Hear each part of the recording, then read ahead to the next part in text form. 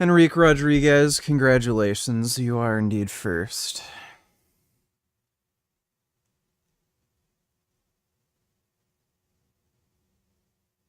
You eat animals?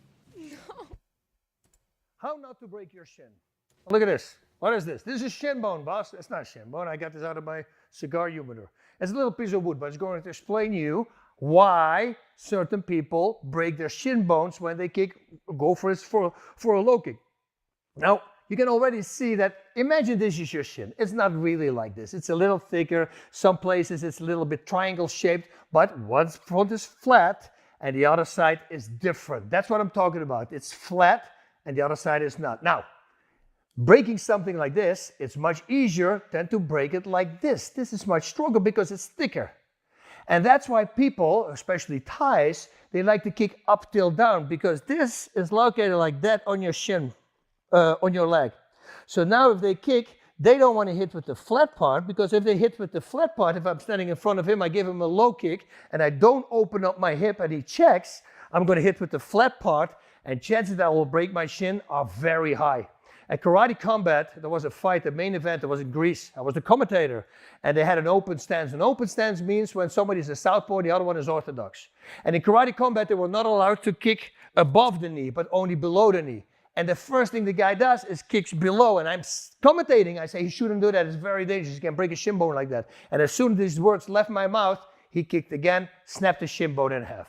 Why do they break the shin bone in half? Because they do not open up their hips. So it's very important that you don't connect with the flat part. You want to hit with this part. And that's why, and now I'm going to come back to those Thais, they hit like this. They kick up till down because these guys can't afford to break their shin bone because it takes the livelihood away. You see what I mean? So yes, this is going to be a little bit slower, but it's going to be much safer for your shin.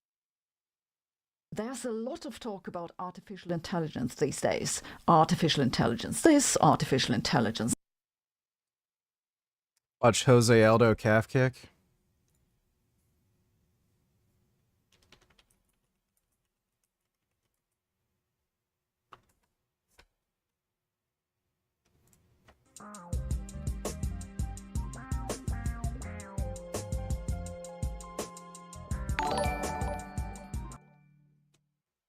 Grey Knight donated $2. Good morning, VG. You want to see magic trick?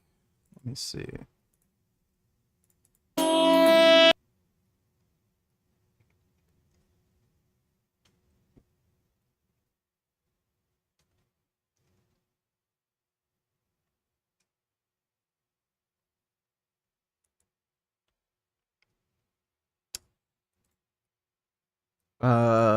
Okay. Thanks for the donation, Grey Knight. High volume boxer, he's still the GOAT. He's been doing this forever, smashed the #1 guy in his division in 2008, and just never stopped. Also, crucially, in this scary new era of perfectly symmetrical calf kicks, he doesn't give a damn about calf kicks.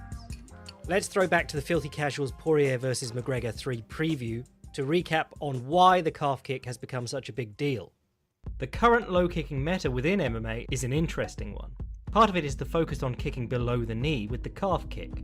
One of the reasons MMA fighters have come to favour this is that while the low kick on the thigh can give you a dead leg, most fighters can grin and bear it. The calf kick has been putting fighters' feet to sleep. If you can't hold yourself up, you can't really hope to fight.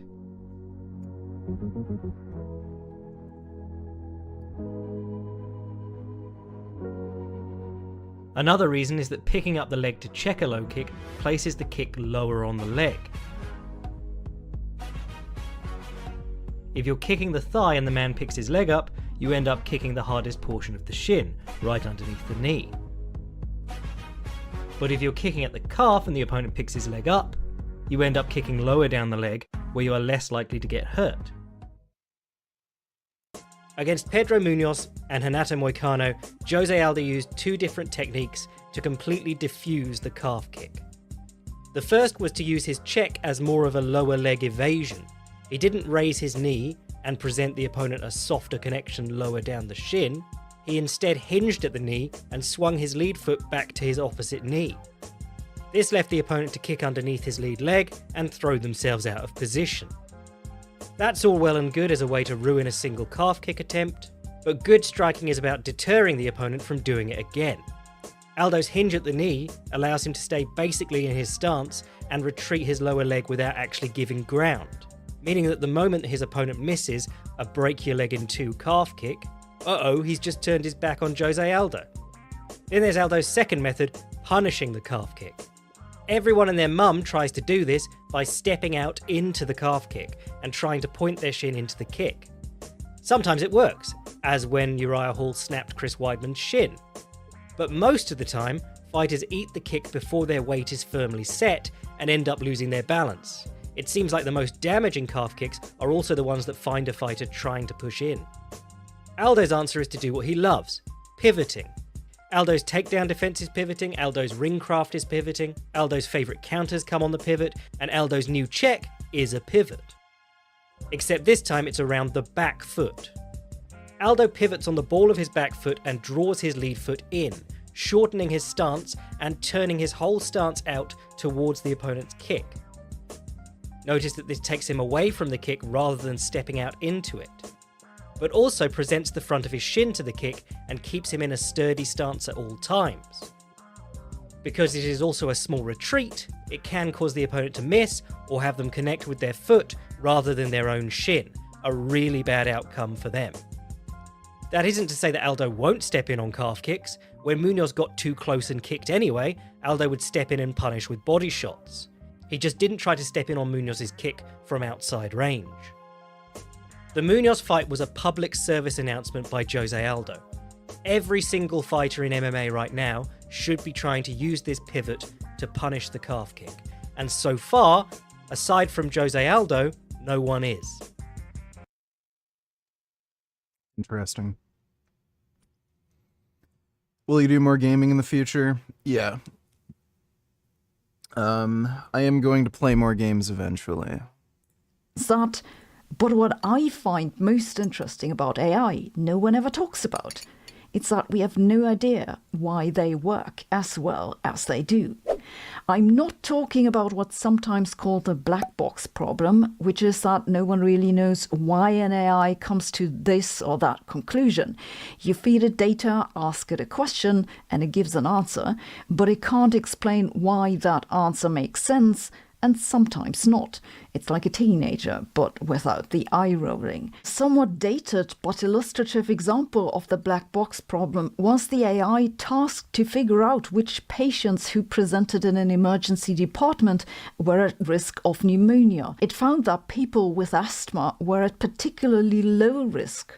The reason, it turned out, was that in the training sample, the people who presented with asthma and symptoms of pneumonia were admitted to intensive care right away, while others received delayed treatment leading to worse outcomes. It's for reasons like this that we'd like to know why a model came to this or that conclusion.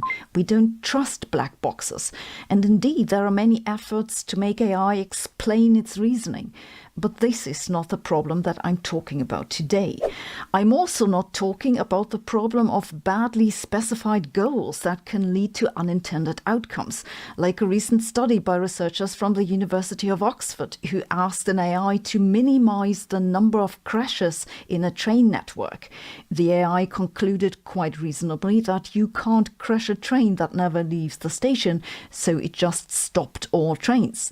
Genius. This is a more funny than scary example of a misalignment problem in which the human intention was not well coded. But this is also not what I'm talking about today. Instead, I'm talking about the curious question of why the currently most widely used AIs don't just fit all their many parameters to the training data and are then unable to make further predictions. This problem is known as overfitting, and the dirty little secret of AI is that overfitting doesn't happen as much as expected, and no one knows why. A simple example of overfitting is this. Say you have 4 data points and you fit a 5th-order polynomial to it. What's the prediction you get for the next data point? It could be anything, because the fifth-order polynomial has more free parameters than you need to fit the 4 points to begin with. It's a general problem you have with any sort of model. The more freedom there is in the model, the more parameters, the better you can fit it to the data you have, and the more ambiguous the predictions become. Now, the current large language models and other AIs that we are using are all based on what's called a deep neural net.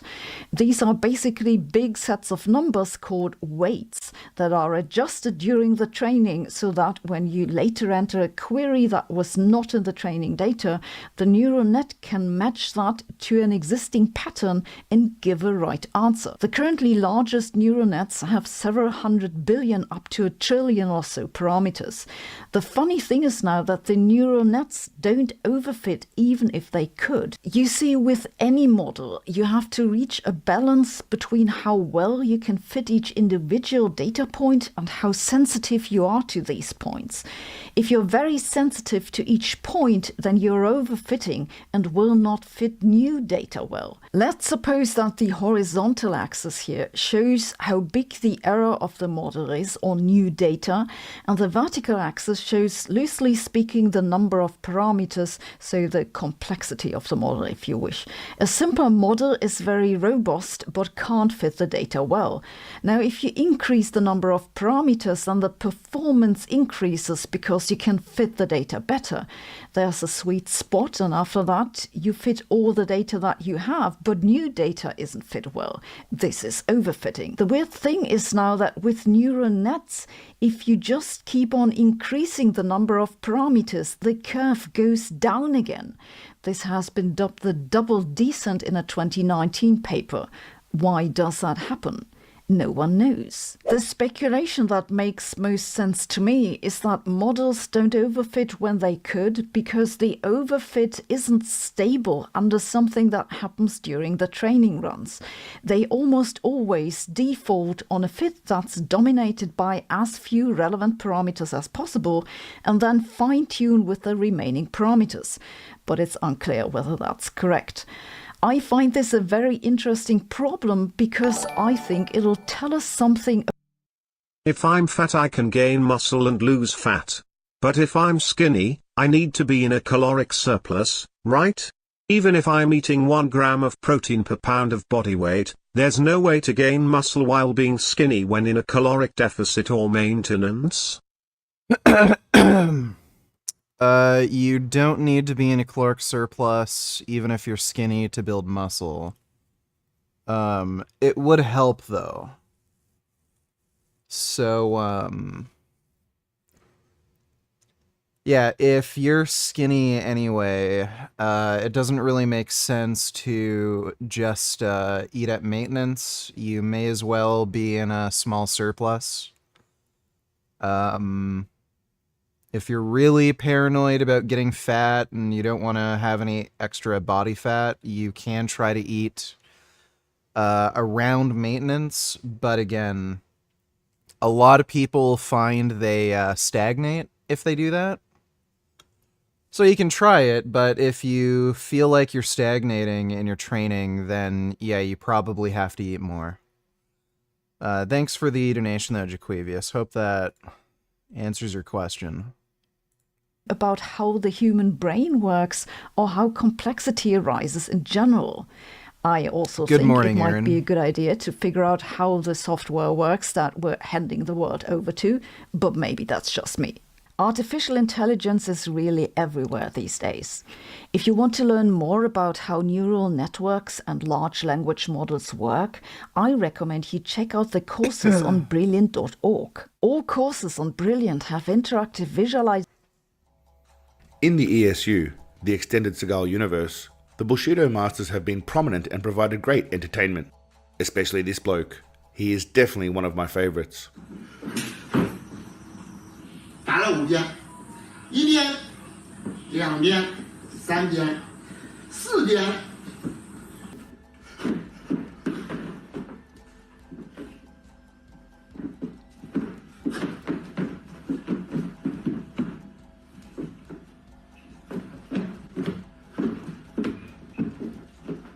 As much fun as it is watching these fart eaters prance around like I thought it's time we have a look at some legendary lads who have decided to confront these stooges and bring down the hammer. Now, I normally wouldn't condone or encourage extreme violence against people unequipped to fight back, but these martial arts masters had it coming. You might say that true justice was coming for them, and they were marked for death. Lucky for them, Seagal wouldn't waste his time on something so beneath his superpowered attacks. Today we're going to see a variety of different masters getting destroyed by various disciplines, but generally MMA practitioners or actual fighting styles at work. Most of the people in this video seem to be Chinese martial arts masters who have challenged actual fighters. Why? I really don't know. Somewhere in their tiny little pea brains, they actually thought all that arm waving and chi nonsense was going to stop someone from punching them square in the face. God damn it, I don't know what it is about your face, but I want to deliver one of these right in your suck hole. Is there anything I can do to work on that? No, not really, it's your face. Sometimes people have to learn the hard way that life isn't a movie. Unlike most of these fake martial artists, the community of Seagalians is the real deal. A group of sensible, throat-chopping maniacs with a grounded sense of morality and values. Much like our Big Daddy Pencil Dick. I would like you a lot less if you had a dick, especially if it was bigger than mine. I don't think that's possible. Besides, you've got so much to live for. Please wake up.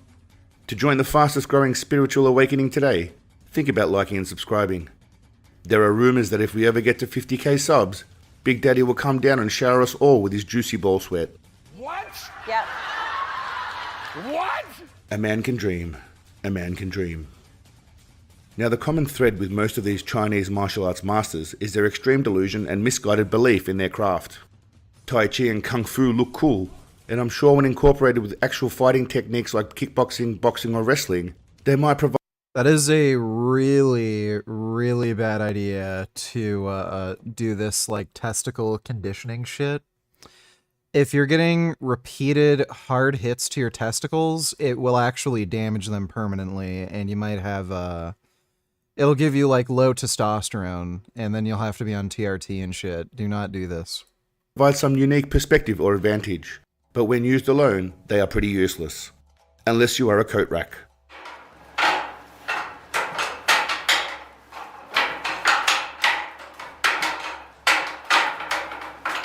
I mean, I don't even know what the hell this is, but it looks very similar to a certain portly master we all love and revere. Bootyycam donated $2, $26.35 lol. Finkelstein's elegant, amazing. Avi versus Israel bad though squad. 26.35. This should be good. Are you seriously sitting here like supporting this massacre that's going on? Is that what I'm listening to? Well, I think you should clean your ears out because what we're talking about is a very specific instance, and not we're not even speaking in general. Do one hospital. Can you? Yeah. Are you man enough to talk about the whole thing? Well, that's what we're talking about right now. So if you want to talk about something else, you wait your turn. Okay, I'm next. Let me know when I can speak there, sir. If you want to talk, if you want to ask me, well, you're not here to speak. I'm here for people who want to ask me questions. So if you want to ask me a question about something else, you can wait your turn till we're done talking about that. Sure, I'll wait my turn, but I ain't gonna wait for long. So that's fine. You're the one who's seeking an audience with me. I couldn't care less about talking to you. No, buddy, I'm just sitting here disgusted and listening to you defend apartheid. So you're making me want to vomit. That's what's happening. You're free to close your computer and go to your toilet. What do you want me to tell you? No, I'm going to wait and try to get in and dismantle your bullshit. Let's see if you can allow me or if you're man enough to handle it. If it bothers you, you'll either wait your turn like a big boy. Okay, you're going to pull your panties up, wait your turn, be a big boy, or you're free to turn your computer off. I'll wait, buddy. I dare you to have a convo with me. I don't think you have the balls, but I'll see what happens. I'll wait. Well, now what you're doing right now is not waiting your turn, so we're gonna still try to pull your panties up. Okay. All right. Now, no, I'm gonna drop your George if you're man enough, boy. Now we're still not waiting our turn. All right. Do you need a thong instead? I mean, what do we need? What is it gonna take? All right. It's gonna take you not being a sassy little bitch. And I'll respect you in turn. Guess who can't act guess who can't stop acting like a child because of a sassy little bitch then? What kind of loser does that make you? Anyway, to make me a loser at all. I'm trying to get in, but you're trying to cut me off because you want to take the softball questions. Talk about one little hospital. You can't handle the truth, can you, big boy? Taking the questions of the people who in order. So you're going to wait your turn. Now, the next thing we were talking about. So now we were talking about. Okay, so now Norm Finkelstein still thinks that Amnesty International is covering up for Israel about the Al Ali hospital. So were you aware of that? To me, that's irrelevant. One little situation that you're going to try to propagandize is irrelevant. I'm going to give you the big picture and your audience, if you can take it, little man. We're going to mute you because we just talked about waiting our turn. Okay. So we're going to wait our turn. Okay. We're going to put.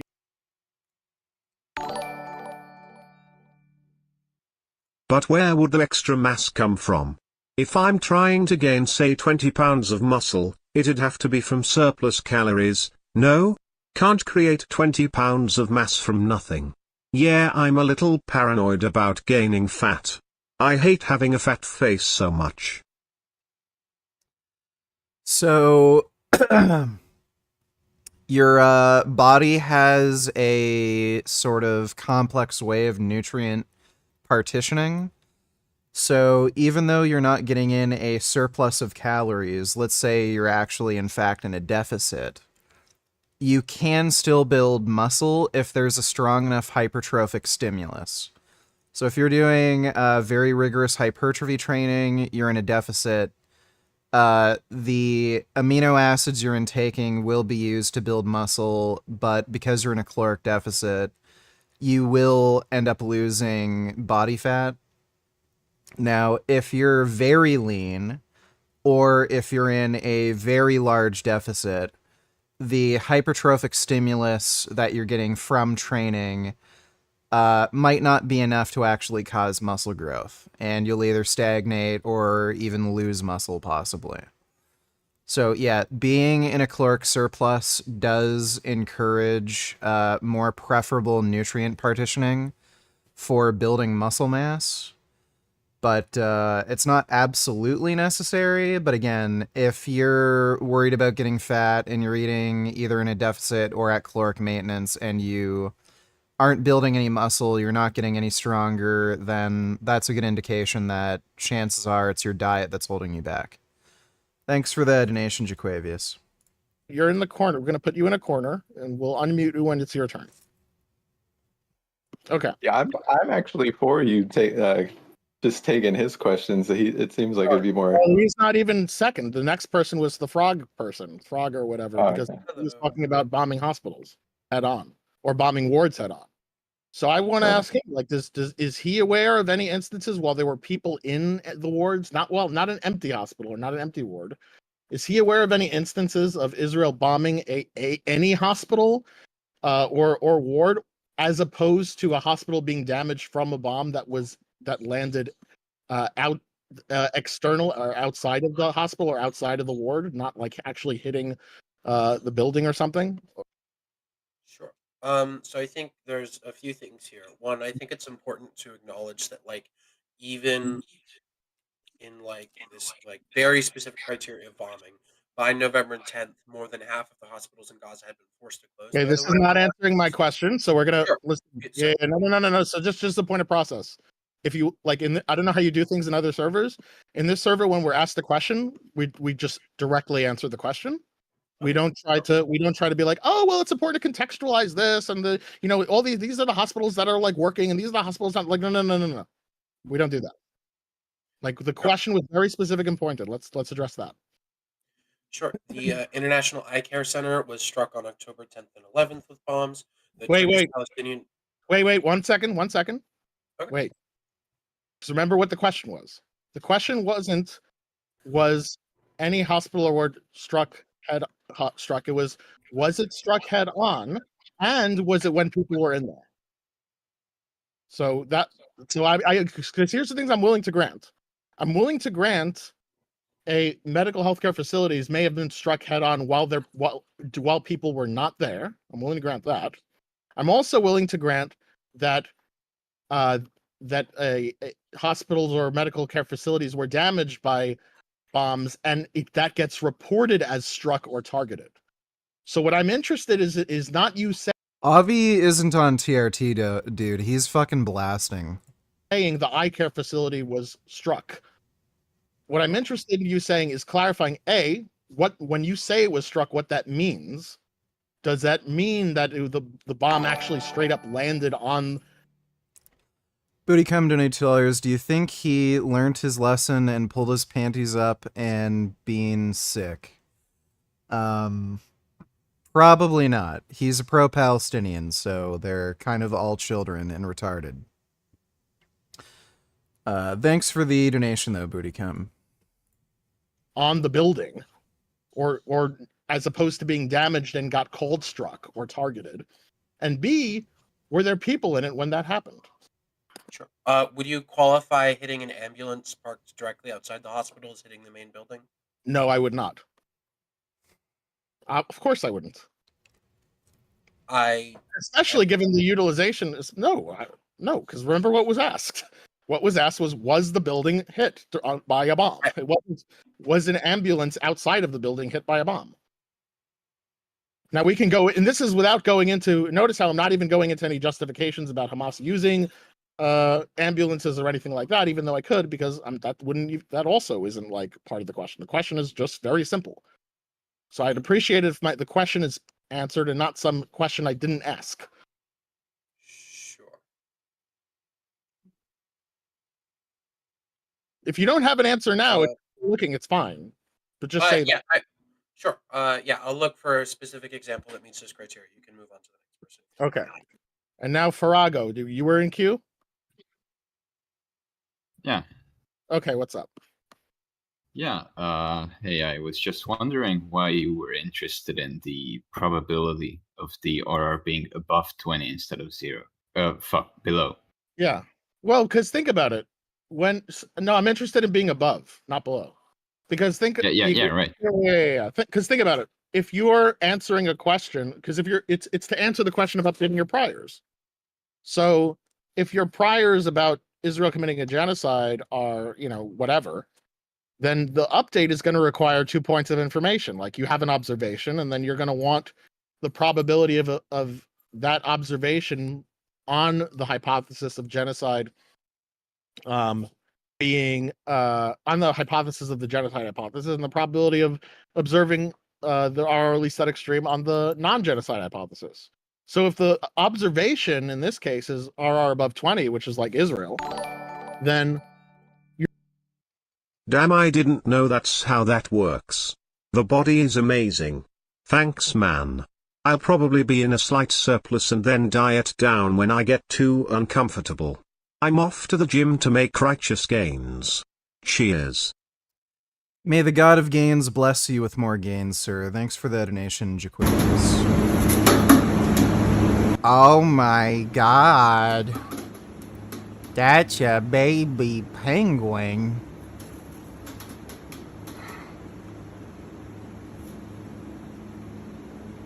Wow. That's a good thick boy.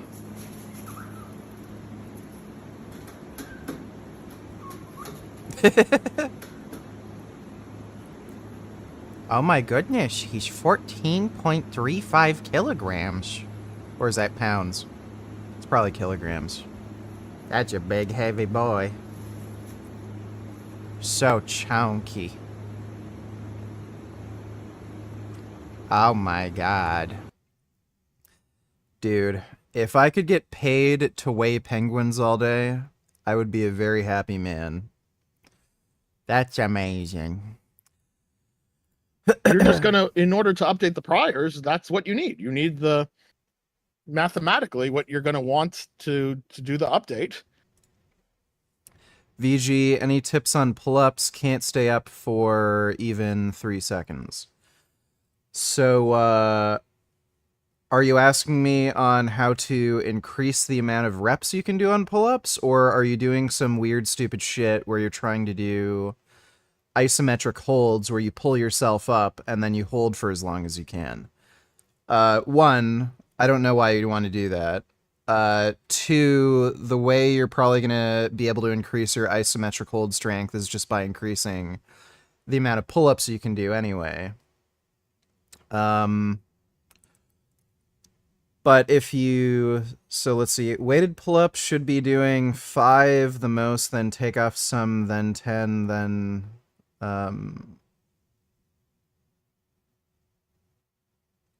wait, who asked that? Oh, that was a different person. Yeah, so if you want to increase the amount of pull-ups that you're able to do, doing them fairly frequently is probably a good idea. So at least 3 times per week, you probably want to do pull-ups. One mistake that a lot of people do is they try to do as many pull-ups as they can till failure every time they train pull-ups.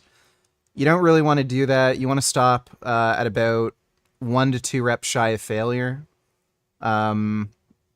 If you do pull-ups to failure every set, you're going to have a few problems. One, it's very fatiguing, and fatigue's going to accumulate faster, and your accumulation phases are going to be shorter as a result, and the total amount of volume you're going to do over, say, a 6 to 8 week period is going to be smaller. Two, you're trying to elicit a strength adaptation, and when you're trying to elicit a strength adaptation, training to failure isn't ideal, because once you go once you get to failure, the last rep or two that you're doing is going to have a lower force output. So imagine if we're talking about like benching. If you are benching 100 pounds, right?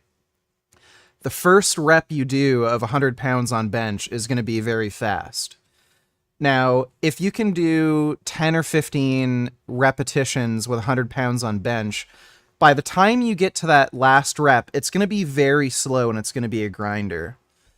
If you're having more of your volume be, the slow, grindy sort of, the slow, grindy reps, those reps are going to have a low force output, and you're going to basically train yourself to have a lower force output.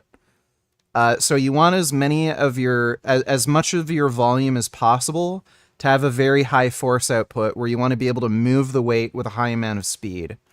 So if you're doing pull-ups and you're having reps where you're going, you're going to have a very low force output, and that's going to translate to less strength. So you want to be able to go bang, bang, bang, for most of your reps. That's going to help accelerate your progress and get stronger at pull-ups. On top of that, if you're also doing, your first set to failure, that's going to generate so much fatigue that you're only going to be able to do so many reps the next set. So let's say you can do 10 pull-ups set 1, and that's your absolute, max. Your next set, you're going to have a lot of fatigue, so you might only be able to get, say, 6 or 7 reps the next set. If you were to do, say, maybe 7 or 8 reps the first set, you'll probably be able to do, probably 7 or 8 reps the next set, and 7 or 8 reps the next set. So the total amount of volume over the course of the multiple sets you're doing is also likely going to be higher. So there's some help for you when it comes to progressing your pull-ups. What will happen if I do water fasting for 1 or a couple weeks? You're going to lose weight and you're going to be stupid. Is the probability of observing that, having that observation on the genocide hypothesis and the non-genocide hypothesis? Does that make sense? Yes and no at the same time. So the reason I wait, hold on, wait. It's for a specific purpose. It's for the purpose of, hey, because you remember that calculation I did? Which one? the one where I normally distributed the relative risk, Right. and then I did a calculation on, and then I did the Bayesian inference, the Bayesian updating priors thing. Remember I did that? Yeah. Do you remember I made an assumption? I had to make an assumption there because I didn't actually do the histogram. I assumed that it was 50% on the non-genocide hypothesis. So in order to update your priors, you have a given observation. The given observation in this case is R above 20. You're trying to say, okay, well, what's the probability of observing R above 20 on the genocide hypothesis? And it's very, very low.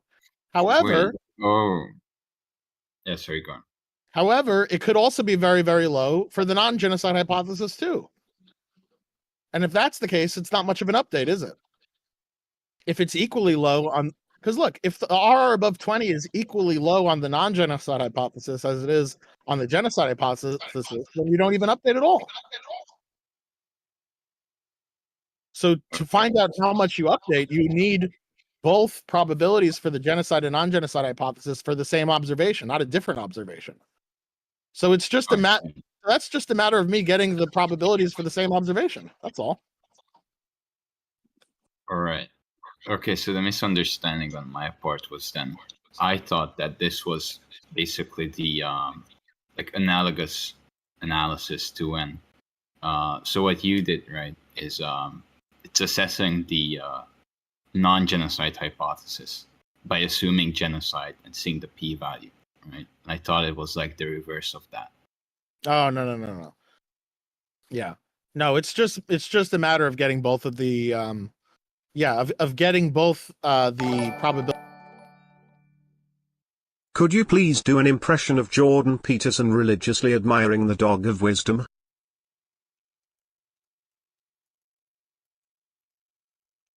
I can do that for you.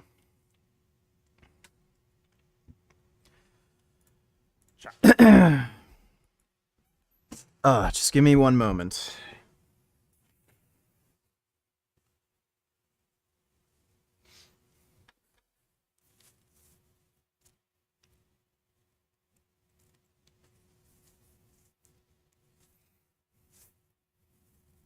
Oh, wait.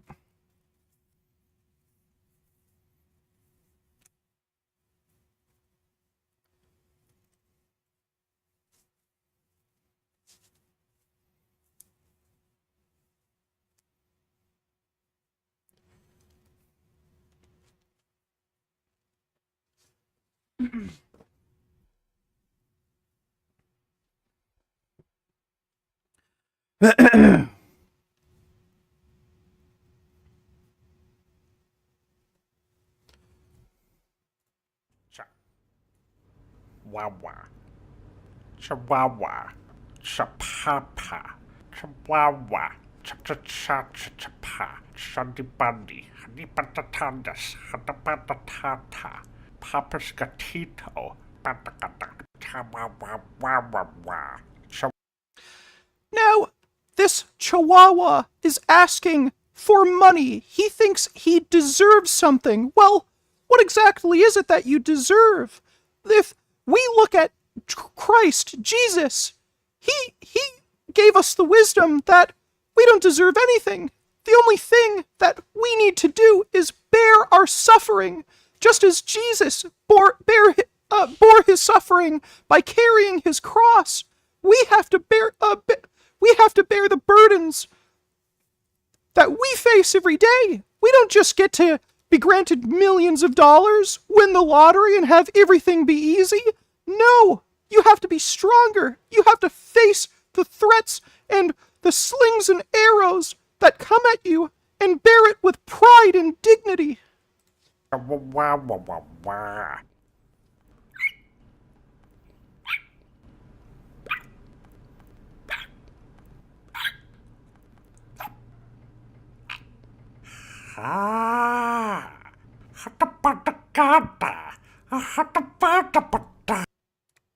Now, this dog is claiming to be the dog of wisdom.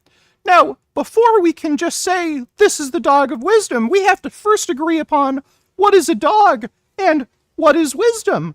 Obviously, this isn't a dog. I can't even explain what that is.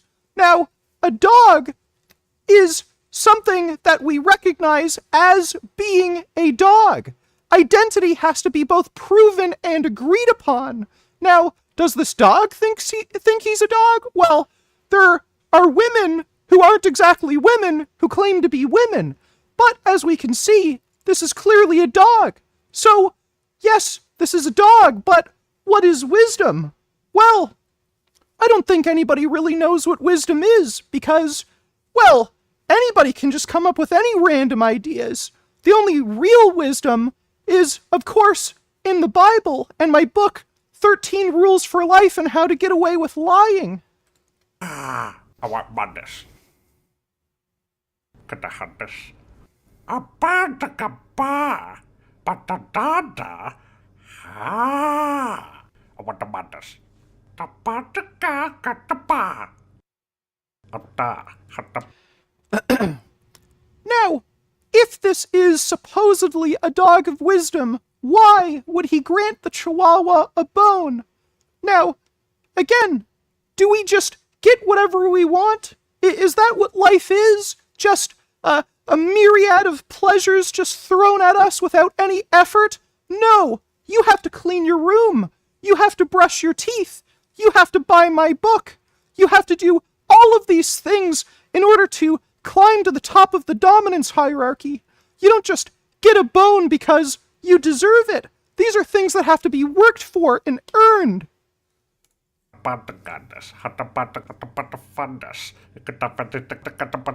Crisp. Hi, Kadaba Baba. Hawa Kadaba Kadaba Kadaba Habada.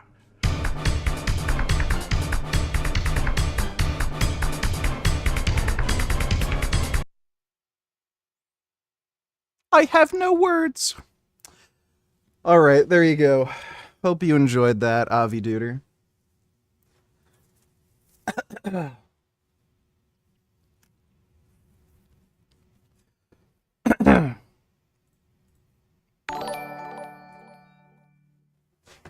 Good morning, VG. I'm so fucking happy to see you today. I hope you are feeling great today. So, don't you just love Christian nationalists trying to gaslight us into thinking that Trump's religious? Lol. What's your relationship with God like, and how do you pray? That's Sharon from Alabama. Okay, so I think it's good.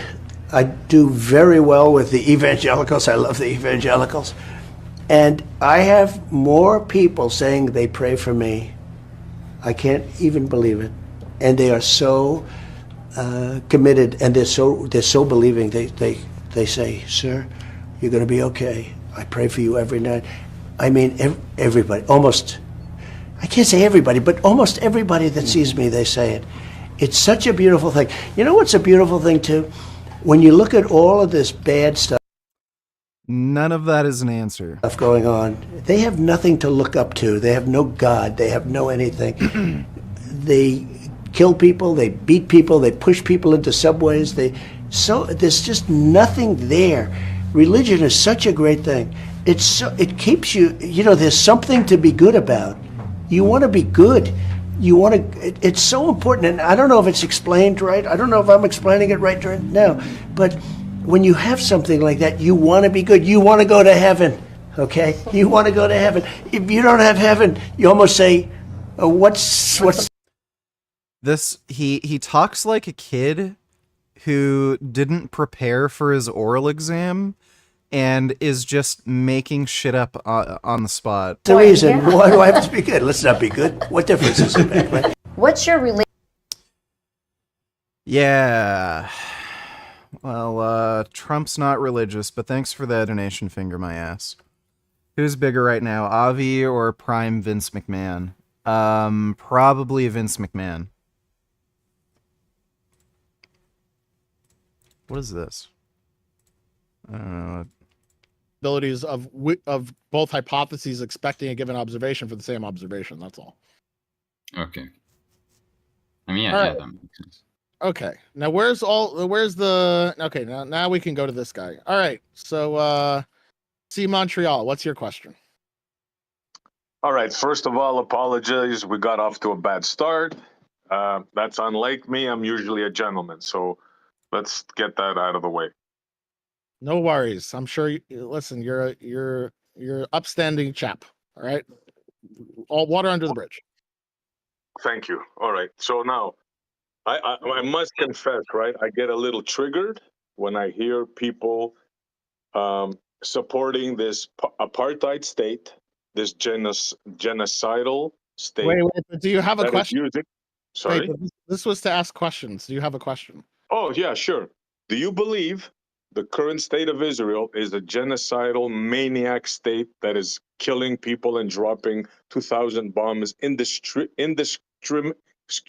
indiscriminately murdering women and children? Okay, so hold on. So the question is, do I believe that, oh man, all right, we got to write out every buzzword here. Do I believe that Israel is a genocidal, so by genocide, we're using I take it we're using the UN definition on a per se notion? Is that what we mean by genocide? I don't want to get scholarly, right? We all know what it means to indiscriminately kill women and children. Kind of like the Germans were killing Jews in Germany indiscriminately. In other words, targeting a whole population. Hey, just one moment, one moment. Because you said a lot of different terms, and I'm not even on that term yet. So what you said was Israel is a genocidal, maniac, apartheid state that is indiscriminately bombing and killing. So right now we're just on the first word. We're just on the first buzzword. All right, we're just on the genocide term. We can get to indiscriminate what that means, but first I want to know what you mean by genocide or genocide. The attempt to wipe out a people. Okay, so systematically wiping out, and wiping out just means like actually like they're no more. They don't exist anymore. Well, that's never been done because fortunately there's been civilized people stepping in. It's been done. I'm just asking people, for example, in Germany. I didn't ask what's been done. I just asked what you mean by wiping out. You know what I mean. Has any population ever been wiped out by another? So it's pretty obvious, right? No. Just tell me what you mean. Don't tell me it's obvious. And as a point of process, I don't appreciate that, and don't do that again. If I ask you what you mean by a term, just tell me what you mean. Well, I thought it was pretty obvious. Yeah, almost exterminate a race of people. Okay. So I'm not so okay. So we mean that was okay. So we mean they're intending to almost exterminate a race of people. And maniac, I take that to mean, well, I take that to mean they're like crazy or something. Netanyahu. That's a definition of a maniac. Yeah. Dude. It's so weird when people accuse a democratic society of, committing a genocide. Like, especially Israel, like, even if you have a head of state like President Netanyahu, even if he were to say something crazy like, we need to wipe out all Palestinians, because Israel functions as a democracy, even if the president had that sort of interest, it probably wouldn't happen. So if you could find a quote of Netanyahu saying, we need to wipe out all Palestinians, that is very different than finding a Hitler quote saying, we need to wipe out all Jews. Because, again, Nazi Germany was a dictatorship where Hitler had absolute power. So if he were to say something like that, we need to wipe out all all Jews, that would very likely translate to that action actually being done in government. If Netanyahu were to say, we need to wipe out all Palestinians, that very likely wouldn't translate to that action actually being undertaken. And secondly, Netanyahu's never said anything like that. I think the worst quote that you can actually find of Netanyahu was from 5 or 10 years ago, where he was having a discussion, I think, with some family members about how Israel needs a decisive military victory against Palestinians in order for them to stop, all these terror attacks. Like, that's the closest he's ever said to talking about a genocide. And I mean, considering Israel's history, like, they've also been at war with Egypt. And after a decisive military victory against Egypt, they got a peace deal with Egypt. So, like, especially within context of Israel's, military and political history, like, what are you saying is not unreasonable. What's the symmetry breaker between anti-Semitism and Islamophobia? Why is one acceptable but not the other? Because Islam is a genocidal religion that commands you to commit jihad, which literally means enacting war and genocide against non-believers. Whereas if you were to, say, be anti-Semitic, that is entirely a genocidal claim about the race of Jewish people. So, one, you're criticizing an ideology, or you have a problem with an ideology, whereas the other, you just have a problem with a race of people. Hypocrisy, ha ha ha. Okay, cool. How about you debate me in Discord, and if you don't debate me in Discord, you're going to get banned. So I'll give you 2 minutes. If I don't see you in Discord, Hollow God, you're banned. Alright, 2 minutes. You're on the clock right now. You got 2 minutes to hop in Discord. If you don't, you're banned.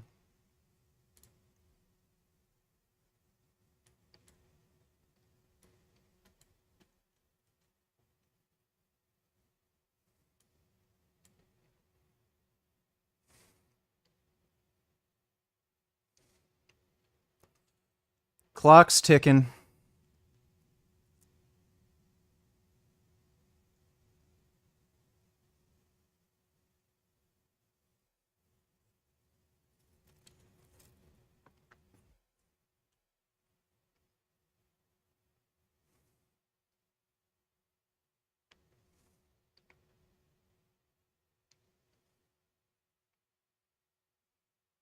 It's broken. Wait.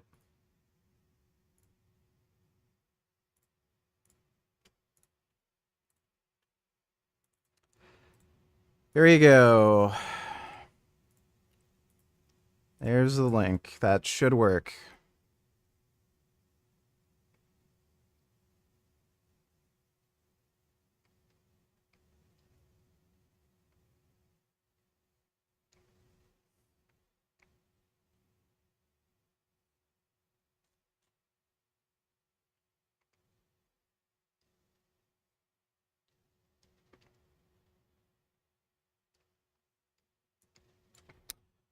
All right, what's up, dude? Hello. Hello. How's it going, man? Hope you're Not having too a good bad. day.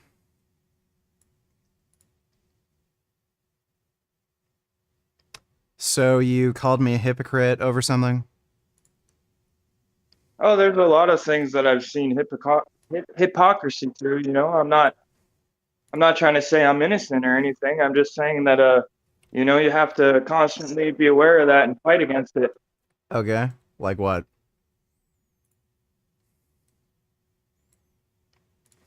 Hold on, I gotta turn this shit off. There we go.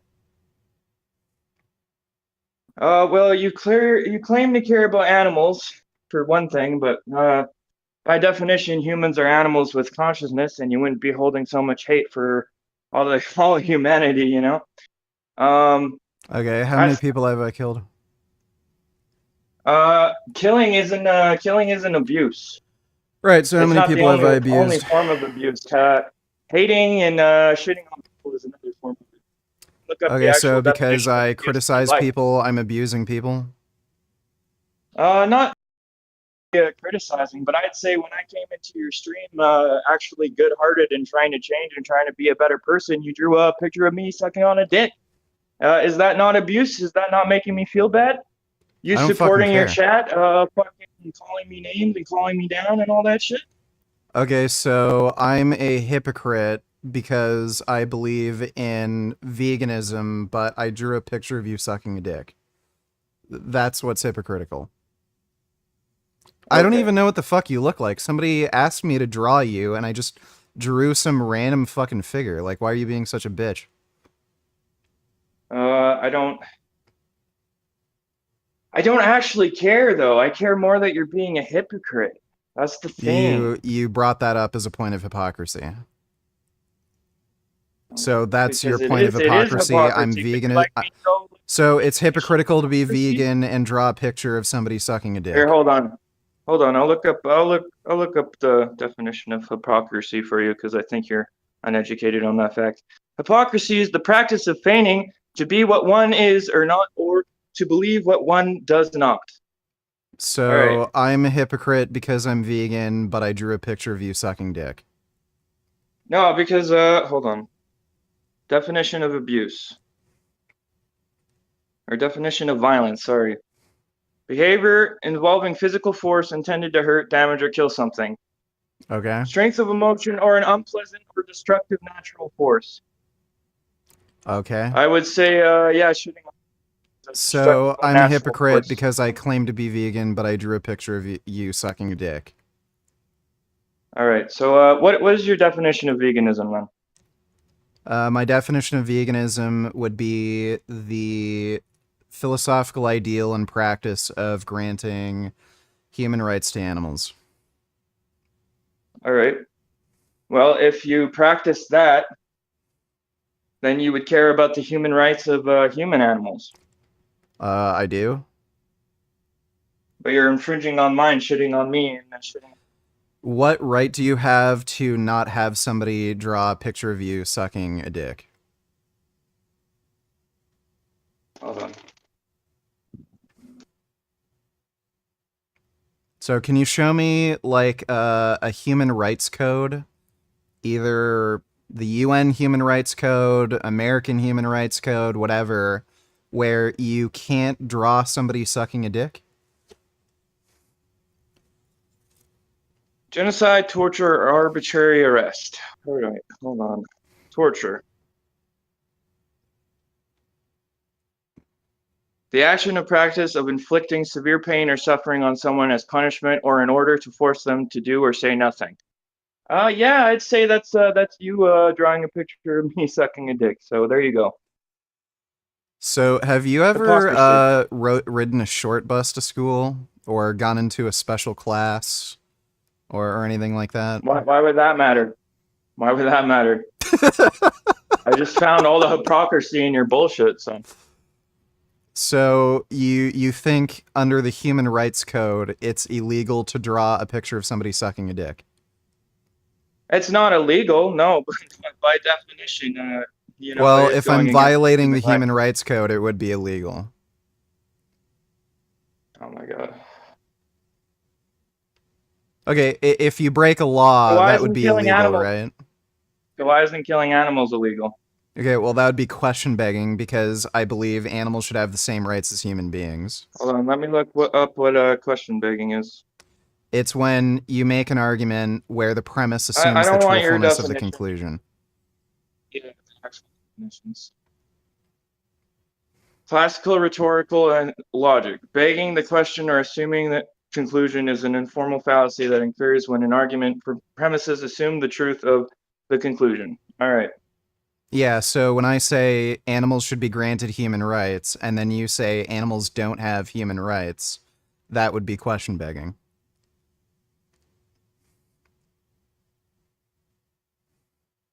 I'm not assuming anything, man. I'm trying to learn. It's always been a learning game. So even this conversation is learning and making me you better said at I'm debating. violating some sort of human rights code. If I'm This is my first violating the debate human I've ever rights had with code, somebody, like ever. well, that's great. So you're saying that I violated some sort of human rights code. If you violate the law, that would be You did. breaking the law, You correct? caused violence against me. Okay, so are you gonna call the police and tell them I drew a picture of you sucking a dick? Of course not. It's not against the law. Like animal. Then if it's I not against believe the that law, animals shouldn't be killed either. I believe then animals if shouldn't it's be not killed. against the law, then we're how are right you there with claiming you, I bud. violated a human rights code? Because I just looked up what violation of fucking a human rights are. Like literally, it's violence.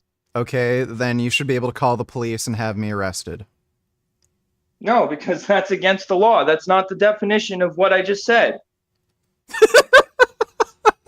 It's Like, both. have It you both read a is dictionary? and isn't against the law. And you just laugh. Like, hello, I'm being logically consistent here. You're not. You're just fucking being, oh, whatever. This is So you said I uh-huh. violated the human rights code by drawing a picture of you sucking dick. That would mean I broke the law. That is So- violence. That is the definition of violence. Yes. Go look up what. Okay, Oh my you God. realize we have freedom of expression where your freedom of expression may or may not offend somebody? Yes, but why would you do that when you're trying to change the minds of the masses to follow your ideals and fucking what is the best way to fucking in history? What is the best way to change people's minds? Okay, so that's a completely separate argument. Without violence. Without violence. So that's a completely separate argument. You're claiming that I violated some human It's rights all code. relative. You claimed This I is the debate violated of a how human we're rights trying to- code. Mechanism You after claimed I all. violated a human rights code because I drew a picture that offended you. If I You did. broke That the is law, that is the definition. right? So if I broke like the me to law, repeat the then you'd be able to call the police and tell them that I drew a picture of you sucking Okay, so dick and that's I'd your get arrested. argument. Is that it's not against the law. It has nothing to do with human rights violations. It's not against the law. That's what you're saying. That's two different fucking subjects, two different definitions. You're claiming I violated a human rights code. If You I did. violated a human rights code, that would be breaking the law. So if I broke the law, that means I could get arrested for breaking the law, correct?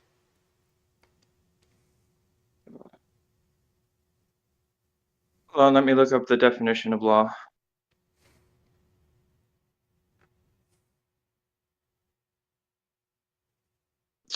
The system of rules which a particular country or community recognizes as regulating the actions of its members and which it may enforce by the imposition of penalties.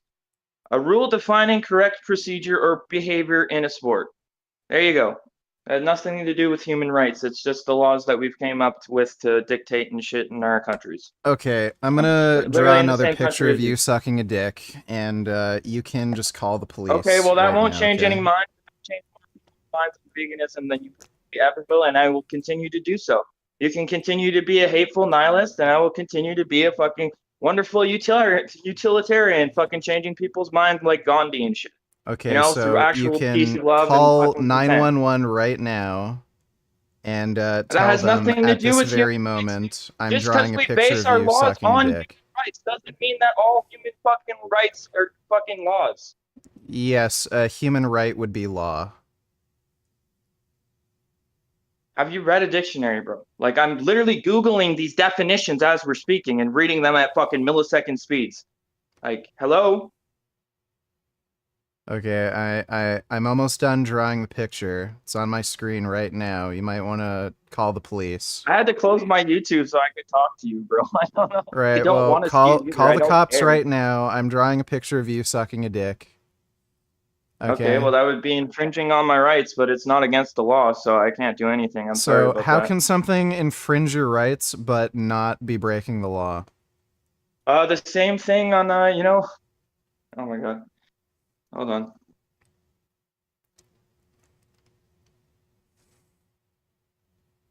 Human rights violation. Civil and political rights are violated through genocide, torture, and arbitrary arrest. These violations happen during times of war and when a human rights violation intersects with the breaking of laws about armed conflict. It's known as war crime. All right, what are examples of human rights? Okay, maybe you Abductions, should look up arbitrary the arrest, definition of influence, retarded for trial, us. Can you look up the athletics, definition of execution. retarded?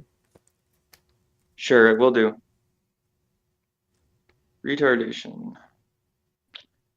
Okay. The action of delaying or slowing the progress of develop or something. Oh, that would be you! since you're changing nobody's minds about veganism. Okay. You're just making them hate you. Okay. Well, now you know that you're retarded, so take care.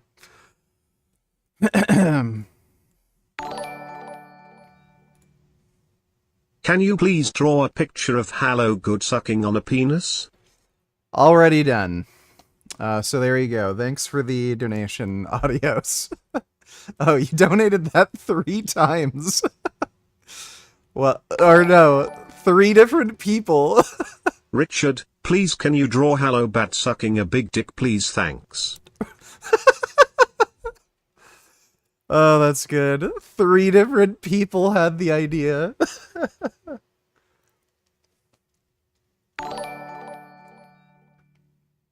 Please draw Hallow Good sucking your cock. Okay, I'll draw Hollow Good sucking my dick now. Give me a second. I'll slightly modify this drawing for that.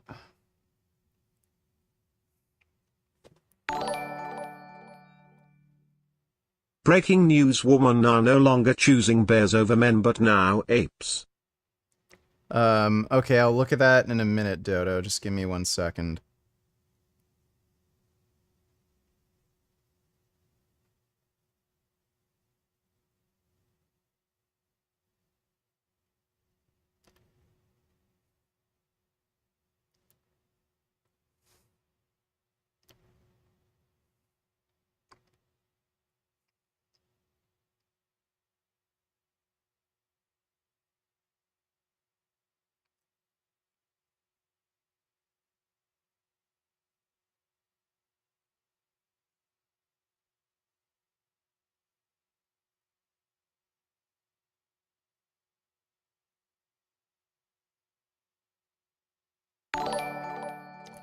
Okay. There's Hollow Bad sucking on my penis. Thanks for the donation, What Tard. Let me see. So I heard women are finally sick and tired of being trolled for this man versus bear trend. Now they're saying they would rather choose a gorilla over a man. That makes more sense to me. You know, monkeys are like the distant cousins of mankind. I Gorilla's not a monkey, it's an ape, you bigot. don't think they'll like the gorillas very much though, because gorillas, like, they very much work as a community. So a gorilla will put up with her shit for about 2.5 seconds longer than the average man, but that's just because he's taken a second to figure out if she's going to add any value. Okay, she's annoying, but that's good news. Weeb donated $2. Let me see.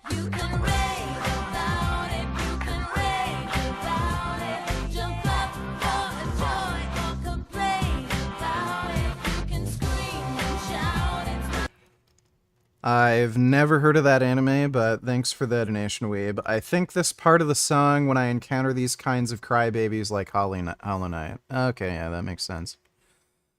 Thanks for the donation, Weeb. Please draw Hallow God sucking a dick. Already done.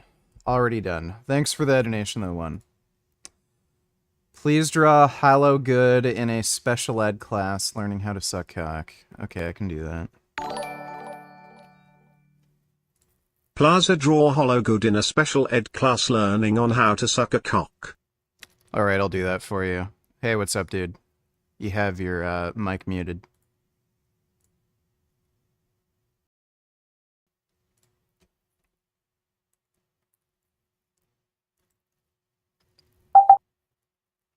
Hello? Hello? I'm echoing. Okay, I don't know if this guy's just scrolling. Hello? I will debate vegan. Kill all niggers! Kill all niggers! I hate niggers! Vegan. Okay. This is what I typically suspect my, Discord to be like. Lou, Michael, hello, you're muted right now.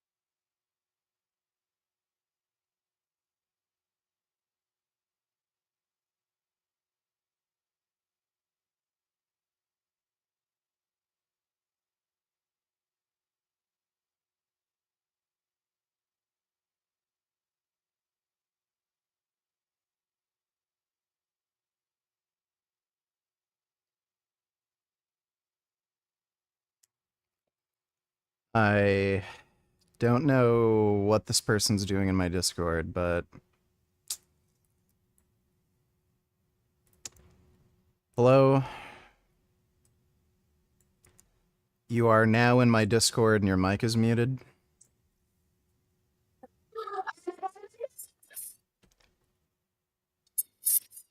I don't hear you.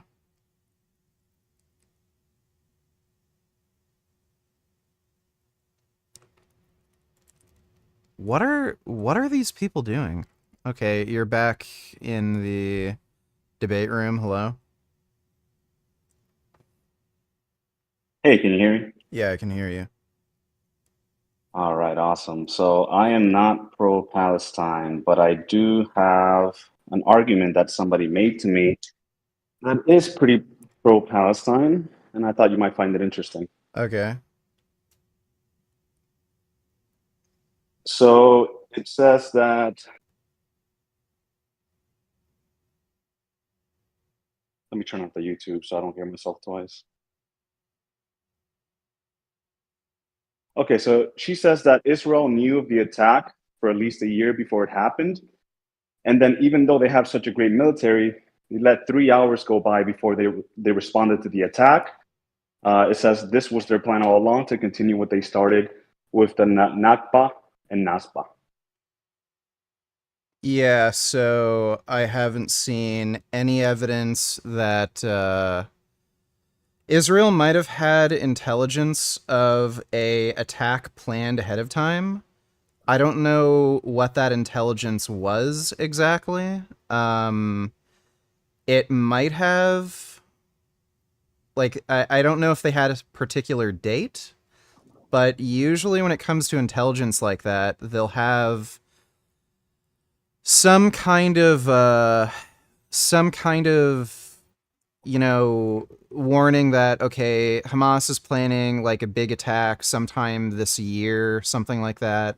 I can imagine they'd know about that. But the reason why the response was so delayed was because there was a lot of the IDF were in the West Bank, I believe. And that's one of the reasons why the response was so delayed. But I think like 30 minutes after the attack, Apache pilots flew over to engage. They weren't able to engage with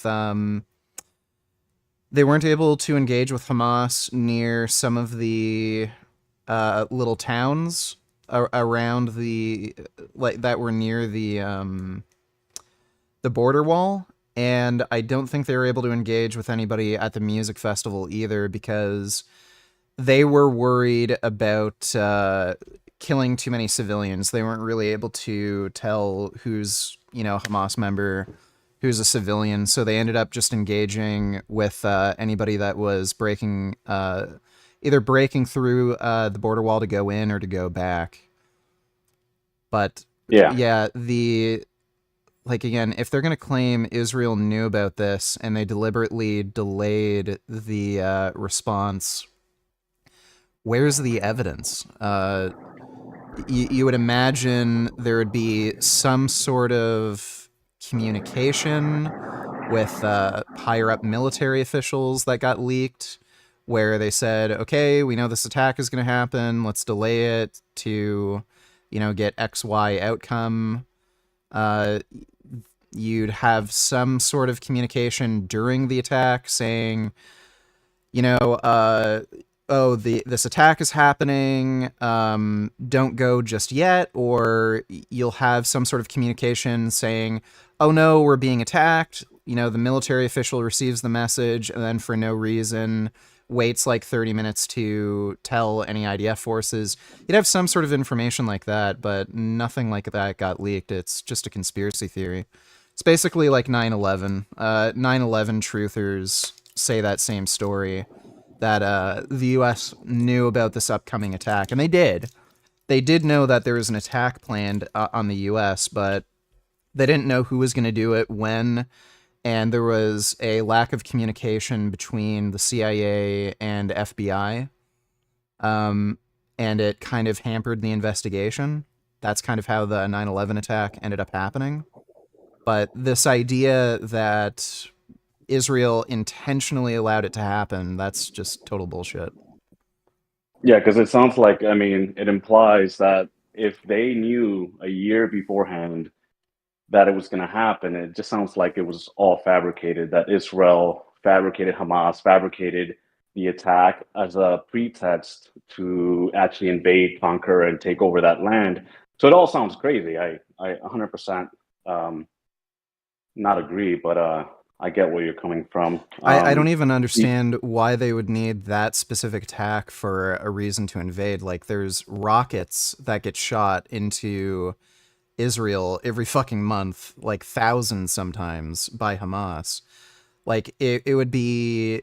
That would probably be enough reason to, you know, have another invasion. And I mean, there's different ways that you could maybe make the attack worse. Like, they could have intentionally disabled, like, the Iron Dome system. You know, like, that would kind of make more sense than allowing for Hamas to plan this crazy attack that kills 1,200 of your own civilians. And if any of this word gets out, which would be very easy, because I'd imagine like at least dozens of people would have to have been a part of this plan, then cat's out of the bag. People would probably end up getting arrested and charged. Like, it just doesn't make any sense. No, it doesn't. And the person who actually told me about this claim is a really high IQ person. So even smart people are getting misinformed and told that, hey, you know, like Israel's this evil, you know, government that's really trying to conquer these poor people. Another claim that she made was that the reason for war retaliation on Israel's part is now moot. They have displaced millions of Palestinians and massacred over 35,000 people, which is just the number of people who have been identified as killed by artillery, not those by famine, disease, exposure, etc., of which close to is 17,000 is children and have committed war crime after war crime. Of course, they should have retaliated for October 7th, but by continuing their offensive, they are now truly committing a genocide, and any debate is only made to support that effort.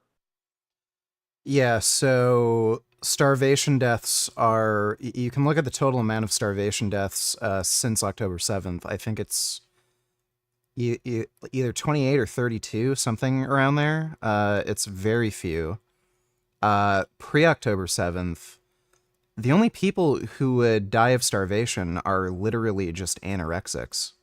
So, like, that wouldn't even be Israel's fault. Like, they just have an eating disorder. You can look at the average amount of food that comes into Gaza. It equates to 3,000 calories per person. So nobody in Gaza is at risk of starvation pre-October 7th. So that's just horseshit. As far as displacing several million people, I'm assuming they're talking about the Israeli War of Independence. No shit. If you start a war with a nation for no other reason than you hate Jews, yeah, you're going to get displaced. It's a massive security risk to have a population of people who are at war with you live with you. So yeah, people were displaced for that reason. What also isn't mentioned is Palestinian Arabs ended up displacing themselves. They're actually spreading around a bunch of lies and misinformation that the IDF is going from village to village, executing civilians and raping women. And they're spreading this lie around to try to get support from other Arab nations like Jordan to go to war with Israel, and that ended up backfiring. They never did that. And Palestinian Arabs freaked out, and they fled because they thought Jews were just going to fucking kill them, which, again, never happened. They were just engaging with enemies. Wow, yeah. Holy shit. Well, it seems that I have been not misinformed, because I'm more like, I don't believe anything anybody says. So if you tell me one side or the other, I don't really care, because, you know, I don't have enough information. Until I do, I don't come up with a conclusion and start debating people randomly, thinking that I know better than you. So I just came in to throw those points at you, see what you had to share. I really appreciate it. All right, no problem, dude. Hope that helps. Take care. Thank you. Bye.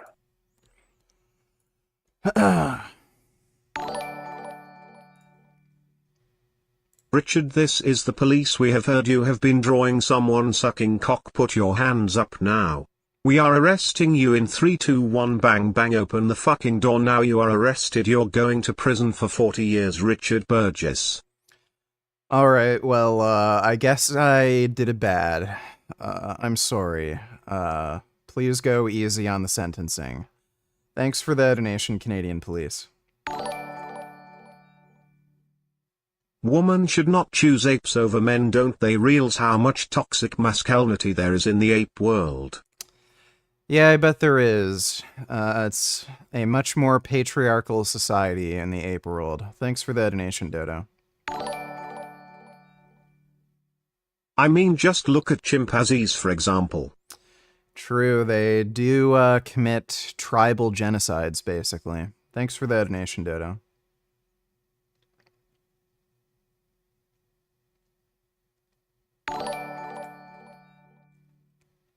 That woman you reacted to is a Palestine supporter. Used to follow her until I saw these posts and lost respect for her. She is drinking the terrorist Kool-Aid. Pick what side of history you want to be on. It's either free Palestine or no freedom at all. Pick your side, stay there. I don't know. I don't even know what the fuck she could possibly mean by that. Like, what does it mean to free Palestine? Usually, people who say the shit don't even understand what they're saying, and they're just repeating some stupid buzzword. Are they saying they want the destruction of Israel? Are they saying they want the border wall around Gaza to disappear? Do they just want Palestinians to officially be granted statehood? I don't know what that means, but I don't know how you can get any of those goals, aside from the first one, without Hamas being destroyed. You think Palestine is going to be granted statehood when their ruling government are Islamic jihadist terrorists? Do you think the border wall around Gaza is going to be taken down while Hamas still exists? Like, it's just fucking retarded. Yeah, this person's an idiot. She's just repeating the dumb buzzwords. If you went to one funeral a day for every child killed in Gaza, it would take you 43 years to attend them all. No, it wouldn't. I don't even know how she came up with that figure. What's the number? 13,000? Your average funeral, like, if you attend a full funeral service, that's usually 2 hours. So I don't see that equating to 43 years. Well, she's stupid. Thanks for the donation, Grey Knight. If I say I have a problem, religious Jews, not in virtue of their race but in virtue of their religious beliefs and practices, like believing in God and being okay with circumcision, do you consider this unacceptable to say? Is this anti-Semitic? No. I have a problem with all Abrahamic religions, and especially when you're talking about religious practices that harm people. So genital mutilation. I've criticized ascetic Jews in particular, like really, you know, the hat, curly hair Jews, because they practice ritualistic circumcision, where they get a mohel to literally suck off the foreskin of a baby after they cut the foreskin. And that's actually led to quite a few child deaths. I think on average, there's something between 5 and 10 babies that die in New York alone from ritualistic circumcision because of transfer of disease from the mouth. The herpes virus can actually kill babies. So if a mohel has herpes virus and he's sucking on the foreskin of a baby, he can transfer that to the baby and kill the baby. So it's fine to criticize religious practices. That's not anti-Semitic. Thanks for that donation, Grey Knight. And if any woman disagrees with me, here's proof. VG reamber this. Let me take a look.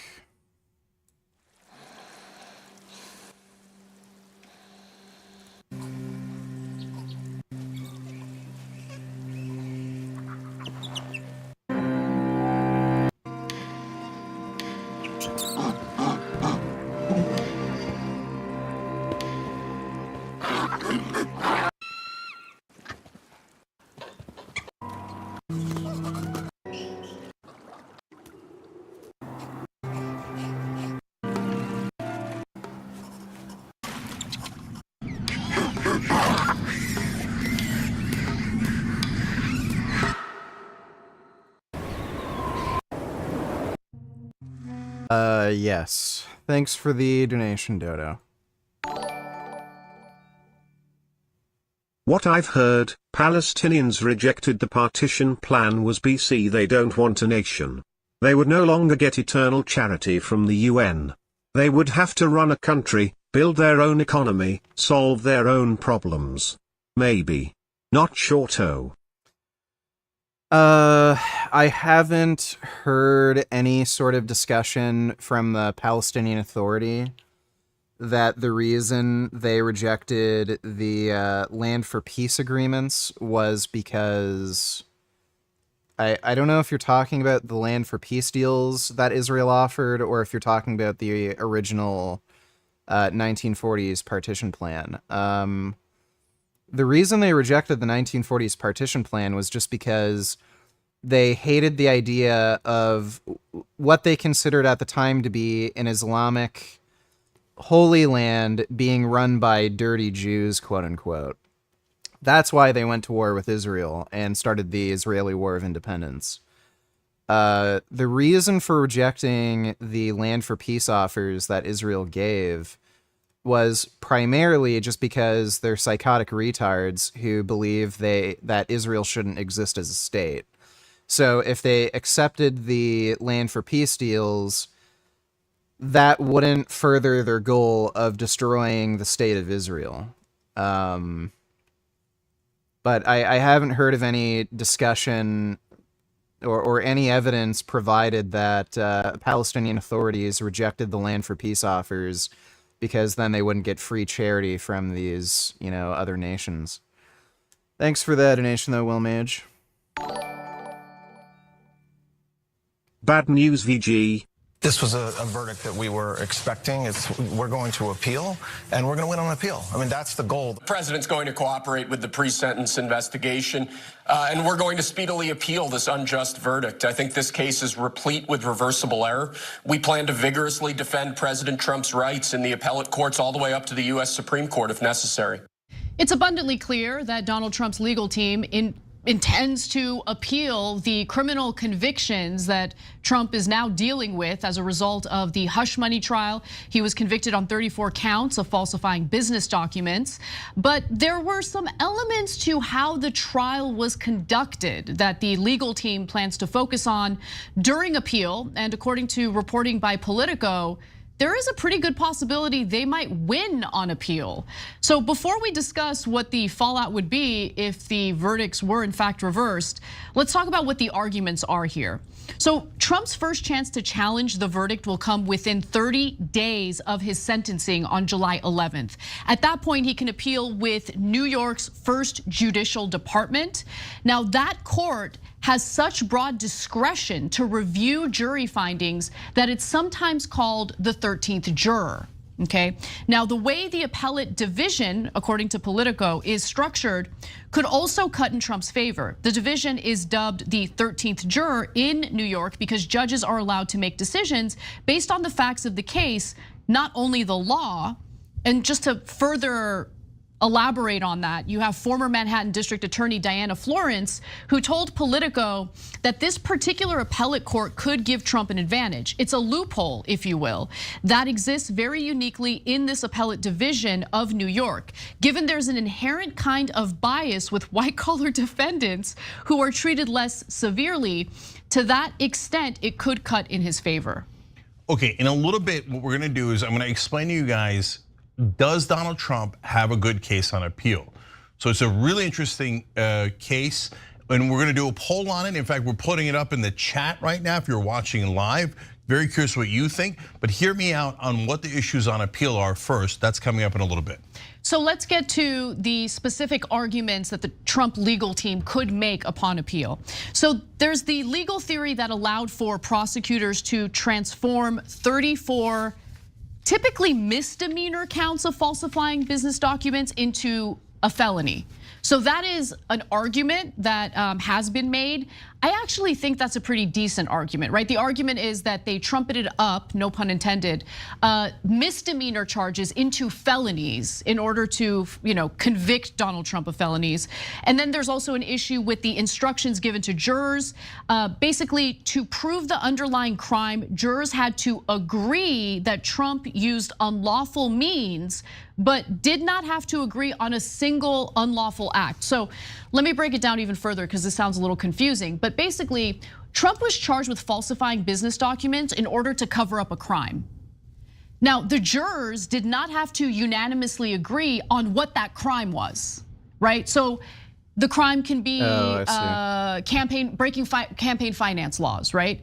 But not every juror had to agree that that was the crime that Donald Trump was trying to cover up by falsifying business documents. I'm gonna explain why. Yeah, actually, why don't we pause there? Because I am super curious to hear your feedback on this because I actually think those are decent arguments, but maybe I'm wrong. Pausing here to deliver some honest truth as we do in our... I don't know if, what is it, Brian Cohen or Tyler Cohen has a video on this? Yeah, My name is Tyler Brian Cohen.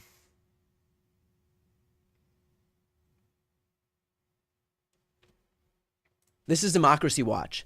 Mark, what did the Supreme Court just do with regard to South Carolina's congressional map? Okay. No, I don't think it's covered. News coverage as well. TYT, haven't seen it in the live chat. Does Trump have a legitimate case for appealing his conviction? No, but I broke it, the yeses down to two things. Yes, but he should lose the appeal, and yes, and he should win the appeal, okay? So now let me explain how it's gonna break down. So step one, in order to convict Donald Trump, you have to go through 3 steps in this case. Convict him of a felony. Step one is, did he falsify business records? This is the easiest one. It's gotta be unanimous. If you heard that it doesn't have to be unanimous, that's not true. That's only true for step 3. It must be unanimous, and it is a misdemeanor by itself. Almost no one disputes this. Even people debating on Trump's side go, well, it's just a misdemeanor, but he definitely falsified business records, and that's what the conviction was about. Now, step 2 is, was there a conspiracy or an attempt to affect an election by unlawful means? That must also be unanimous, okay? If yes to step 1 and step 2, then felony. But there's a lack of clarity here because what does unlawful means mean? So there's a lot of things that could be unlawful. Did they try to affect the election in an unlawful way?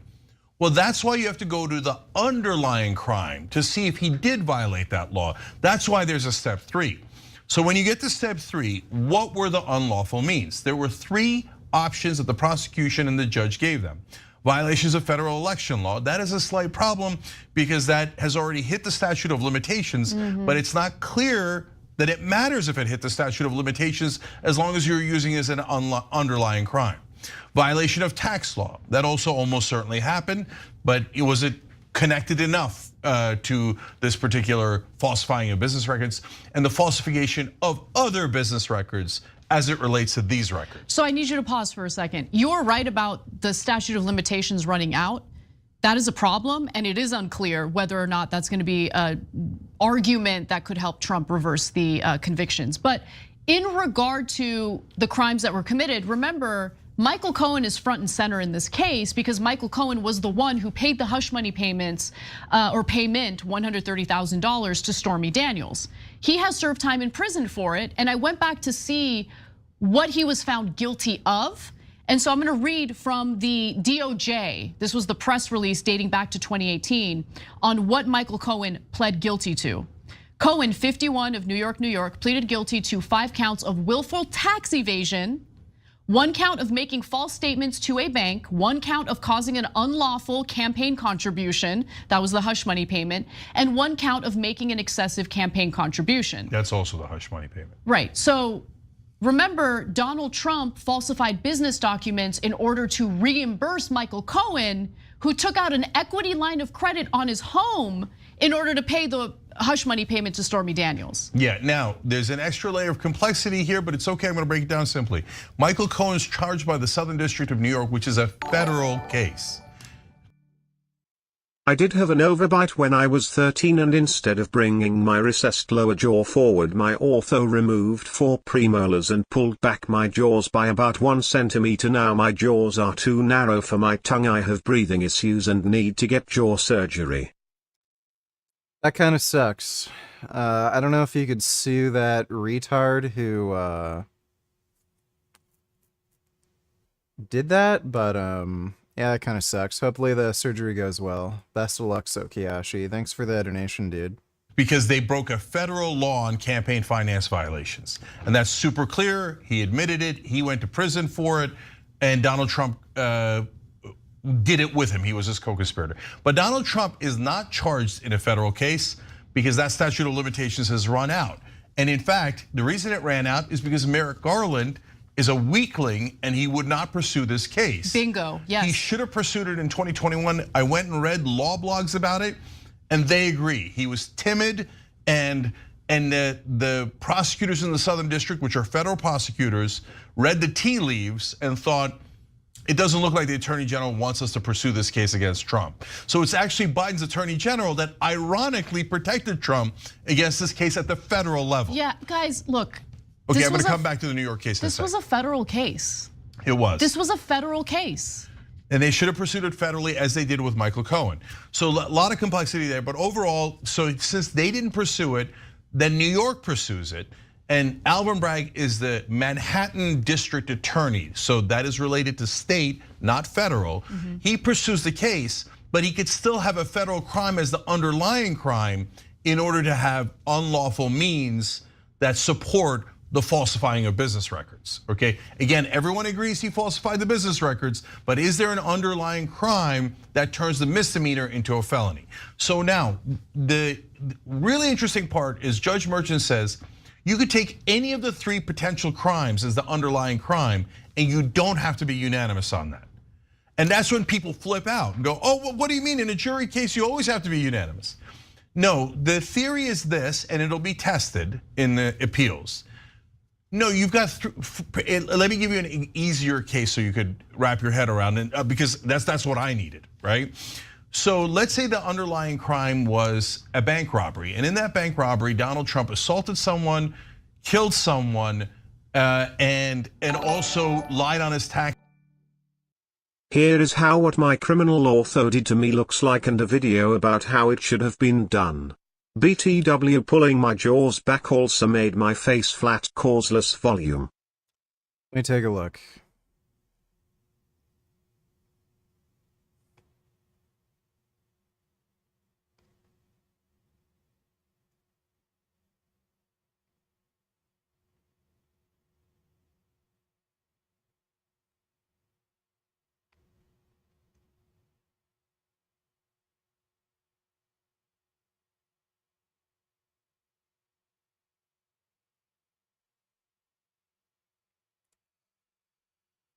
Okay, I have no idea why you'd do that if you had an overbite problem.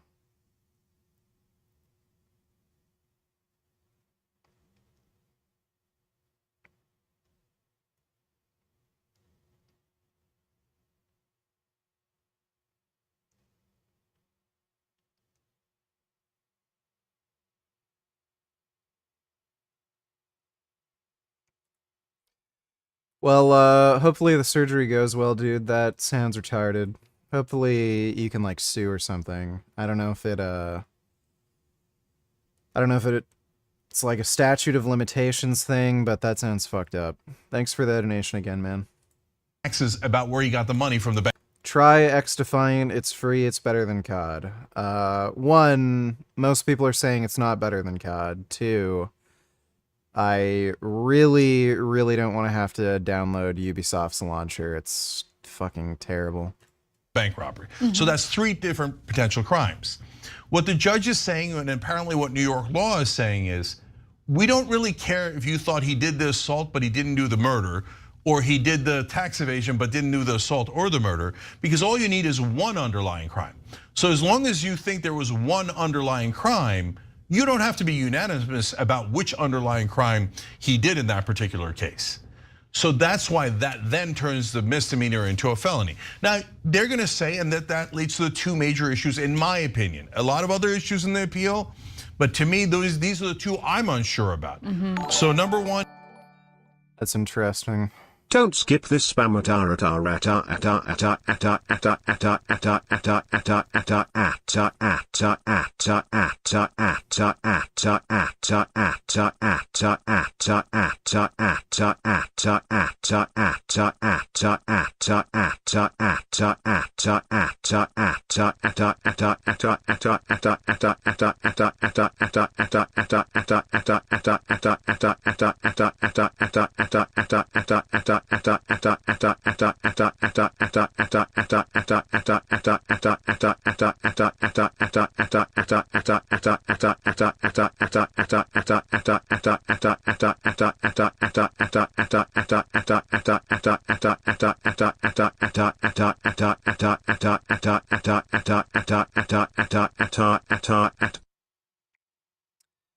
All right, well, thank you for that. Appreciate the donation, jackass.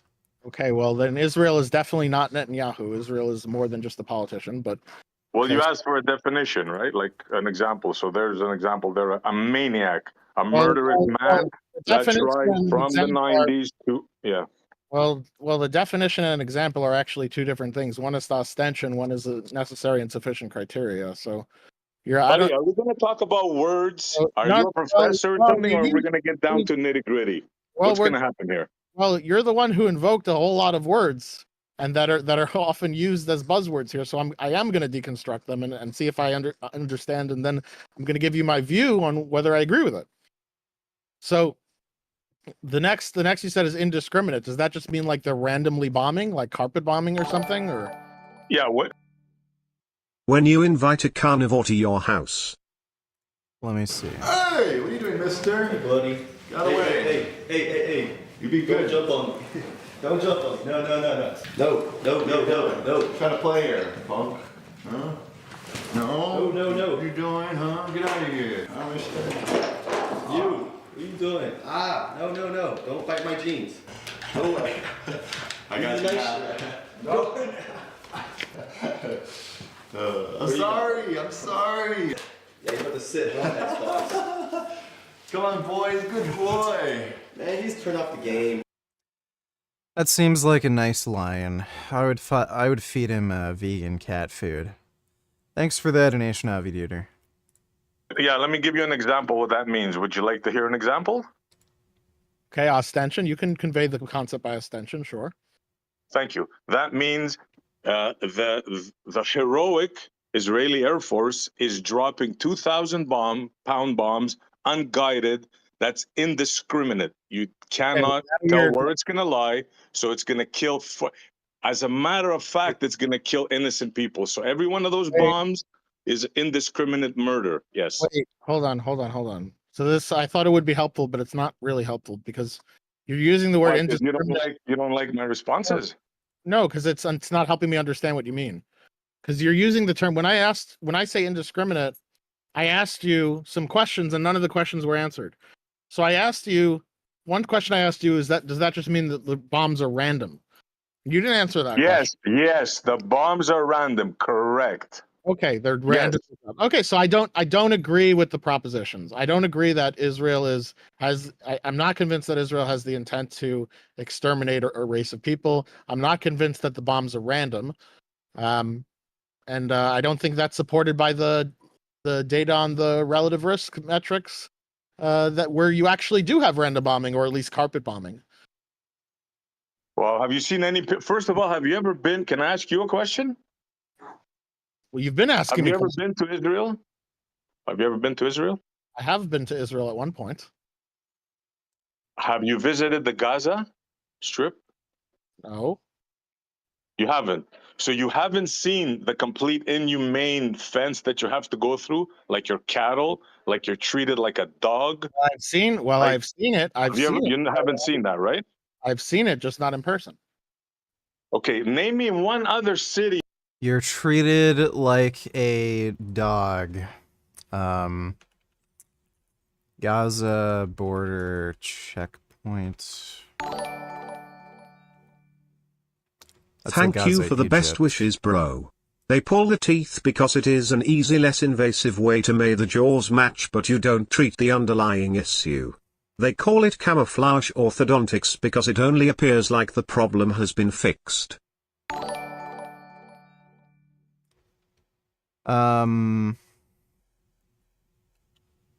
It's an easy, less invasive way to make the jaws match, but you don't treat the underlying issue. Yeah.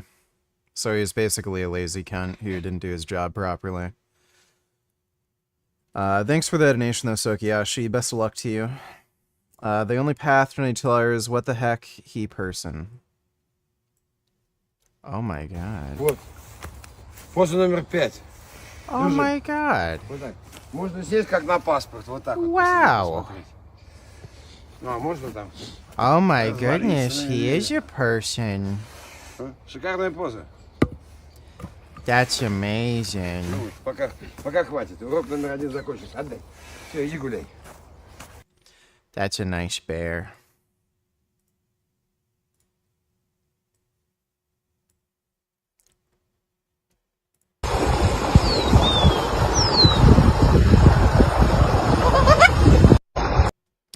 That's a nice burb.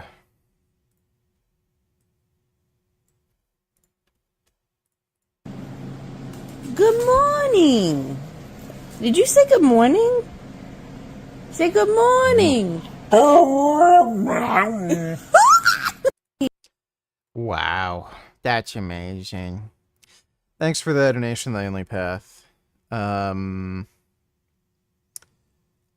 to find Gaza checkpoints.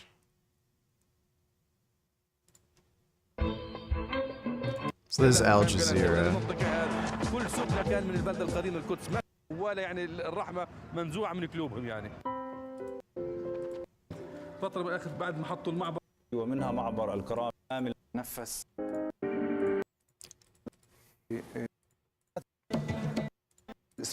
Humiliate.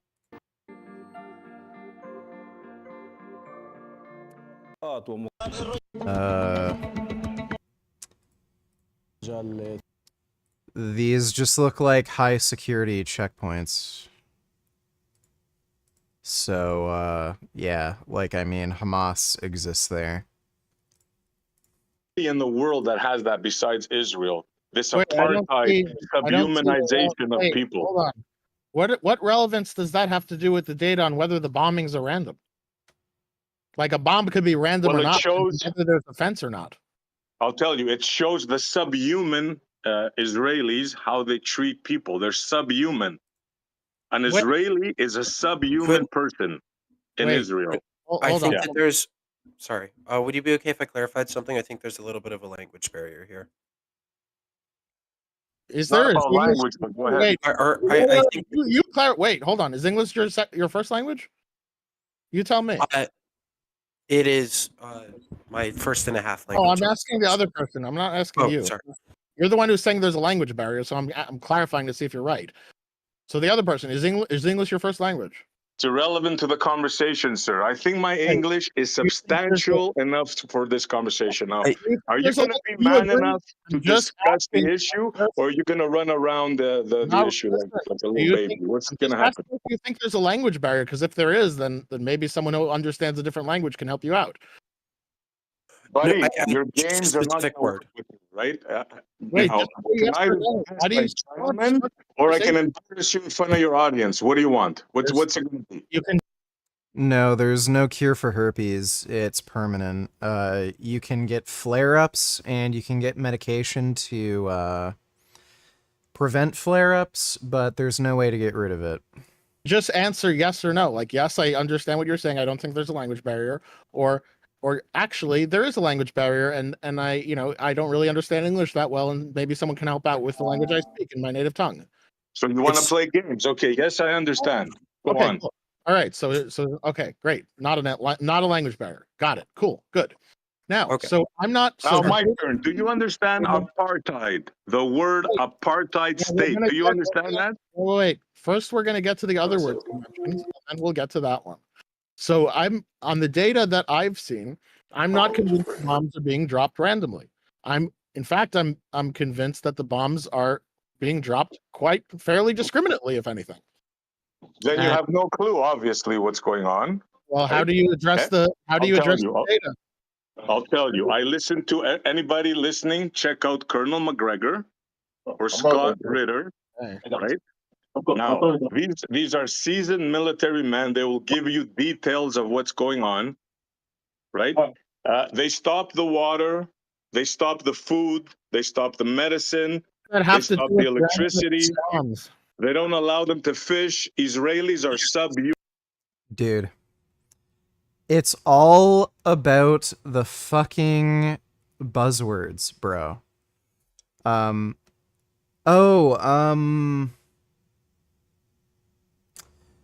Is Scott Ritter that guy who's a Russian apologist too? Yeah. That's the Scott Ritter. He's the guy who was convicted of like child endangerment or something twice because he was making sexual propositions to minors. He was trying to rape underage girls. And this is also a guy who is colluding with the Russian government and literally getting paid by the Kremlin to spread misinformation on the Russia-Ukraine war. And this is the fucking military expert he fucking references? Oh my god. Human. Subhuman. Okay, cool. Does Conor McGregor address the relative risk data? Colonel McGregor. Maybe, do we have a name? Can you not understand English? Colonel McGregor. It's a joke. Okay. Yeah, right. It's a joke. This is not a joke. When people die, sir, it's not a joke. And people like you trigger the fuck out of me. You're a sympathizer. You're a murderer sympathizer, bro. That's what you are. Yeah, so how does he address the data on the relative risk if he thinks the bombings are random? Because we have data on what the relative risk comes out to be with carpet bombings or bombing campaigns or campaigns that are close to random, if not random. And they're nothing close. Listen to this guy here. He's talking about random data while women or children are dying. Everybody knows. Listen, buddy. Wait, this is the. Are you going to interrupt me every time I speak? No, I'm not. I'm not going to let you go. Let me talk. It's my turn to talk now, right? No, we don't take turns talking. It's a back and forth about the relevance of what we're talking about. So look, you saying that the bombs are being dropped randomly. I'm asking you how the data is squared away with that hypothesis, because we have observations that are highly unexpected on that hypothesis. You're just saying words. What data? Where are you coming from? Everybody knows. Everybody, and you're going to cut me off. You're not going to let me finish. I guarantee it. There he is. He's afraid, ladies and gentlemen. He's afraid of my words. You asked me what data. You're a Zionist, right? You're a Zionist? You asked me what data. I'm posting the data. Here's the data. I posted it in general. So you think by one graph, you're going to look, buddy, your days are over, right? People know now you cannot lie. You cannot control the news anymore. People around the world know what's going on. Apparently, everything has to be about Palestine now. Fuck these intersectionals. Way to start the new month. Let me take a look.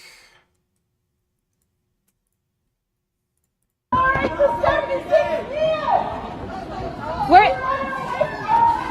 Yeah, Jew haters. Can I just ask something? What about all the other genocides that are happening? Why are you specifically targeting and bringing up Palestine for them? What about all the other genocides that are happening in other countries?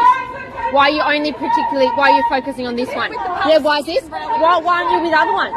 And why if you say you're with why are you interrupting here? This is a funeral and you're interrupting a funeral. Because the organizer was in the Because it's only bad when Jews do it. IOF. He's a proud soldier. So pass. So you're racist against Jewish people. Awesome. Thank you. Thanks for confirming that. Thank you. Yeah. It's not that they have a problem with genocide or war or anything. They only have a problem when Jews do it.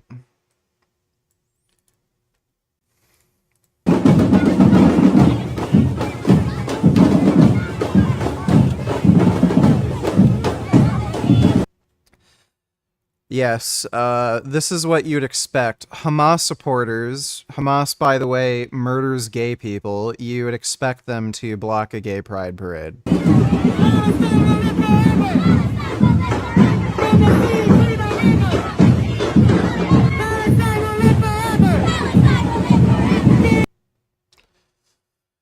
These people are just degenerate fucking scum.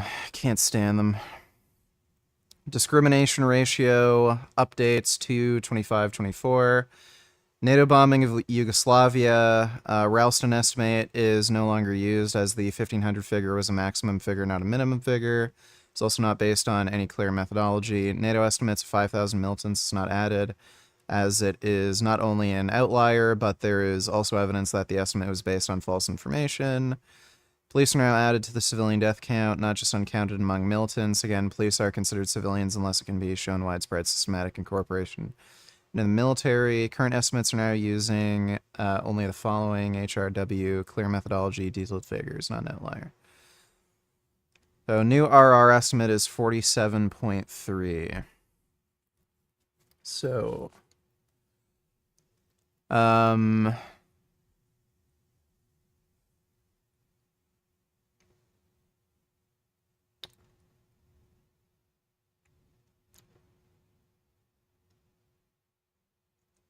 Ottoman Empire defensive van.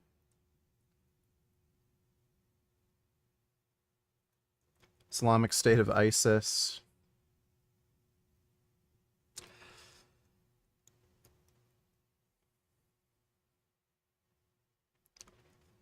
Higher values infer more discriminate killing of militants. Lower values infer less discriminate killing of militants. Value of 1 infers complete indiscriminate killing. Values below 1 infer discriminate killing of civilians. Our formula equals militants killed / militant population civilians killed. Yeah.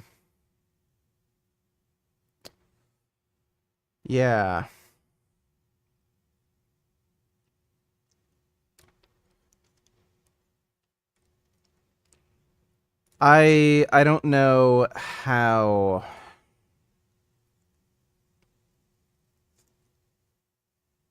Like, I mean, Israel is using very expensive precision-guided bombs to target these areas, and even when they're not, when they're using the supposed dumb bombs, they're still using, you know, methods to precisely, you know, coordinate an attack on certain locations. So if they were just bombing indiscriminately, like, I don't know why they're using these precision-guided explosives that cost tens of thousands, if not hundreds of thousands of dollars. Why wouldn't they just use artillery or, you know, supposed dumb bombs just dropped from a plane? Murdering innocent people, not you, the Israeli government. Everybody knows it, buddy.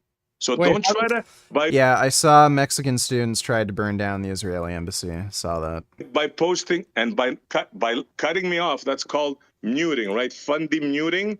That's You're not afraid of muting, my okay. message, and you will not let me talk, I'm right? not letting you ramble when there's data on the table and you're not addressing it, and it's central to the proposition at hand.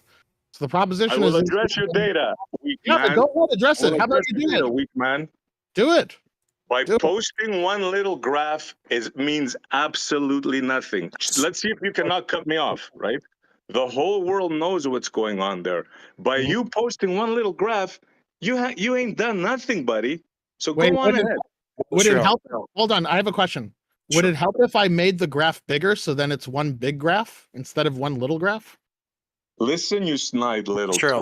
twerp. We all know what you're Montreal, trying to can I help you a do. bit? The whole world knows what's going on there.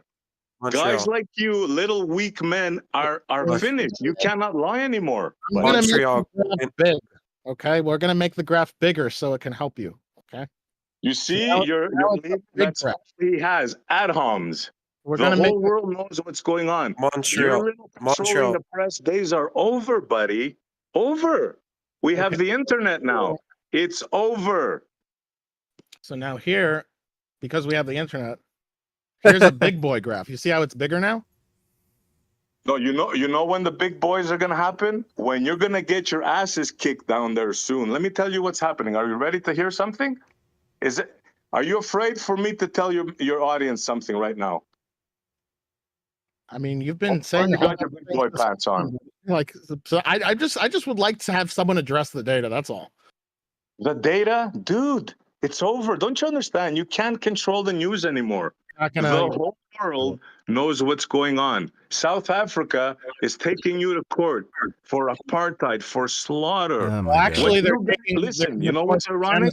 not What you apartheid. guys Not have been even crying, the Wait, just Jews to be have been clear- crying that they've been slaughtered for years. Now you're the slaughterers. Yeah, just to be clear, South Africa is not taking anyone to a court for apartheid. They're taking them to court for genocide. But okay, go on. Genocide. Yeah, that's worse, buddy. Genocide. I know. It's also more, Your people are being accused of genocide, buddy. aware of what- The chickens are coming home to roost, buddy. Your All right. days are over. So are you able to address the data? Data? Yeah, this is going to be the data. The whole world is turning on you. The days that you can talk data like you're doing now are Buzzword, buzzword, buzzword. Apartheid, genocide, ethnic cleansing. over. Okay. Understand that. The Okay, so whole what's world knows about your Zionist apartheid system, bro. It's over. It's Okay. only a matter of months. Do you when that Mark graph my was, words. do you understand that like a hypothesis can have observations that are more or less expected on that hypothesis? Do you understand you cannot control the narrative anymore? The whole world is onto you. Your days are numbered. You're going to see, mark my words, Israel as a You know, it is kind of funny. That guy does sound like Valuetainment. state. If you continue this, you have one chance left. You got to stop.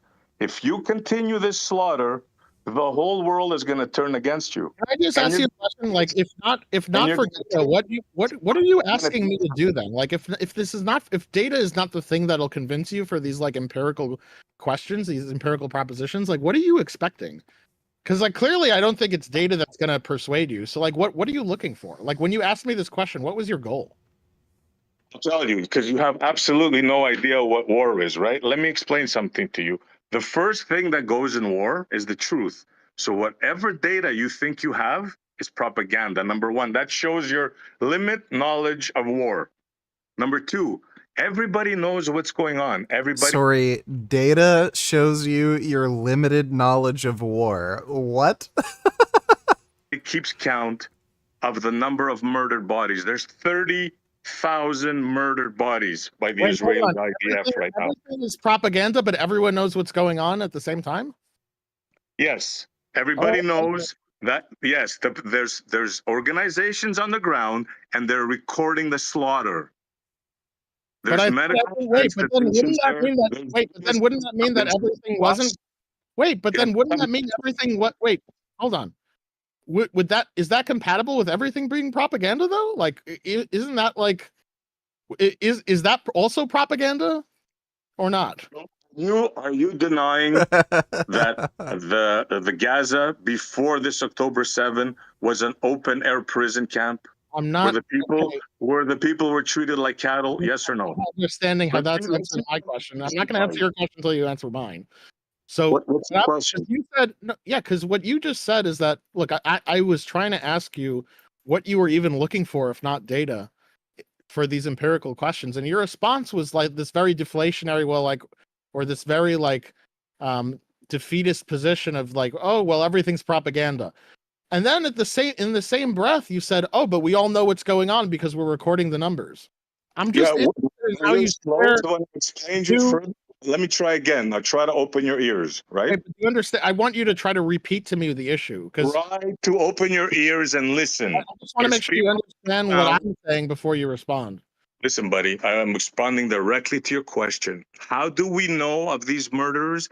Because there's people on the ground, doctors, UNICEF, healthcare workers, that know the actual thing. They're there. They're being censored by the Israeli government, but we're getting as best news as we can. We're definitely not going to go with numbers that you put on the chart there with the IDF. We're definitely not going to go with the Hamas numbers because, as I told you, sir, the first thing of war that goes is information.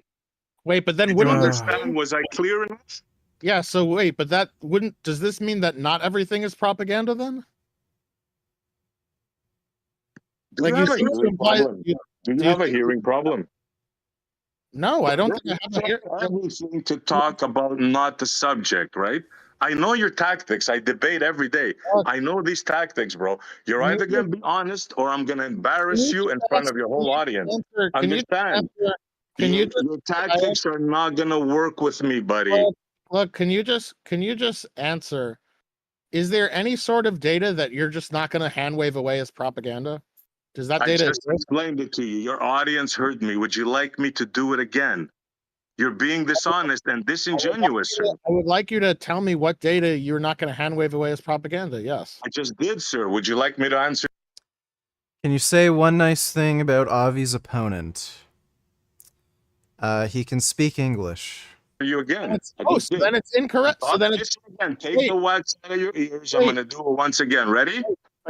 Ready? But then it's incorrect. Are you ready? Are you ready? You're going to just keep flapping your jaws. But then you agree that it's incorrect to say everything is propaganda because it's not the case that everything is propaganda then, right?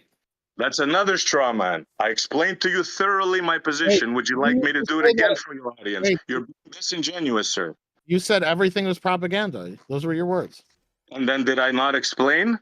After you just asked me again, I just explained it again. Would you like me to do it again, sir? I will embarrass you in front of your whole audience, sir. It wasn't clear that it wasn't in a way that didn't entail a contradiction. Listen, buddy, I'll do it again. Listen very carefully. These are the people I trust in Gaza. Ready? I'll do it again. The doctors and the volunteers. Those are the people that are sending out information. Do you understand, sir? Okay, so what numbers do they have that you trust? 30,000 dead. 30,000 dead. Most of them, sir, women and children. All right, let's take a little lemur break. Look at those lemurs. Oh my god. Look at them bouncing. Oh my god. That's amazing.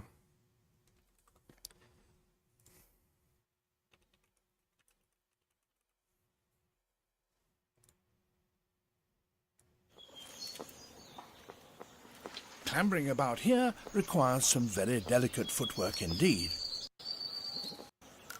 Collecting Dideria leaves and flowers, and there the shifaks, accurately they land, and how instantaneously they're able to take off again. But given the chance, they assess their jumps with care.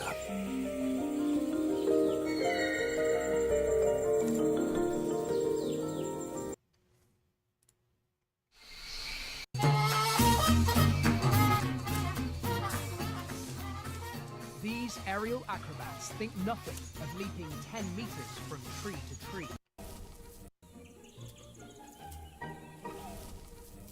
year, the open ground has shaped a very different set of moves. Lemurs are special. Wow, look at that. Look at him go. Just bouncing.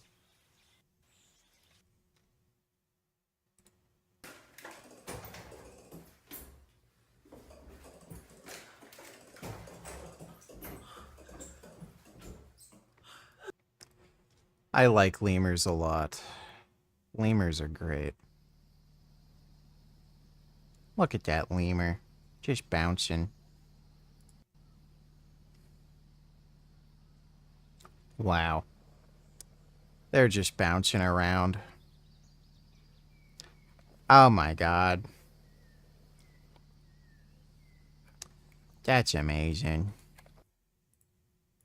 Children slaughtered. Slaughtered. Wait, that's Euro. Wait, the only person who has the only organization that has that estimate is Euromed. Incorrect. Turn on every single television and they will Only give you one the other- same number, Only sir. one other organization that has that estimate. On Fox, he's going to cut me off because he can't handle the information. Wait. No, because I know the different estimates, and I know how many estimates there are, and I know the different NGOs. There are a lot of different people who quote that NGO. There's a lot of different people who quote 30,000 from that organization, but I'm not aware of anyone actually getting an estimate and doing the work and coming up with that estimate of 30,000 other than that NGO. Even the Gaza Ministry of Health doesn't have a number that high. You're lying to your audience. You are deliberately misinforming your audience, sir. What's the lie? Everybody here listening to my voice knows the numbers. They're all. So stop. So if you're going to accuse me of a lie, we're not going to do this. Look, what am I wrong? What did I just say that I'm wrong about? Go ahead, tell me. What proposition? You said that it's not in the news. You said only one NGO. No, that's not what I said. I didn't say it's not in the news. I said it was actually said the opposite. So you aren't listening. I said it was in the news that they're reporting. They may be reporting a number that comes from there, but not even the Gaza Ministry of Health has 30K. It's just Euromed and Monitor NGO that has 30K. So what did I say that was wrong, or do you no longer think I said something wrong? You said those numbers were incorrect. You said. I didn't say those numbers were incorrect. I just asked if you were getting it from Euromed NGO. So again, what am I wrong about? Okay, so can we agree on those numbers then? Well, no, I don't. I think there are a lot of problems with those numbers, and I'm happy to go through the Euromed NGO. Kinda weird how you're pro-banning TikTok for foreign security, but not a peep when there's proof of concerted efforts to influence US lawmaking. What is this? Israel secretly targets U.S. lawmakers with influence on Gaza campaign.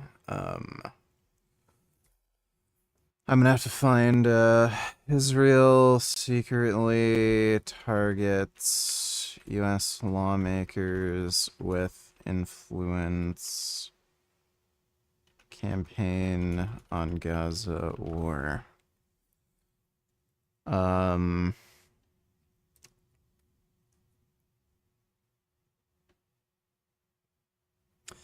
Israel reportedly used fake social media accounts to garner support from U.S. lawmakers on Gaza war. Mounted an influence campaign to target U.S. lawmakers and general public with messaging to gain their support for its conduct in Gaza war. Citing four unnamed official, Times report said the campaign was carried out by Stoic, a political marketing firm in Tel Aviv, on the orders of Israeli Ministry of Diaspora Affairs. Campaign reportedly relied on hundreds of fake accounts posing as real Americans, which posted pro-Israel content on multiple social media platforms, including X, Facebook, Instagram. Fake accounts specifically focused on black Democratic lawmakers. Okay. According to the Times campaign, it remains active.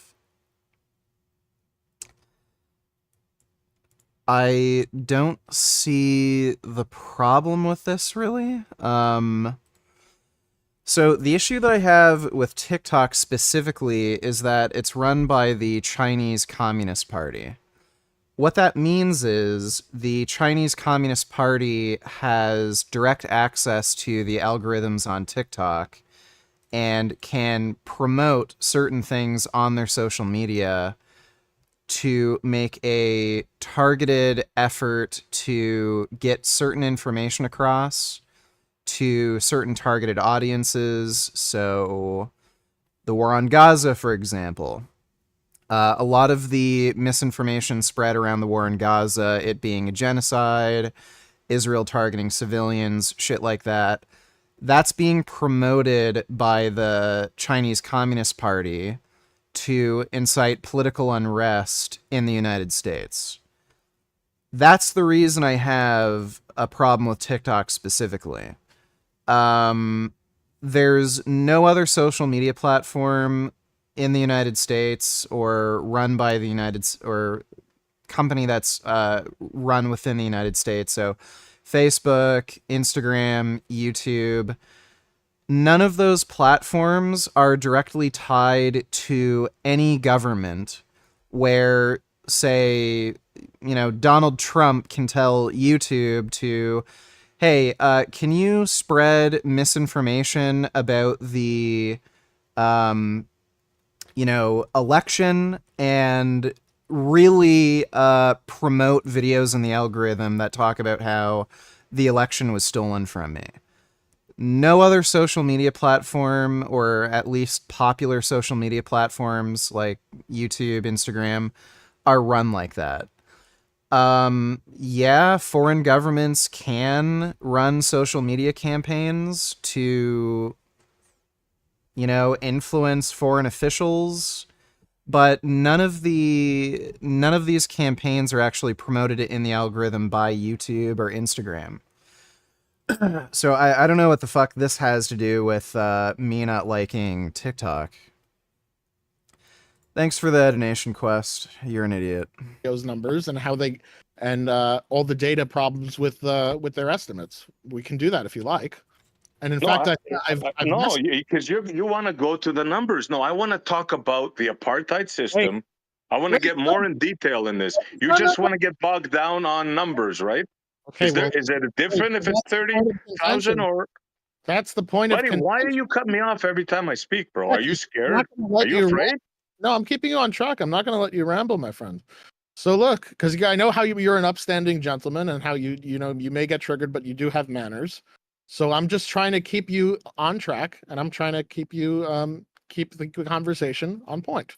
So the numbers are what's in contention. I love the fucking baboon with the Palestinian flag right now. So yes, I'm going to keep you on the numbers.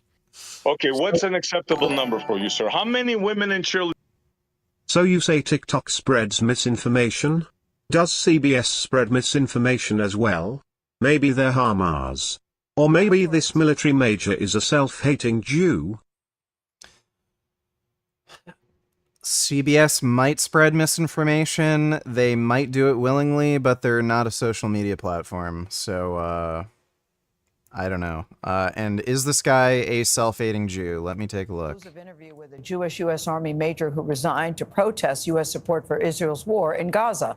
Until yesterday, Harrison Mann worked in the Middle East Bureau of the Defense Intelligence Agency. In his first TV interview, he tells Chief Investigative Correspondent Jim Axelrod why he can no longer serve in the Army. When the reports started to filter in about a Hamas attack of Israel on October 7th, former Army Major Harrison Mann knew what to expect.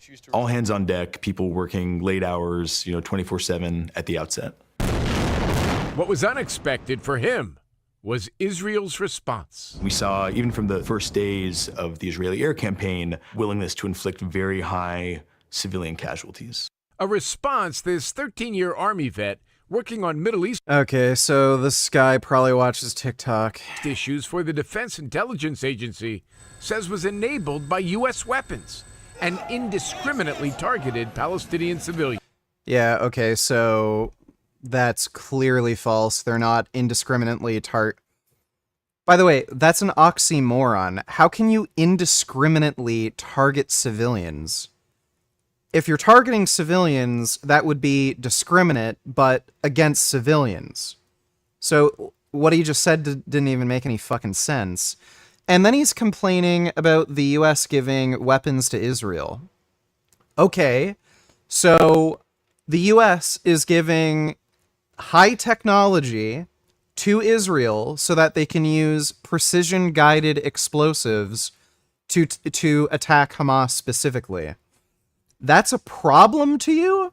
Would you rather Israel not get any US military support so that they have limited resources, so that they have to rely on, quote-unquote dumb bombs that have less precision, so they end up killing more civilians? This guy's a fucking idiot. Were the Israelis using American weapons against civilians in Gaza? I can say almost certainly yes. But were they doing so intentionally? I don't know how you kill 35,000 civilians by accident. So 35,000 civilians haven't been killed. This guy is just spreading misinformation. Man resigned in November. This is your letter. No longer able... Okay, this is the typical TikTok buzzword shit. This guy is a delusional wacko who's just looked at, fucking TikTok videos. That's where his info's coming to from. justify his work to himself, which he explained to his colleagues in a letter. At some point, whatever the justification, you're either advancing a policy that enables the mass starvation of children, or you're not. Mass starvation of children. I think the total starvation deaths so far since the October 7th massacre is like 30. It's between 28 and 32. So mass starvation. Mass starvation equates to 32 people since the beginning of the war. Okay. You felt your work was directly connected to starving children. Yes. Unrelated question, but what are your favorite apps for making videos? I'm thinking of starting with CapCut for editing and Streamlabs for recording and streaming. Anything else you'd recommend? Also, do you write a script or outline for your videos? I've made so many videos now. I don't usually write out scripts. I can write out the script in my head and, basically just have a working script in my mind. I would recommend writing out scripts for videos if you're first starting out. Sometimes I'll have to write notes. So I'll have just a basic note that, okay, talk about this first, then this, and have some information, added in each part. But I can write out an entire script in my head and just film. So, but that's after years and years and years of doing this for so long. So I'd recommend for most people writing out a script, or at the very least, just having a note list so that you can structure the video in a more coherent way. I record with OBS. My camera is just connected to my computer and I use OBS for recording. If you're going to use an editing program, I would recommend, if you want something free, DaVinci Resolve. And if you want something that's paid, Adobe Premiere. Thanks for the donation, though, Lou, Michael. Hope that helps.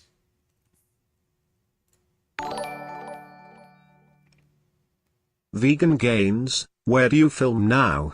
Did you move out of your apartment? I moved into a house, and I'm in the basement. Thanks for the donation, Chucky. Children are acceptable that have been slaughtered for you, sir. Please go ahead. I didn't accept acceptable meaning epistemically. You mean what we think is accurate? 13-year military intelligence major based in the Middle East, lists his observations on what's occurred with working knowledge. Richard from a dingy basement, this guy must just watch TikToks. World Court equals Hamas. Military major equals TikToker. Brilliant. Can you substantiate anything that idiot said with evidence? 35,000 civilians killed. Please show me any evidence that 35,000 civilians were killed. That is the total death figure, not and that includes both Hamas members and civilians. And the mass starvation, that is completely and utterly false. Again, you can look at the daily food trucks going into Gaza. You can look at the total starvation deaths. Apparently, mass starvation equals 32 people dying of starvation. So, again, substantiate any of this guy's claims with evidence. I don't care if he's a military major. I don't care if he's a fucking crack addict homeless person. I don't care who he is. If what he's saying is misinformation and stupid, it's misinformation and stupid. Thanks for the donation, dummy. You want to have another debate, jackass? Or do you think acceptable morally? Because I'm just talking about epistemically. I can tell you what my methodology was, which was to average the various estimates, including Euromed and Geo that you're citing, by the way. So, okay, what would be an accurate number for you so we can move the conversation on? Because I know what you're trying to do, and I told you it's not going to work on me. Understand that, buddy.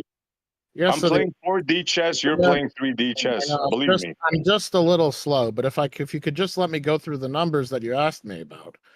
So what I did was I averaged the various different estimates. We have the total dead was I actually got from Gaza Ministry of Health, which is the organization that's reporting the total killed in Gaza. And they come out, the latest that I put down was 27 and change. It's like 27.8 now. Okay. Now when I did this recently, it was 27,238. And in terms of the militants killed, we have three different estimates. We have the USA intelligence estimate, which is 20 to 30% of 25K to 30K, which comes out, averages all out to be around 6,875. The IDF estimate is 10,000, and the Euromed monitor, the pro-Palestinian estimate is 4,525. And with all of that, if you account for the Gazan population and the total militants that were killed on October 7th and captured on October 7th, even adding in PIJ, you get a relative risk of 26.78. So I don't know how you get to indiscriminate bombing with numbers like that.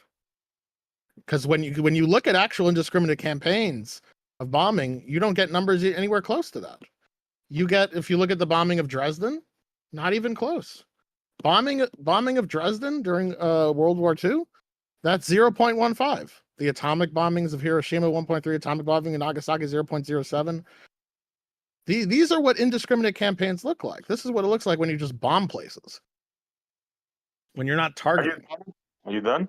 Yeah. How do you address the data? Okay. Whatever your data shows, right? You're claiming 28,000 people dead, correct? Is that what you just said? Roughly, give or take?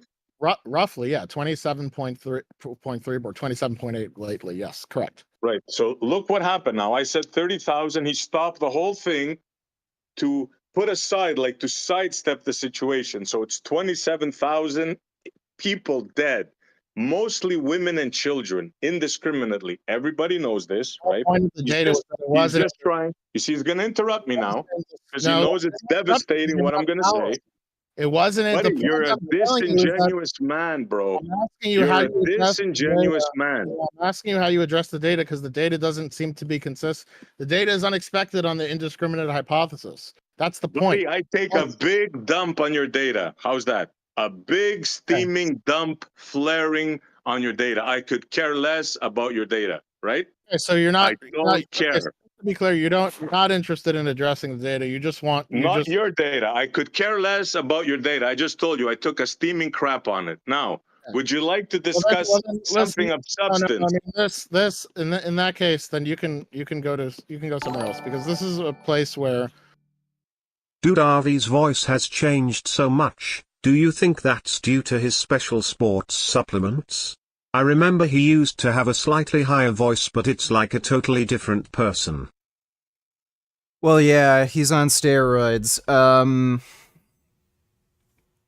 The main reason you usually get a deepening of your voice when on steroids is because your neck gets thicker. So, yeah, his voice has gotten deeper. Thanks for the donation, Adam. This is a place for people who are interested in actually addressing data and actually addressing things. So, we're that's not the type of thing we're about. We're actually about people who are going to engage with what's being said. This is a place where people are going to try to make a good faith effort to engage with the data, to engage with the facts at hand, and just not come here and squeal like a pig about ideology. So, yeah, sorry. But if anyone else wants to talk about the data, or we can move on to the next person who had anything to say.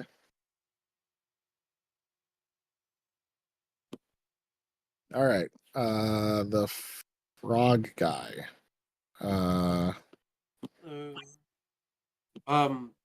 Did you want to continue our earlier discussion, or did you want to? Sure, yeah. Okay. So the specific example I found was on the 6th of November last year. The Al Shifa Hospital, a bomb struck the Wait, I'm not fifth talking floor. about the current. I'm talking about the current. Last year. Okay, I see. Okay, fine. Yeah. Al Shifa Hospital. Yeah. Yeah, on November 6th, a bomb struck the 5th floor of the maternity ward. 170 patients were inside, 7 were killed. And on the 11th of November, Wait. Let's just go to that example. Wait, Al Shifa. Hold on. November 6th. Maternity ward, November 6th. And just so it's confirmed that the bomb actually hit the maternity ward, not that it was damaged from like surrounding things. It said it hit from the article that I'm reading. It said it hit the 5th floor. Wait. Just to be clear, the bomb. Wait. The bomb hit just the 5th floor? It didn't hit the roof? It just hit the 5th floor? Hold on. I'm reading an NPR article. Wait, I understand. Wait, hold on. Just to be clear on what the exercise is here. So I want you to understand what the problem is. So the problem is news articles will commonly report erroneously that a bomb hit a hospital. They'll just straight up say that when it didn't happen. Do you understand how that's like a big problem? Sure. Okay. So what we're looking for is some sort of confirmation that a bomb actually hit of the building. Not that there was damage to the 5th floor. I'm running into strength programming issues as an MMA athlete due to me not having control over fatigue from classes. Any advice? Yeah. If you have a schedule set up for your MMA classes, let's say you do them 3 times per week. I don't know, Monday, Wednesday, Friday, or something like that. You can just intelligently program around those classes. So say if you're prioritizing strength training and you know for after the class you're going to be very fatigued, say for the next 2 days, you can just do your strength training routine before said classes, either the day before or just literally before the class. So say if your class is at night around, I don't know, 7 p.m. or something, you can do the weight training in the morning or even like immediately before the class. You can half-ass certain classes, so just deliberately hold yourself back. So if you're doing sparring, just deliberately not exert yourself as much in sparring. You can reduce the amount of times you're going to these MMA classes. So if you're going 3 times per week, maybe just go once or twice per week if you're trying to prioritize strength. There's a number of things you can do. Elias donated. Oh wait, just a Are you second. and Clarence Kennedy still on good terms? Yeah, we're still friends. Haven't talked to him in a while, but it's not like we hate each other. Thanks for that donation, Cucklord. Elias donated $2. VG when he sees Palestinian morons protesting in Ottawa.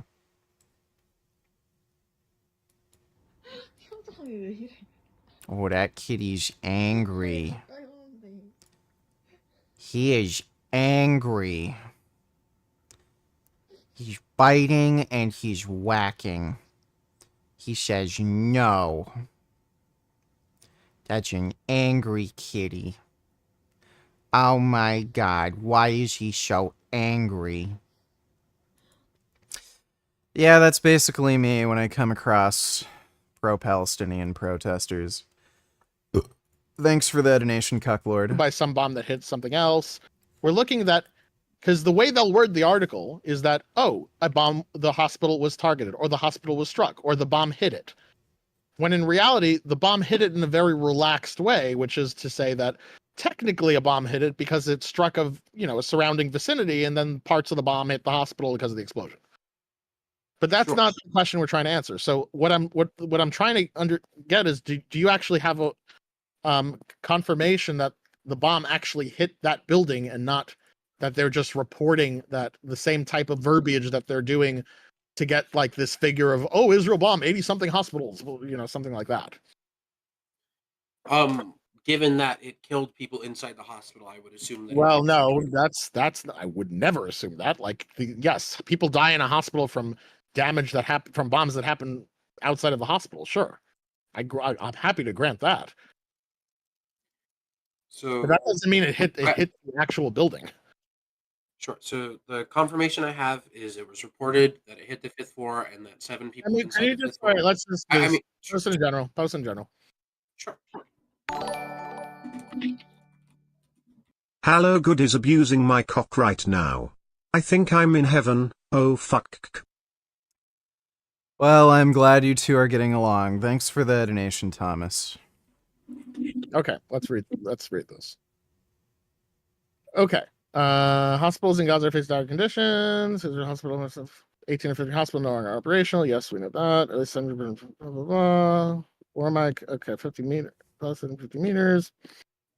Israel also struck Al Shifa hospitals, largest medical facility, and where thousands of sick and injured are being treated. Some strikes have hit the hospital's infrastructure directly as a vicinity, like an ambulance. Health officials said the 5th floor was hit by Israeli airstrikes, destroying the building's solar panels. The facility's last ounce of energy. The attack reportedly killed several people, including displaced individuals. Yeah, so this is the type of thing I'm talking about. I'm completely underdetermined reading this. There is not confirmation that there was a direct hit by an airstrike. Just saying it was hit by an airstrike doesn't mean that there was a munition that directly hit a building. The way they report this is that if there was surrounding damage from an airstrike, they'll report it as if it was hit by an airstrike. I don't know if they're reporting it that way or if it actually did happen where it directly struck it. And nothing you've given me here that I'm saying resolves that underdetermination. Now, here's some things that would. There are things that would. Like, one thing is, if you showed me like the type of damage that would not be consistent with what I'm talking about. So if you, like, for example, you see what airstrikes do to buildings, they fucking level them. So if you were to show me like a leveled maternity ward, okay, fine, yeah, sure. If you were to show me a video of it hitting, yeah, sure. Like, there are certain things you can do, but just giving this vague type of description, or even if you were to give me saying like, hey, something that if NPR were to report the munition hit the building head on, like if they were to just say that would actually be something. But so far, you've given me nothing to resolve the underdetermination that I was talking about from the beginning.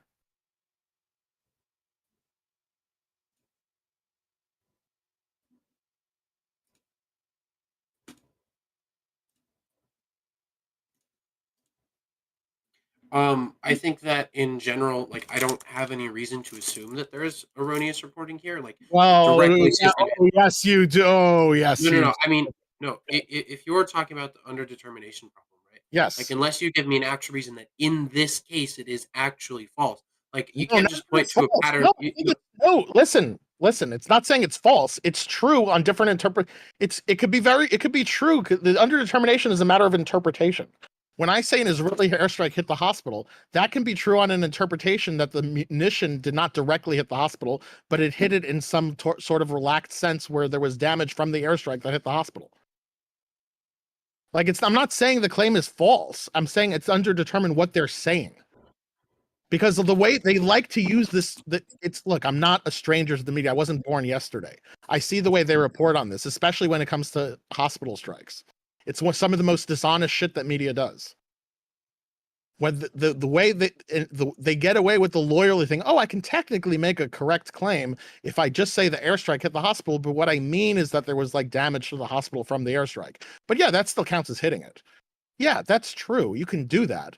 But that's conveying a very different impression than a lot of people, including you, seem to believe. So what I'm asking you is I'm not interested. I'm just interested in if you can resolve the underdetermination for me, because of the type of media shit can we live in that dishonestly reports on this all the time. Sure. Let me find you some satellite imagery.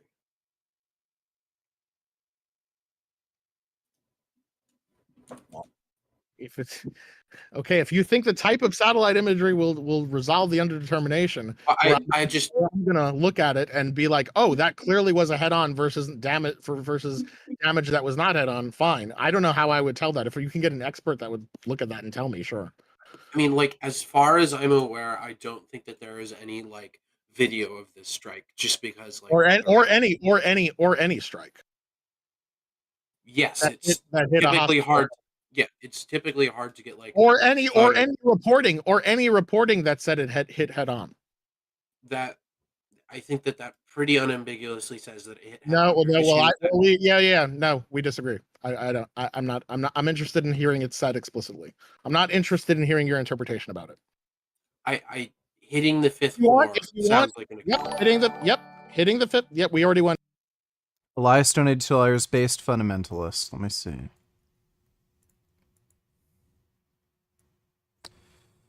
Hasidic Jew responds to an obvious pro-Palestine provocateur. What about the war between Israel and Palestine? There's a war? Do you justify Israel's actions towards Palestine? What actions are you talking about? You know, them taking people's homes and no, like Israelis, they're taking the Palestinian homes. I have no idea. Are they doing that? Yeah, they're doing that for sure. What do you mean? Huh? You sure they're doing that? I swear they're doing that. No, I'm not. I don't live Okay, in what about the war that's going on between Israel and Palestine? There's a war now? Yeah, the conflict. The conflict. What conflict? So you don't watch the news? I don't watch the news now. So what about the kids and men and women being killed? What do you think about that? Which kids? Palestinian kids, man. Come on, man. I thought there's a war in Ukraine. There's another war also going on? No. That's crazy, man. These wars gotta stop. Yeah, I guess that's how you deal with them if you don't want to get your time wasted. Thanks for the donation, Elias. Went over the underdetermination. You repeating how you think an interpretation is more reasonable or not? Not interested. I'm interested in if you could resolve the underdetermination. Sure. What I'm getting at is I don't think that the underdetermination can be solved by reporting. Like any phrasing that just. Of course it can. You can have witnesses. What are you talking about? You can have witnesses say, "Hey, I saw the hospital get bombed head on." Yes, and then you can have reporters interview those people. What are you saying? Of course it can. And then they would say, "Oh, yes, witnesses say, yes, we were there and we saw the hospital get hit head on." Instead of this vague shit that relies on someone saying, "Oh, well, I think the reasonable interpretation is that it says it hit the 5th floor, right?" Like, I'm not interested in that shit. Yes, there are ways reporting can do it. So that's another thing I'm asking. Is there any reporting that says the hospital was hit head on, or any building of the hospital that was hit head on? Instead of saying, "Oh, it was targeted, it was struck, it was hit." Conclusions, page 13, orders after. Richard C. Lyons when he is too lazy to look at the case, and evidence presented to the court to issue orders. Lazy Sealioning.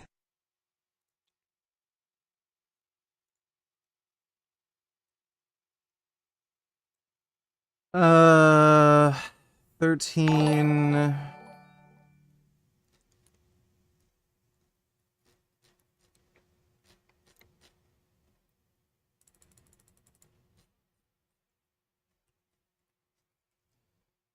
Conclusions. So what is this? Convention on the Prevention and Punishment of the Crime of Genocide. South Africa.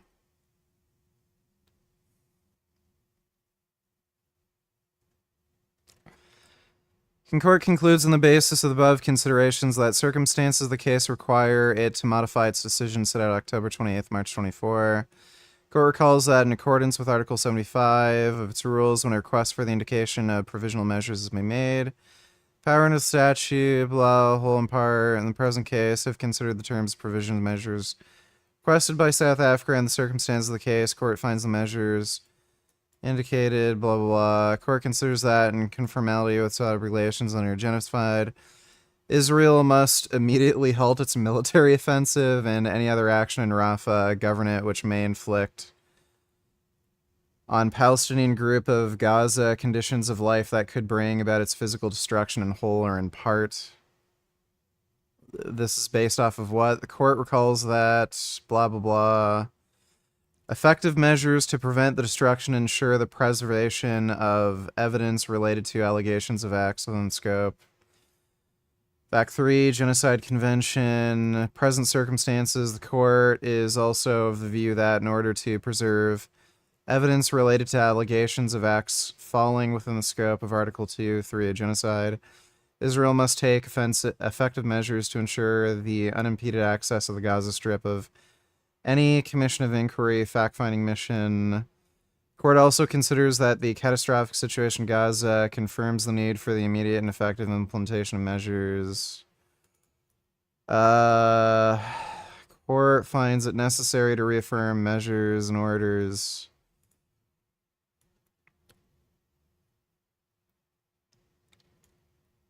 Basic services of humanitarian assistance, which they're being given.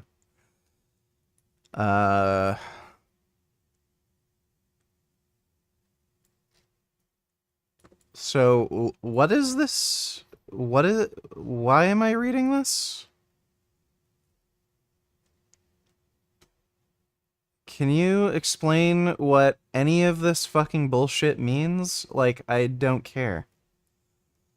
Thanks for the donation, Quest. Elias donated $2, black people.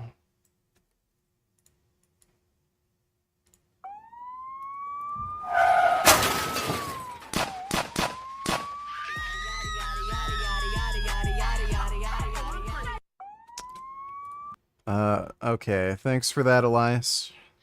Any of this is type of game that the media does, and gets reported and regurgitated by all sorts of anti-Israel ideologues, spewing pro-Palestinian mythology. So that's what I'm interested in.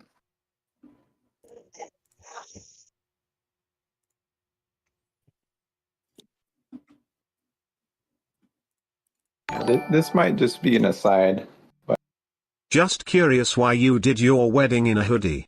Did anyone hate on your outfit choice? I only had a whatchamacall. Based off of what? This is why I call you lazy. They submit applications, with evidence cited, the court reviews applications for weeks, and then 16 appointed judges make a ruling. You always act like, oh, what's this? It's just the world court. Lazy. Okay, so retard, if you want to debate me on this, I can open up Discord. I don't want to have this, like, dumb back and forth with you where you tell me to read something and then it makes no fucking sense, so I can open up Discord and we can debate this. Thanks for the donation, dude. So the reason I had my wedding in a hoodie rather than a suit was because I don't care. I don't know why I'd buy a fancy suit and waste money on some stupid wedding. I'm not religious. I don't really care about wedding ceremonies, so I just wore what I'd normally wear. And yeah, people were complaining that I didn't wear a suit. Thanks for the donation, Cucklord. But I served in U.S. Army as an artillery guy. Mm-hmm. And when targeting, the kill radius is actually factored in there too. So it doesn't necessarily have. I know this isn't the propaganda point, but when you strike a target, you don't have to hit it head on. It just has to be within the kill radius. Yes, no. You are an Islamophobe, Richard. Jihad in Islam is only about self-defense. No, it is not. That is complete lies and bullshit. Jihad literally means to kill for the purpose of spreading Islam. It's not about self-defense. Islamist Muhammad Jihad, or Hijab, explains his jihad. Okay, so it isn't what jihad means in the Quran.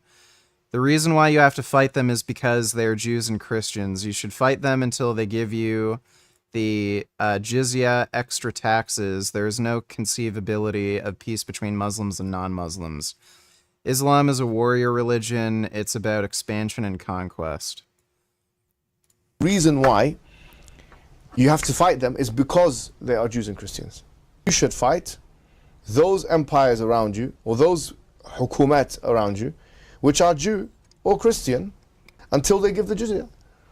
That's fine. That we already know Islam allows. And then the howness of that is in the hadith. The three options that they're given: either you give the jizya, or you do this, or you do that. We're not apologetic about that point. That is truth. If your religion has to have an expansionist element, so then therefore there is no situation or conceivability of peace being made between Muslims and non-Muslims. Islam is a warrior religion in many ways, and it's unapologetically so. It's about expansion, it's about conquest and so on. Now, legally, when Muslims live in places like Britain, for example, which feel legally we would classify Britain as Darul Harb, right? Which is, if you translate it, it's abode of war. The kuffar from Dar al-Harb, there can never be a permanent treaty. Dar al-Harb equals land of war. So you're supposed to wage war with these people. With the kuffar, because it cancels out jihad. It can't be forever. When Muslims get stronger and it's a benefit for the Muslims, they inform the enemy. You know, I'm being more and more convinced that we should just ban Muslim immigration, like, outright.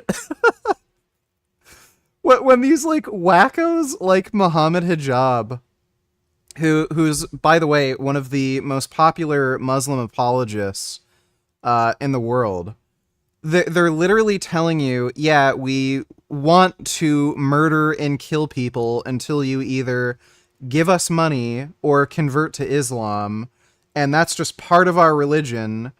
Like, why the fuck should we let any of these wackos immigrate here?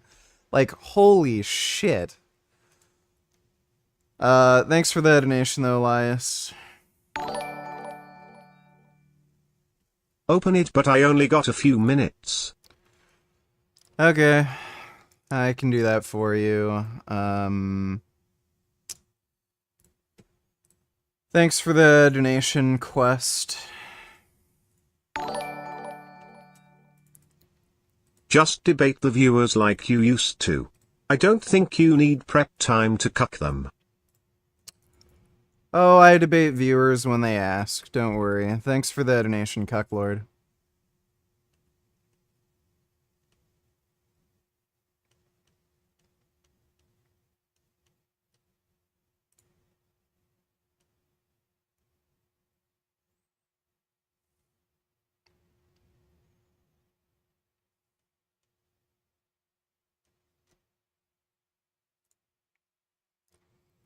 I put the link in the chat, Quest. Thanks for the donation again, dude. I don't know who the hell this is. Who are you? Oh, I'm not Quest. Yeah, I know. But if you're waiting, if you're waiting. I'll just put you in the waiting room and we can talk after. Yeah. All right. Hey. Check, check. You hear me? Yeah, I can hear you. Cool. So I only want to talk about the ICJ. Okay. I think it's worth taking more of a look at. I don't think that you've given. Okay, so what is in the ICJ ruling that I should care about? It's the ICJ rulings dating back to January. So like you keep making this claim that there's no like restriction of food or anything like that, but in every they've issued 3 separate interim orders now, and they've just been piling them on as they go. So all the orders from the first one and the second one all got reaffirmed in the third one. Okay, so just go through them. What do you mean go through them? Yeah, so you said that they have a ruling where they say there's a restriction of food, there's something else, like go through them. Yeah, I mean, I've linked them to you. You want me to like read out each order? They essentially say that Israel shouldn't restrict any aid. They shouldn't impede any access to aid. The newest one says that they should. What does that even mean? Well, that's the thing. That's why I call you Sea Lion, because you're asking for like one little point of evidence or one sort of a link for something. Well, what does restriction of aid mean? Because I mean, technically, if you have a security checkpoint where it might take. It means shutting down. It means shutting down points, like access points, which they've done. It means for security reasons. Yeah, it means like it means enhancing restrictions on the trucks, which they've done for silly things, or having like a new restricted lists of items that couldn't be used in military any way, shape, or form. Yeah, so and it means the direct result of that is what's happening to the population, where there was an incurred risk of famine. Now there is famine. Oh yeah, risk of famine. So 32 total deaths since October 7th from starvation. Yeah, but Richard, that's a famine. Just be honest. Just be honest. So is 32 deaths from starvation since October 7th? Does that sound like a famine to you? From what I've seen, it sounds like a famine to me. But it doesn't matter. 32 deaths from starvation is a famine. Oh my God. Like what? Why are you so dishonest? So 32 deaths from starvation equates to famine, do you? No, deaths don't equate to famine immediately, because that would be people dead. You can still this is since October 7th.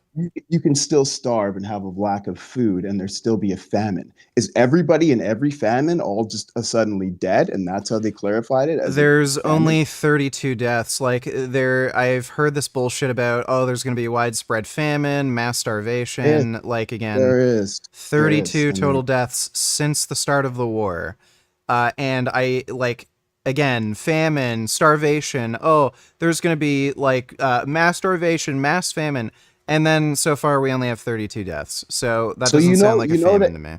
You know that they don't even have the resources to count the number of deaths anymore. You realize that the death number has that's not true. Yes, you can talk about the accuracy of the reporting.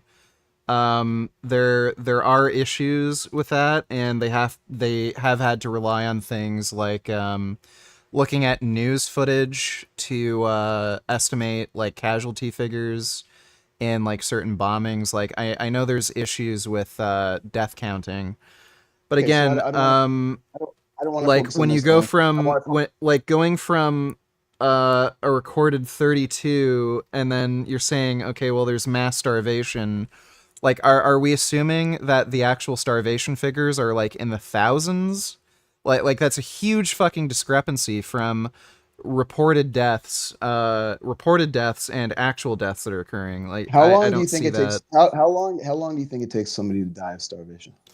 Well, it depends. If it's a child, it could be literally fucking days. If it's an adult, that's completely inaccurate. No, it's not. Where are you getting that?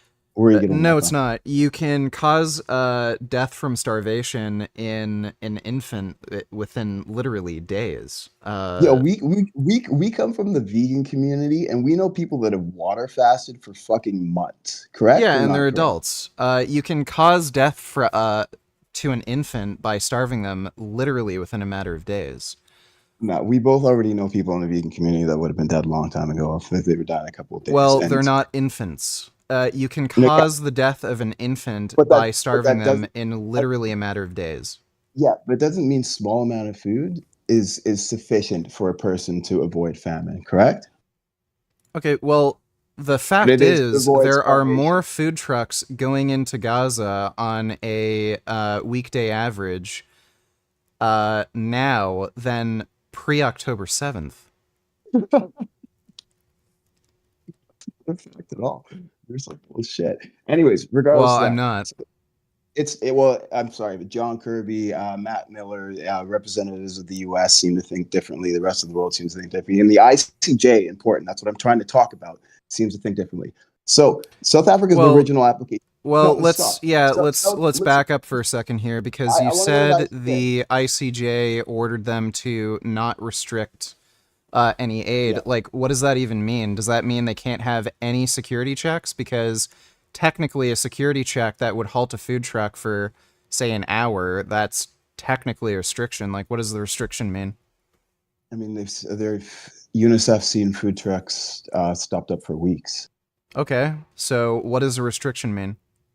A restriction would mean stopping the flow of aid, so shutting down Yeah, ports. what They does shut that down. mean? Have they or have they not shut down the Rafah port? Is that open? Well, the port in Rafah is open. What the way the aid travels is there's an inspection in Israel, then it goes through Egypt, and Egypt does their own security inspection, and then it goes into Rafah. So, why did like, Rafah get shut- what's funny is the ICJ is telling Israel not to have any restrictions, and then Egypt is doing their own security checks and stopping some of the fucking trucks. So I don't know how that's No. Israel's problem. That's not true. Israel took over the Rafah crossing. Just stop. So, anyways, can I You talk can about the ICJ? you can look at Can I the talk you about can the look at ICJ? the, Can I how talk about- aid is can I- channeled through Rafah. It Can I talk goes about the through. ICJ? There's a security check in Israel first, then they go through Egypt into Rafah. But Egypt does their own security check, so Are you that's saying at no point- technically are you so saying- that are you- would be a are you saying- bottleneck. Are you saying at no point in time Israel's taken over any of the border crossings in Egypt? How would Israel take over border crossings in Egypt? It's in Egypt. Well, because surprise, surprise, they occupy Gaza. They're in control of Gaza. Do you understand Egypt is a separate country to Israel, and there's a border between Egypt and Israel Do you, and do you understand that? Gaza? Do you understand that? You understand that doors have two sides? Okay, do I have to like actually draw this out or show you a map? Egypt shares So, a border with I'm Gaza. sorry. I'm sorry, but does does the United States have a checkpoint in the United States for people from Canada? Yeah, they do. So then, okay. So would Israel, who controls Gaza, have a checkpoint on their side, and on the other side, there's Egypt? What are you talking about? There's Oh my God. For it to get through, Israel okays it. They check it on that side. Yeah, I just said Israel has you can control look over at what the goes aid into channel Gaza. going into Rafah. There's a security inspection in Israel. Then last they 2 go months- into Egypt, la- and then the Egypt last does two- their own security inspection until the aid trucks can get into Gaza in the last 2 months, Rafah crossing. in the last 2 months, has Israel shut down Rafah? Yes or no? I believe they have shut down one Rafah crossing, but I think it was so they shut opened up down again. crossings. So they shut down crossings. So there's a restriction of aid. Anyways, so the South Africa submitted an application. It was 84 pages in December. Wait, let okay, me- you didn't. Wait, give me 1 second.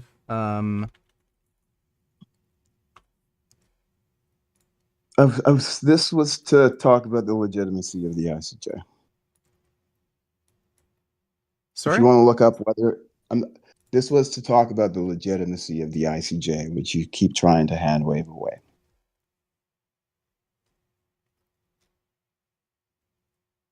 Are you there? So the Rafah border crossing is in Egypt. Yeah. Yeah. And it goes into Gaza. Yeah. So that's Egyptian territory. Who controls Gaza? What?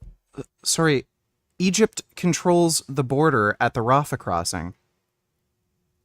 Richard, borders go both ways. Egypt controls the border in the Rafah crossing. Egypt isn't Israel. Borders go, there's two sides to a border. Yes, and the Gaza is not Israel. Israel controls Gaza. They took control of the Rafah crossing and they shut it down. You just said they shut it down. You just said they shut. Sorry, Egypt has also closed off crossings into Gaza. They've actually like doubled up on security at the crossing between Egypt and Gaza. And again, Yeah, and the why- Rafah crossing is in why was- Egypt. Why did Egypt do that? Was it because all the people in Gaza, not most of the people in Gaza, got chased down to the southern point? So Israel was hoping that they would try and flee through the border. Could that have been why they shut Sorry, down? explain that again. Israel corralled the Palestinians into an enclave next to Egypt, with hopes that they would flee, which they've been trying to do since the beginning of the war, was chase them out of Gaza. It's not a coincidence that the majority of the population was pushed down to the most southern edge. Okay, so I'm sharing this on my screen right now. You can I see, can't see it. everyone can see where Rafah is. It's along the border of Egypt. So Jesus Christ, I'm not debating whether in fact the Rafah border is in between So, Gaza and Egypt. I will copy this link in chat. You don't have to. I'm not No, contesting. I'll copy this link in I'm not contesting that. You've already said that Israel shut down one of the borders. There, they have control well, I'll over just the border. message this to you. Are you listening to me? Can I message this to you? Yeah, here we go. Can I'll you just hear me, message or are you that to muting? I can Are hear you you. muting me? Okay, well, So I'm already again, saying. the Rafah crossing is in Egypt. So if Israel wants to get aid into Rafah, they have to pass off aid trucks into Egypt, and then Egypt does their own fucking security check, and then they can enter Rafah. So that's one of the bottlenecks for getting aid into Rafah. It's Egypt, not Israel. Oh my gosh. Israel closes in Gaza by occupying the land borders. Israel can do that within Okay, Gaza. can you look at the map? Can you look at the map? Jesus Christ, I don't have to. I understand on one side is Gaza, on one side is Egypt.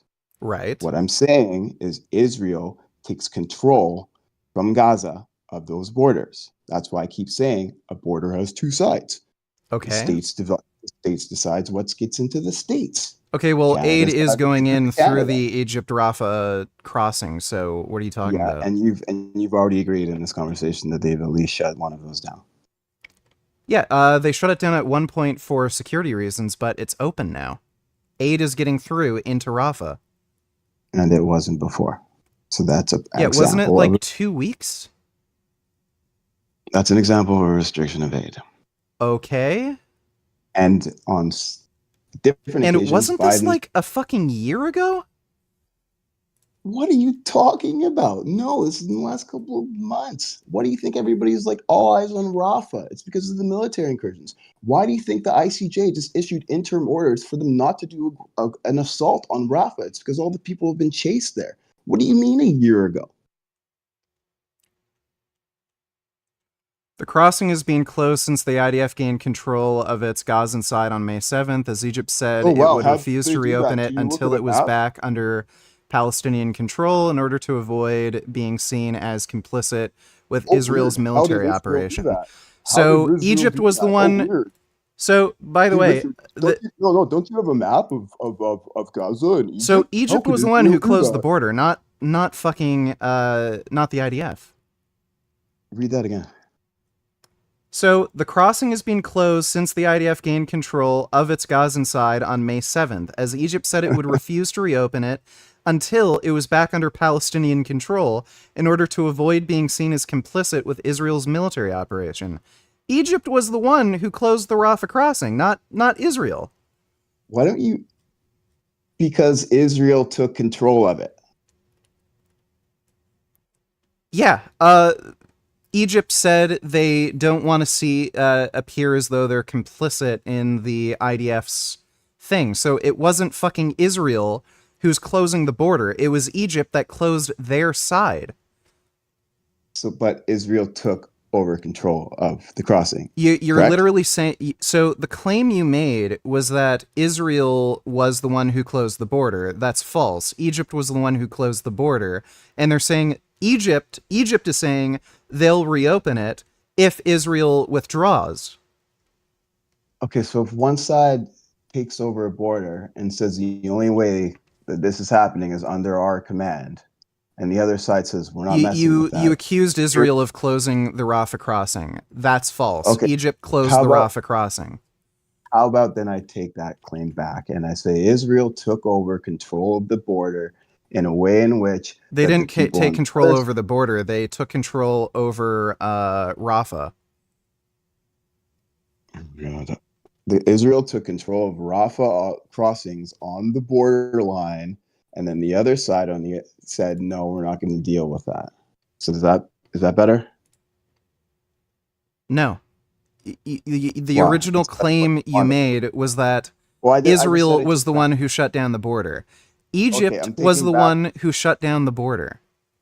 I'm taking back my claim, man. Then okay. So an unruly force was on the other side, and one side said we don't want to deal with them until they leave. So if you want to take that as Egypt, Yeah, so closing it's not the border- Jew. So you're blaming Jews basically, and it's not the Jews' fault. The Jews? Why would you say that like that? That's one. It's let me see. Are Israelis extremely anti- Jews?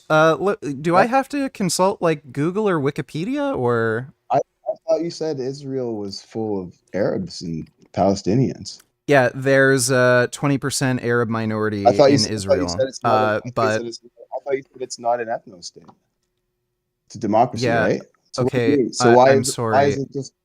Why is it I'm just I'm assumed that sorry. the Jews- why do I'm you sorry. keep- why do you Israel's call the kind IDF of synonymous with Jews, and mostly Jews are in the government. Mostly Jews are in the IDF. So So is it an again, ethnos? your Is it an your ethnos? whole narrative is it's Sorry, the Richard, is it an eth- Jews. It's the Jews who shut down the border. They're starving everybody. But guess what? It wasn't the That's Jews lit- this time. that's It was lit- fucking that's literally Egypt what who you shut said. down the border. And now you have Those to are fucking your turn. words. And now you're trying Those to are your avoid the words. fact that you were blaming your blaming Israel when it was the Egyptians who did this. Oh, is it Israel now? It's not the Jews anymore, Mr. Anti-Semite? Yeah, okay, we can use Are- whatever are- fucking Richard, words no, you're I'm comfortable with. sorry, but are Jewish people some sort of monolith? Okay, again, just to summarize here, you blamed Israel / the Jews, whatever you want to call them, Well, for shutting that's down the your- Rafah crossing when it those was are your Egypt words. who shut down the Rafah crossing. Okay, Those are your so words. the Israelis / the Jews, it wasn't their fault. It was Egypt. So I think we So can we- move on now that you've admitted you were wrong. So we agree that the IDF took control over the Rafah crossings. They didn't take control over the Rafah crossing. Egypt You was the already read one who that out. fucking took control of the Rafah crossing. They They were the took ones control who over shut it. down the border at their side. On their side, yeah. And Israel took control over the Rafah crossing in Gaza. How is Israel taking control of the Rafah crossing when they didn't shut down their side? On their end, they took control of the Rafah crossing. Yes or no? They're like You I'm already- sorry. The You literally reason just read- Egypt you read fucking that shut out. down the Rafah crossing is because Israel invaded Rafah, and they said until Palestinians gain control of Rafah, they're not going to open the border. So Egypt was the one who was stopping aid from going through the Rafah crossing. Okay, well, anyway, so Israel took over the Rafah Okay, crossing. yes or no? Okay, sorry. Yes or no? Was it Egypt that shut down the border at the Rafah crossing? From what you said, Egypt shut down their boarding after Israel took control over their crossing on their side in Gaza. Did Yeah. Egypt shut down aid? Is Egypt responsible for preventing aid from going through the Rafah crossing? Yes or no? No, Israel would be. Oh, really? Take- So you're saying so Israel shut down aid from going through the Rafah crossing, even though Egypt was the one who shut down the border on their end to prevent aid from coming in. Israel took over those crossings.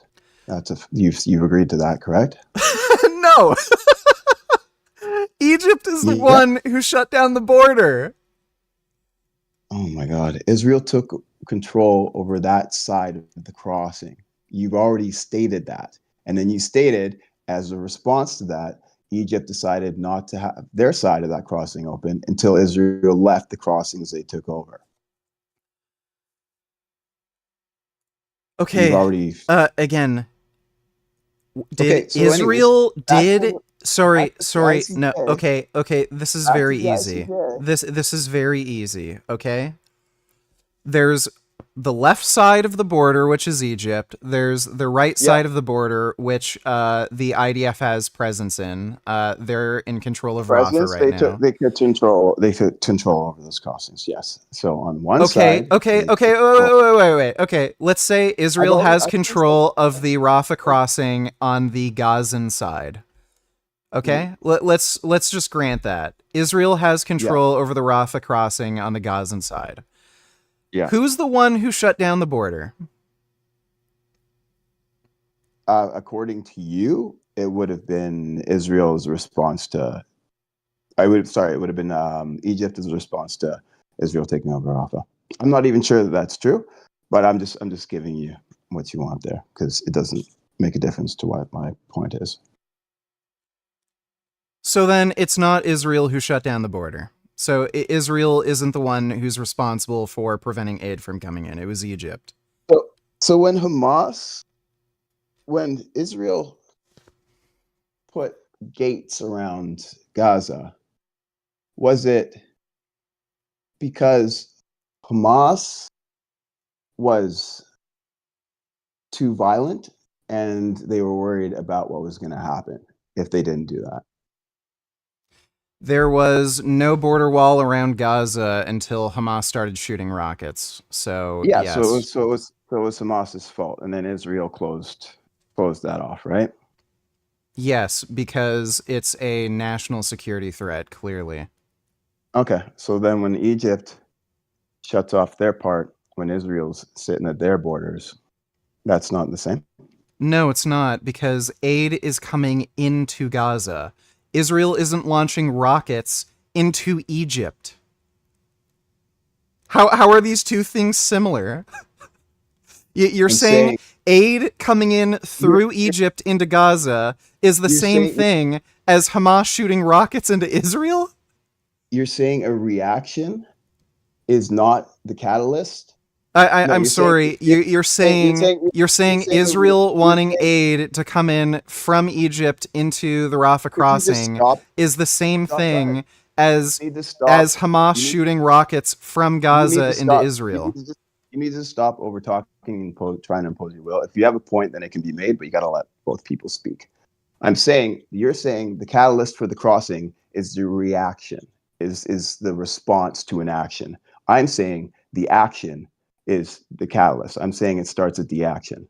So if they closed it because of Israel being on that one side in the way in which they were doing things, if they were shutting it down completely, they may have, or they might have wanted it there so that they could fucking shuttle Palestinians out into Egypt. I don't know, but that might have been the case as well. But either way, if Israel wasn't having control over that before, like you said, where they let the trucks go to Egypt and then the trucks would roll on into Rafah, if Israel changed that and then they took control over that crossing, it was for a reason. It was either to stifle the flow of aid or it was to kick Palestinians out into Egypt. But either way, I think why that's a reasonable in the response. fuck would Israel want to kick Palestinians into Egypt? They've been literally talking about that since day one. You have fucking members of the cabinet saying specifically, like, we'll by make the it way, uninhabitable. Egypt has literally publicly stated that they wanted to close the Rafah crossing because they didn't want to seem complicit in a quote unquote genocide. Yeah. Part of a genocide is the ethnic cleansing of people, which would be chasing them out of their land where they are. There are members and ministers that have been part of the ICJ case that have said specifically, we will make Gaza uninhabitable. We'll cut off all food, all water, all aid. That's in there. No, they said they're going to starve Hamas. No, they didn't. That's not the quote at all. What's the exact quote and who made it? Hold on. And like I said before, trying to talk about the ICJ, These are all quotes that were in the application, the original application, the 84-page application. Which is why, as part of the interim orders from the ICJ, they said specifically that Israel would need to punish anybody that's made any sort of genocidal indications. And I imagine why they would make an order like that if those things hadn't occurred or those things weren't assumed to be for that. Okay, so where's the quote you're talking about? I'm trying to look it up as I speak. You can't actually say that that's never occurred before. You've heard this What? before. These quotes. Hold on. Israel's announced a total blockade. We are putting a complete siege on Gaza. No electricity, no food, no water, no gas. It's all closed. That's Yoav Gallant. Said that in a video statement. Okay. And that was right after the October 7th attack, right? Yeah, and what happened after the October 7th attack? Yeah. That There was a 2-week period where no aid came through.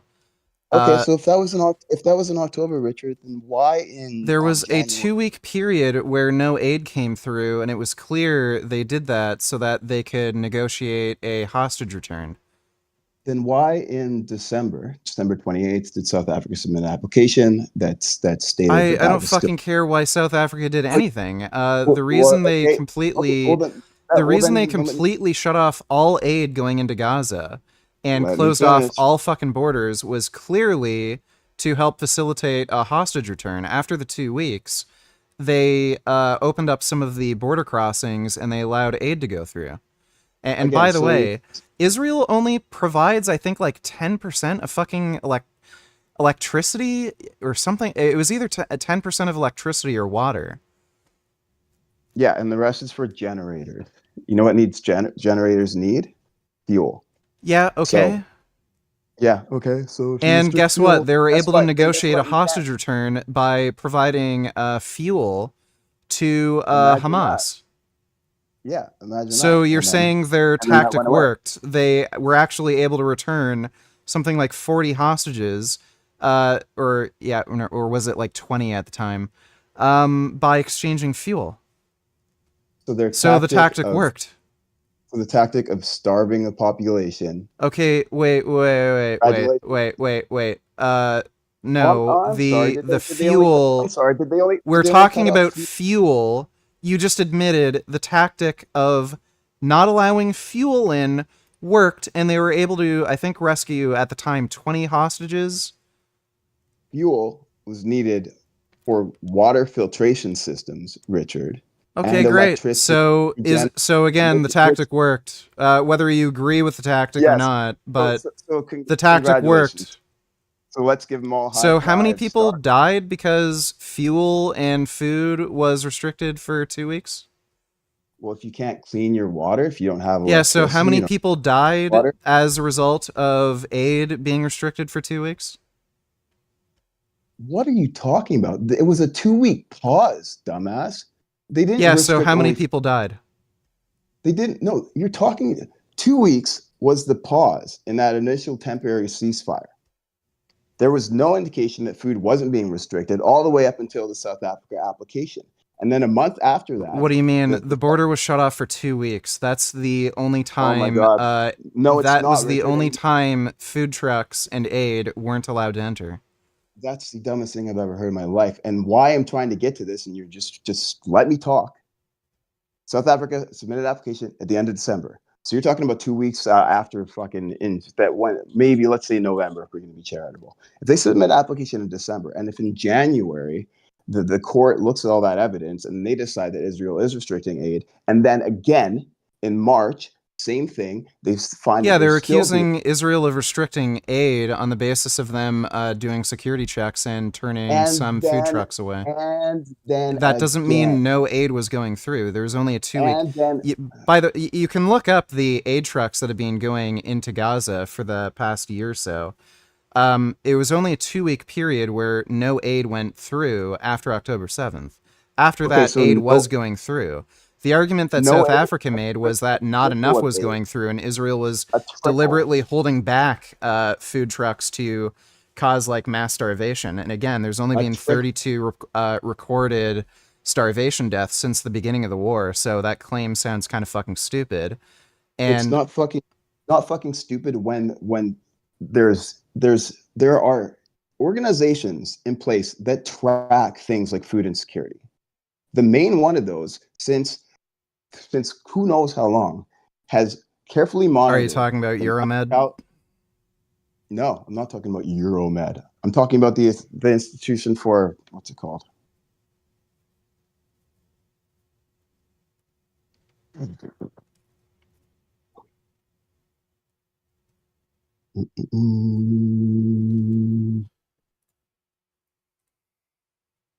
The Integrated Food Security Phase, the IPC. Okay. The Integrated Food Security Phase Classification. Evidence and standards for better food security and nutrition defense. Those are the ones that were tracking like the levels of insecurity, food insecurity, extreme food insecurity, and that the worst, obviously, famine or whatnot. And Okay, that's, so only 32 starvation deaths so far. So I think if people were not getting enough food for a okay, year, if that's probably the see a argument few you- more deaths. if that's the argument you want to hang on. And again, that's I good. think 28 of the 32 reported deaths were all infants. Okay, yeah. What's your? I mean, so your point is people are getting adequate. Well, people nutrition? seem to be getting enough fucking food for the most part. Do they? So, and if anybody wants to like splice this or just go and look on your Instagrams or anywhere, you can see the children that are just skin and bones, barely even at that, all across Gaza. You see the kind of shit every day. Oh, on the okay, videos. great. Show me like I don't know what show me like a source for starvation figures. I have many times in the past. It's the Integrated Food Security Phase Classification, the IPC. Okay, but like show me the figures. Oh my god. Yeah, I know, like providing evidence for your claims. It's a Yeah, I do drag. provide evidence. That's why I call you a sea lion, because they do drag. Because you want a link for something that's going to do something in one conversation. When I've said multiple times that there have been applications with links to evidence of everything that they claim that have been submitted to a world court that has 16 appointed judges. Okay, Each great. one of those So judges- you're each making one a of those specific judges- claim about starvation. I'd like to see some of the data on the starvation claims. Okay, and I'm telling you, I've provided them to you before. You just haven't taken the time to look at them. But if you would like, I will provide it again. Since you don't want to take any time to pick Like through, again, you're because all you've said is look at the photos on Instagram of starving kids. Like, okay, well, no, that's not all. That's clearly not all I said in the slightest. So I said that this information is provided to the ICJ in which they've meant to make their determinations. But you don't want to take the time to look at that because you want to have it as like some quick little YouTube clip because that's how you no, operate. you're quoting from a particular How do organization that probably You just has an look- article or some sort of graph. How do I?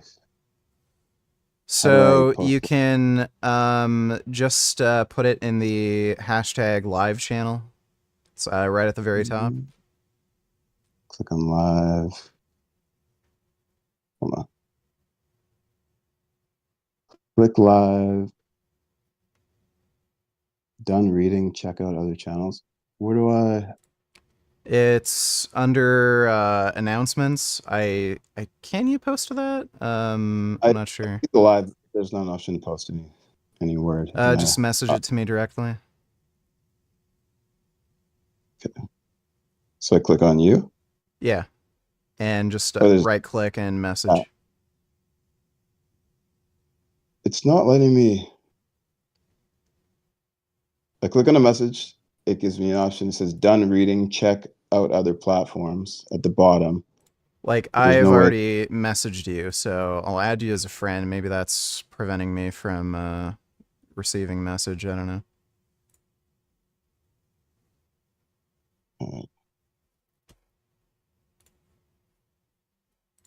Accept. No, okay, messaging you directly. What the fuck? It's not. Oh, there. Message. All right. That's the IPC. They measure food, the levels of food insecurity around the world. Famine is imminent as 1.1 million people, half of Gaza, experience catastrophic food insecurity. Blah blah blah. According to the most likely scenario, both North Gaza governance are classified in IPC Phase 5 famine with reasonable evidence, with 70% around 210,000% of the population. Phase 5 catastrophe. When was this article written? Oh, it's March. 15th February to March 2024. Projection for March 16th to July. Yeah, they probably have a more recent one. That's just... Let me see. So, famine threshold for household acute food insecurity is already being far exceeded. So I'm just curious what this is based on. Let me pull up the graphic. So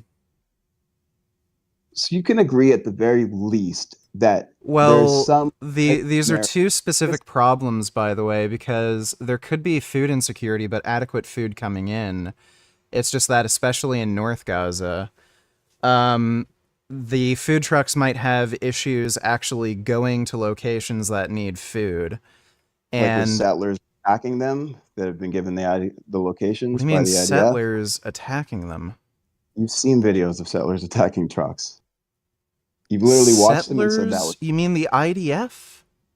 No, settlers. Protests at the borders.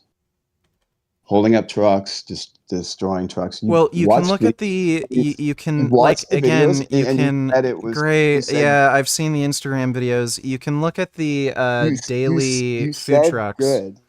That's great. You can look at the daily, and you can look at the daily crossing of food trucks. I think the daily average is something like 120. Okay, well, I don't care about a fucking Instagram video that you've seen where Israeli citizens are vandalizing food trucks because they think it's going to Hamas. Again, that doesn't seem to be massively affecting food going into Gaza. Since then, conditions necessary to prevent famine have not been met. Famine is imminent. So let me see.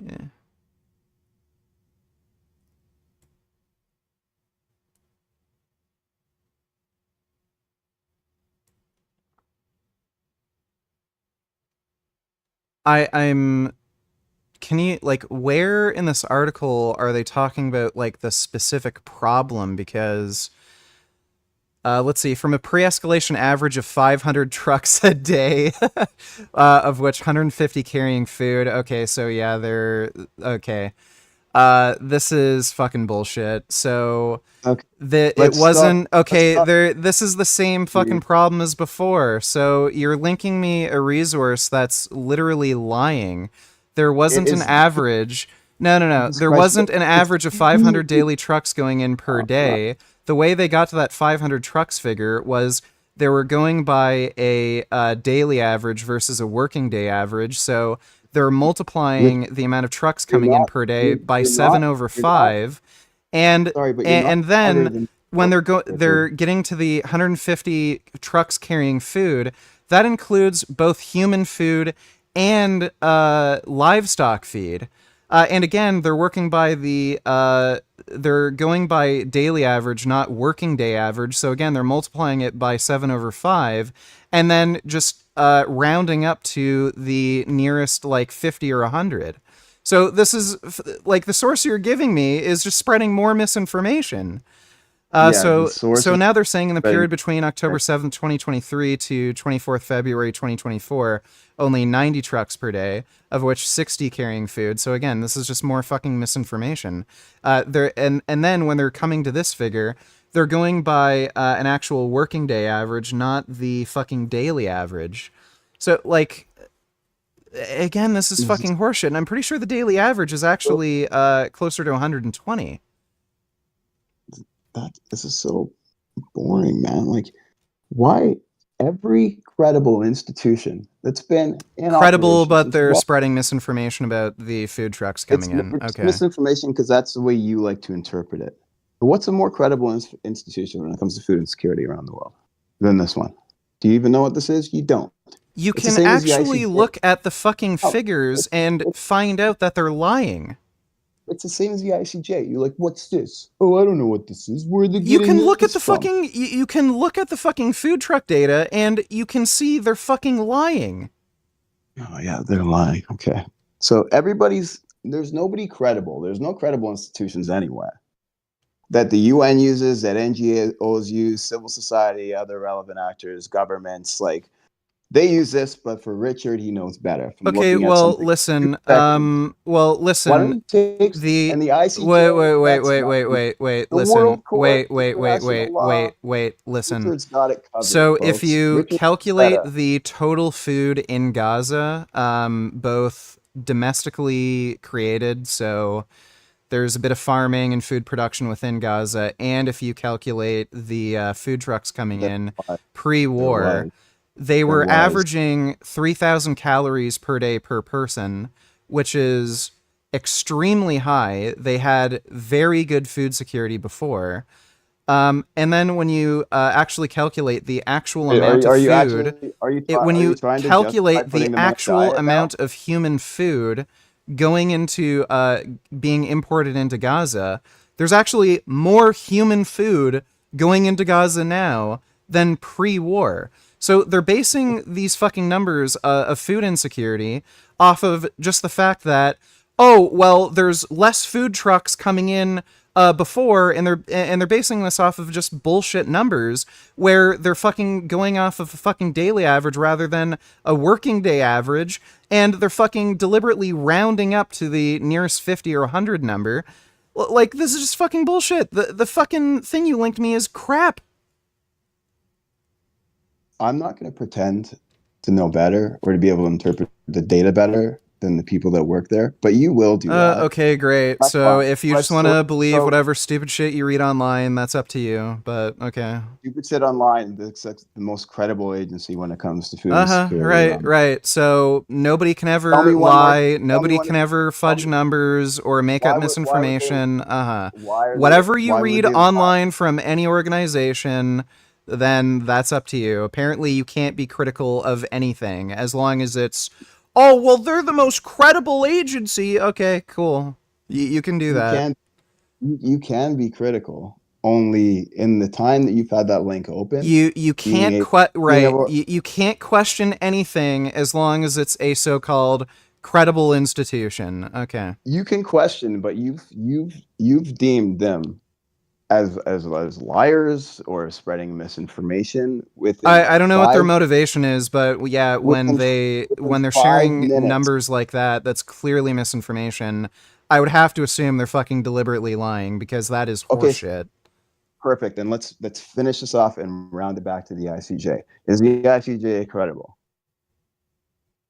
Well, wait, you were fucking claiming that in this ICJ filing, Israel was shutting down the Rafah border, and that's one of the bases for claiming they're starving No, I didn't Palestinians. claim- We've already established they didn't shut down say- the Rafah crossing. It was Egypt that shut it didn't- down. I didn't say anything about that with the ICJ. You just made a claim that they're not shutting down aid anywhere, and then we got into the conversation. Well, based and off look, that. if the ICJ ruling is based off this bullshit fucking report where they're deliberately lying about food truck numbers, I don't Well, really you know trust what, the ICJ ruling.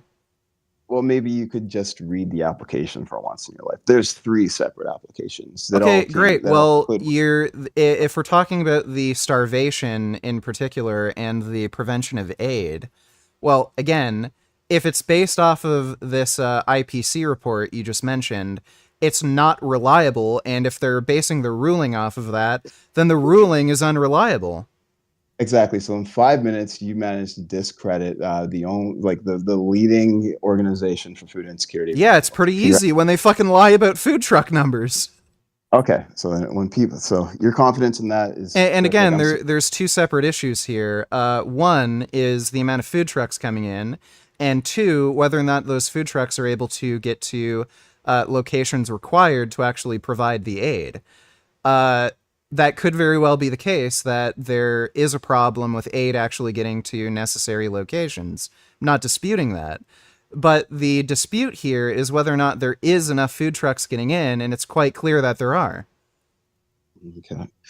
So the ICJs, their findings are they're just made up bullshit. Well, I explained to you why I don't trust the finding on the starvation thing. So what other parts of the ruling are there? So that's not just one part of the ruling. Yes, they did use evidence from the IPC, but they used a bunch. It's an 84-page report is the first Right, report. so we've already gone over the starvation thing. Is there anything else? Like, is there some stupid fucking genocide claim being made about how they're conducting warfare?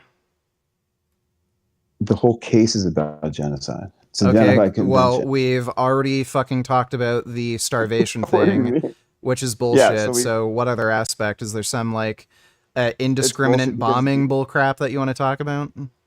It's bullshit because you claimed it was bullshit. No, I explained why it's bullshit. It's not just that I claim it's bullshit. Because it's not a credible organization. Okay.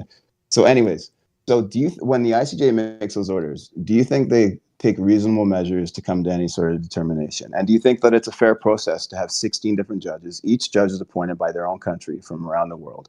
Do you think it's credible, or do you think they're all just biased? I don't know. Every one of the orders that has been issued, for every vote on every one of those orders, there's been at least 14 of those 16 judges that have voted in favor for those orders. Okay, that's great.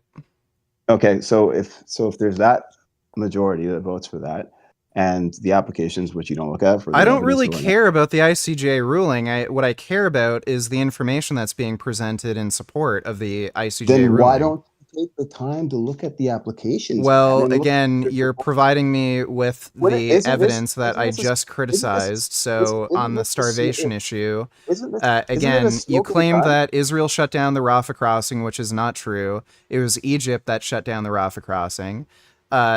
Two, you fucking claim that there's not enough food trucks coming in when clearly there fucking are. Stand by that. The issue seems to be whether or not aid is getting to appropriate places, which I'm not going to dispute. It could very well be the case, but also considering there's only been 32 starvation deaths, with like 95% of them being fucking infants, like I don't see a widespread issue of like people not getting enough food.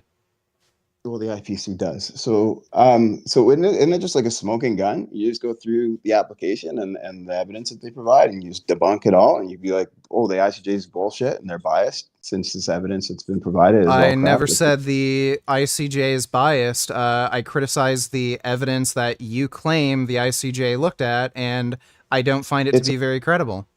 It's a portion of it. I've seen it in the 84-page report. But it's not all of it. But I'm saying, like, why don't you just do a stream debunking it so that goes application altogether, and then you could throw out the whole genocide application altogether, and I'd be there with you if you could debunk all of that. Okay. The problem here is you're saying the problem here is you're saying the ICJ is like proves something, and I don't care what the ICJ says. Like, show me the evidence. That's in the applications. Okay, I don't really want to read the full fucking application. If there's any specific fucking evidence if there's any specific evidence that Israel's committing a genocide, we've gone through the food insecurity issue, and again, I don't see any evidence that Israel is deliberately causing some kind of famine or mass food shortage. They're they've been letting food come into Gaza since 2 weeks after the October 7th attack. They have not been responsible for shutting down the Rafah crossing. Egypt was. There's also recently been an airdrop all throughout North Gaza to make sure food is getting to appropriate places, because there does seem to be a logistical issue with getting trucks to specific locations. I don't see any evidence that I don't see any evidence that Israel is deliberately causing a mass famine. And again, there's only been 32 starvation deaths, with most of those being infants, who are the most who are going to be the most vulnerable to food shortages. Why are there issues in North? Sorry? Why are there issues in northern Gaza? Well, again, it's a logistical issue. Northern Gaza was pounded with a lot of bombings. There's still a lot of Hamas militants in northern Gaza. There's still fighting going on there. Again, one of the criticisms that is being made against Israel is they're not having armored units, protect some of these food trucks. And again, when they do protect food trucks, there's a big fucking scandal about Israel fucking shot machine guns at civilians when they fucking didn't. And literally all the video evidence that's posted of this shows they didn't engage with civilians, and civilians just killed themselves by trampling each other. So Channel 4 and the BBC disagree with you on that, but they have fire. Okay, so can you show me the bodies at the Flower Massacre that have basketball-sized exit wounds in them from getting shot with machine gun fire? I mean, there's plenty of reports from doctors that treated people. Yeah, cool. So there were people at the scene who had cell phones. There were reporters. Show me where all these bodies are that were shot with machine gun fires from a fucking tank. Do you think they hung around? I've seen the. Yeah, they did. Yeah, they did. There was actually a fucking guy who was on the scene who admitted he was right next to a tank. He filmed the tank opening fucking fire at the sky to warn people not to get close to any of the armored vehicles. And that was it. So again, there are people at the scene there who had cell phones, but for some reason, they only decided to film the fucking Israeli tanks shooting up into the fucking sky. They didn't bother to film the tanks opening fire on civilians for some reason. I don't know, maybe they're fucking IDF agents and they're just trying to fuck with people or something. Yeah, at 4 o'clock in the morning in the midst of dark when gunfire is going off everywhere, people are running for their lives. I'm sure people will just be like, I should just stop and, take a nice pic. Yeah, there was a guy who fucking did that. Well, there's one guy that did that. Okay. Anyways, but those firing killings. Okay, he wasn't the only person with a cell phone, and the tanks weren't there indefinitely. Again, where's the video evidence of the Flower Massacre where there's all these people riddled with fucking bullet wounds from a fucking tank? Okay, anyways. So you can. Where's the evidence? Where's the evidence? Okay, wait. If you're gonna claim at the Flower Massacre, armored units fired directly on civilians, provide the evidence. Where are all the bodies riddled with fucking bullet wounds? Did people die from that? Yes or no? Yeah, they fucking trampled each other. Okay, so where's the evidence of people trampled on the ground? 100 people trampled on the ground. Did you count the bodies in that footage? Why was that I'm sorry. So again, you're claiming the IDF. You are claiming the IDF opened fire directly on civilians who were, I believe, 150 to 200 feet away from the tanks and armored vehicles. Where are all the people riddled with fucking bullet wounds? How many people died in the Flower Massacre again? Over 100? 117. Yeah, so we can assume some of those people were possibly trampled to death. But again, if a tank is opening up, if we're assuming that tank units opened up with machine gun fire, they're either firing 50 caliber or 30 caliber projectiles. Like, some of them would be cut in half. You would see basketball-sized exit wounds.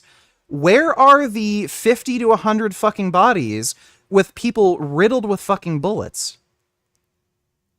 The doctors said that they treated many people with bullet wounds. I mean, I don't know what to tell you, okay, well, there's an active war zone. I'm sure doctors all over the place are treating people with fucking bullet wounds. Where's the evidence that it was from Israeli tank fire at the Flower Massacre? You're talking about tanks. I'm talking about they open fired on them regardless. When I said tank, the tank shelled a, what do you call it? I think it was an UNRWA truck. A tank shelled an UNRWA truck. Yeah. Okay, let me find the story for that. And by the way, that has nothing to do with the Flower Massacre. So again, you claimed Israel directly fired on civilians. You claimed Israel directly fired on civilians. I did, and then you started bringing. Yeah. up So tanks. where's the fucking the reason Israel fired warning shots is because people were getting too close to the tanks. They can't come too close to the tanks because it's a huge security risk. So they were only firing up into the air to, as warning shots. You're claiming Israeli tanks opened fire directly on civilians who weren't even close to the armored vehicles. So where's the evidence of that? You're claiming that, and maybe based off of You're the one who just claimed. Okay, did you or did you not just say? I said they got shot. Did you or did you not just say Israeli armored vehicles opened fire at the opened fire directly on civilians at the Flower Massacre? I said they shot civilians. I said people were doctors had treated people with bullet holes. Did guns. Did Israeli armored vehicles fire directly upon civilians at the Flower Massacre? Yes or no? I don't know if it was a tanks, but I know people were shot. I just asked you armored vehicles. That could be a tank. That could be an armored personnel carrier. So did Israeli armored vehicles fire directly on civilians in the Flower Massacre? Yes or no? I don't know. I know people were shot. Okay, so now it's I don't know. They did it. They didn't do it. I don't know. Okay, you're retarded. All right. No, you're not. No, what you're trying to like, dude. Are you listening to yourself? I said they got shot. Bullets come from guns, correct? Yes or no? So I didn't say it came from a tank. You're fucking talking about the tanks because what's being talked about tanks. There weren't fucking ground forces there. It was an armored vehicle unit. There were ground forces there. No, they were all in the fucking tanks. You can even see that in the fucking video footage that was released. The video footage release was cut off. Oh my god. You are so massively fucking retarded. Yes or no? I cannot fucking believe it. Was it cropped? Yes or no? Was it cropped? Yes or no? What do you mean cropped? It was cell phone footage. So some Palestinian was right next to the fucking tank unit or armored unit that were firing off warning shots. You can see the video. CNN did a fucking report on it. Yes, I know. I'm not talking. The fucking drone footage was cut off, is what I'm saying. Get off your weird tank fucking love all of a sudden. You're talking about tanks out the ass for no reason. I'm saying the IDF fucking, what do you call it? The drone footage was cut off that they released. It didn't show the position of the tanks and it didn't show the position of other bodies that were hit.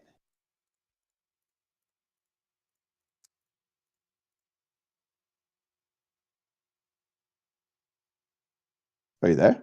Yeah, I'm looking at the CNN article. But I don't even. That's not even true. This. Why are we talking about this? What do you mean? You can literally see in the CNN footage, Israel released the drone footage of the Flower Massacre. You can see tons of fucking Palestinians just swarming around these fucking aid trucks.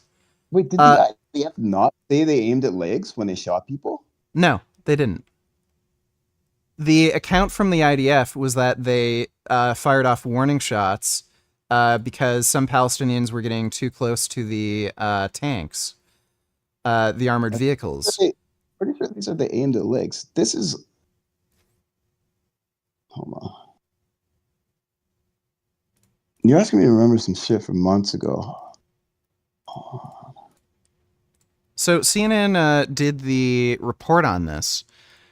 Israel military has said its investigation into the deadly humanitarian incident in Gaza last month found Israeli troops did not fire at the aid convoy, but at a number of suspects who approached and passed a threat to nearby forces, a conclusion swiftly rejected by Palestinian authorities. More than 100 people were killed in the incident in North Gaza, which has become known as the Flower Massacre, as Israeli troops opened fire near civilians gathering around aid trucks, triggering a panic. Local journalist in Gaza, Kadza al-Zanoun, some stupid name, who was at the scene and witnessed the incident, said at the time chaos and confusion only began once Israeli troops opened fire, and that many of the victims were run over by trucks in the ensuing panic. The Palestinian Ministry of Health in Gaza said at least 118 people were killed and more than 700 injured. So it was actually the truck drivers that ran over a bunch of people that seemed to have caused most of the deaths and injuries. Yeah, that was the claim. So the they command, did fire at so the people, command correct? review found that IDF troops did not fire at the humanitarian convoy, but did fire at a number of suspects who approached nearby forces and posed a threat to them. So they were only firing. They were only firing at people who, for no fucking reason, came near IDF forces. They're just fucking retarded. So they fucked around and found out.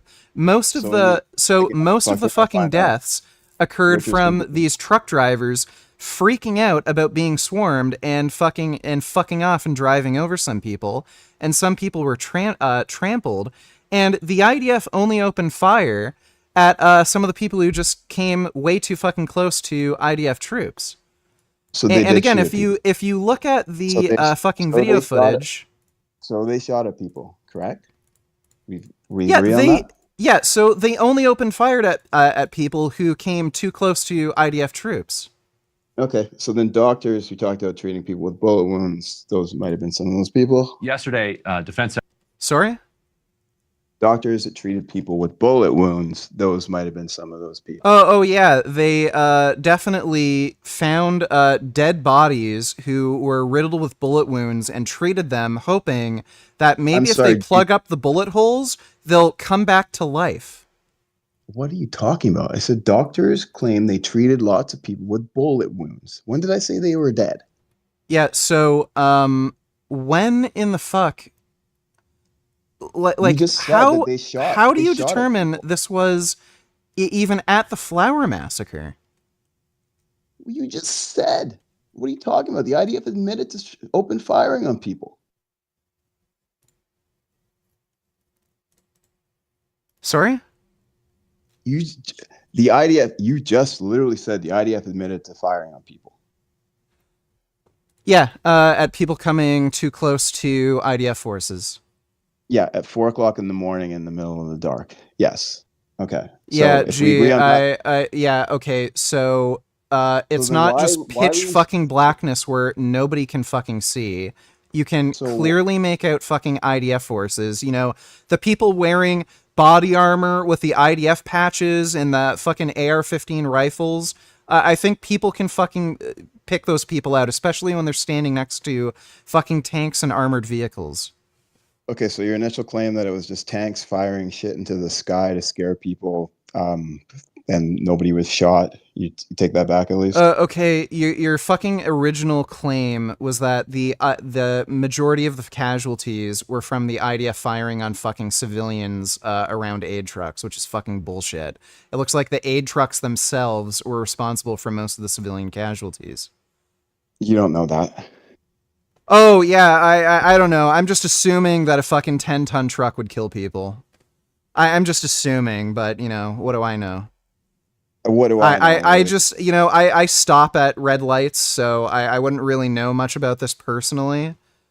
Oh, if you saw a truck going towards a bunch of people and you're in a crowd, you know, you would just stand there, I assume. Yeah, so where's your evidence that most of the people killed in the Flower Massacre were killed by IDF forces? Where's your evidence that's inverse? You're the one making the fucking claim. Like, look, I don't know why the IDF would fire on a crowd of fucking civilians around aid trucks. That doesn't make fucking sense to me. They're not a fucking threat. The IDF claimed they only opened fire on people coming too close to their forces, whom I'm assuming they fucking warned not to get too close to begin with. Yeah, but why do you think why would I assume IDF forces are just going to open fire on a massive crowd of civilians? I should just assume this? From my position, because it's the IDF and civilians were shot, yes or no? You already agreed to that. Or they've shot at least. So whenever anybody says, hey, you know, IDF soldiers just shot into this massive crowd of civilians that were 100 feet away from them for no reason, I should just believe this? The IDF said they shot at people. Yeah, they said they shot at people who were coming too close. What's too close?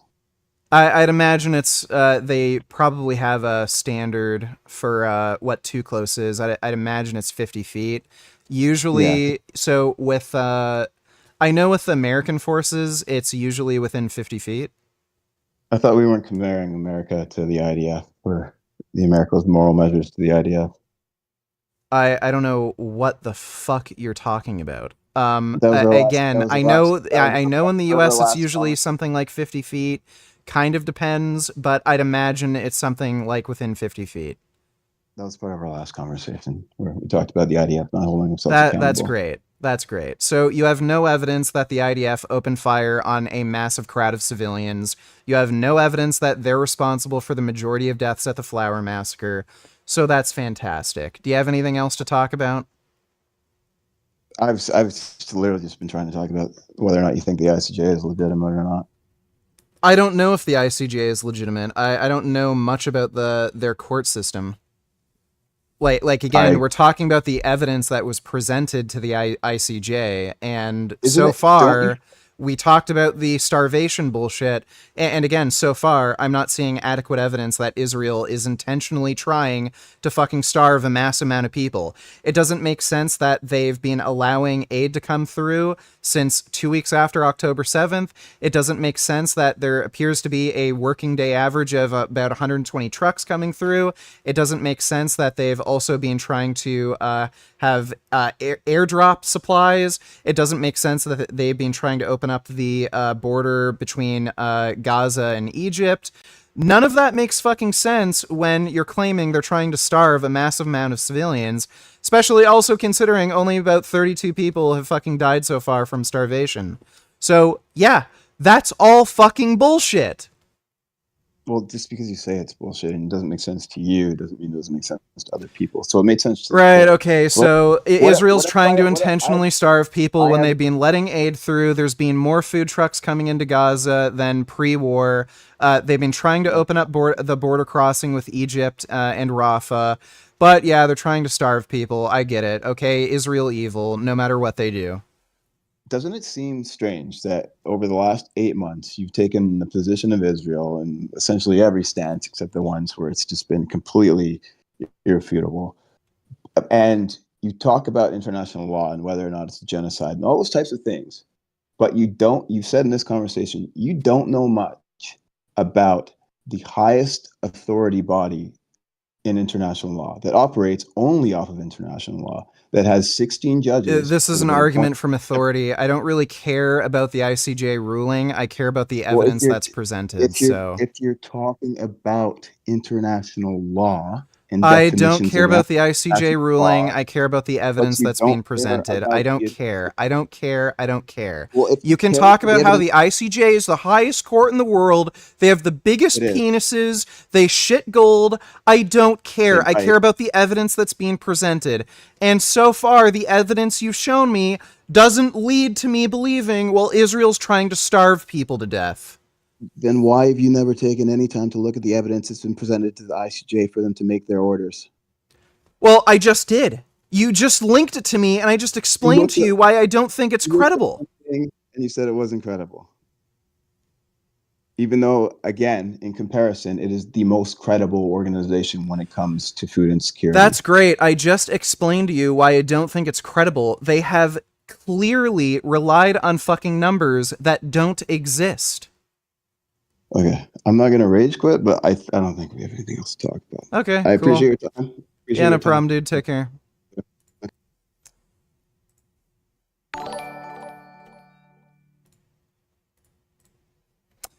Joe donated $2. Rate my sister singing at 3 minutes in the purple dress, tall girl.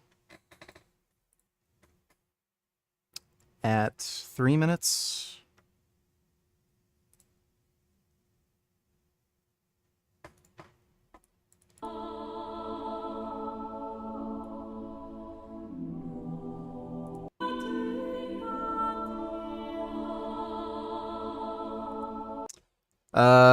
Not bad. Thanks for the donation, Joe. Early stream for you. How are you feeling? New Frank vids to watch. Frank Tofano. Let me see. appears that there are no new Frank vids to watch, unfortunately. I'm feeling okay, just a little tired. Thanks for the donation, James. Please find the time to debate Hamza Sodden on Palestine, Israel. Hamza Sada?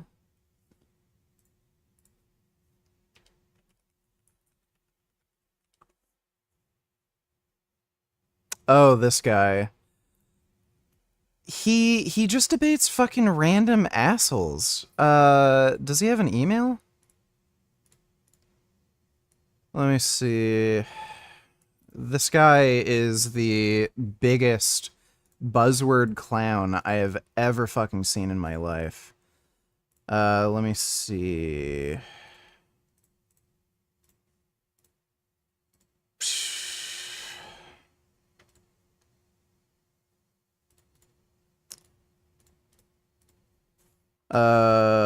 Israel, Palestine, debate. Hey, run the channel Vegan Gains and was wondering if you'd like to debate me on the Israel Hamas war. I normally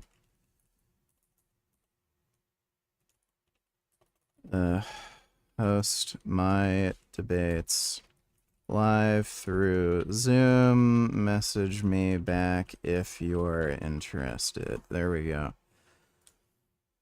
I don't think he's gonna respond or give a shit, but we'll see. Thanks for that donation, dude. Egypt is halting trucks inside EF conquered Rafah Passage. Actually, Egypt is starving Gazan. But when Arabs kill other Arabs, no one cares. Oh, dude, he, like, literally right from the beginning of the debate, he tried to fucking gaslight me into believing, oh, Israel's fucking preventing aid through Rafah. They're the ones who shut down the Rafah crossing. It was fucking Egypt.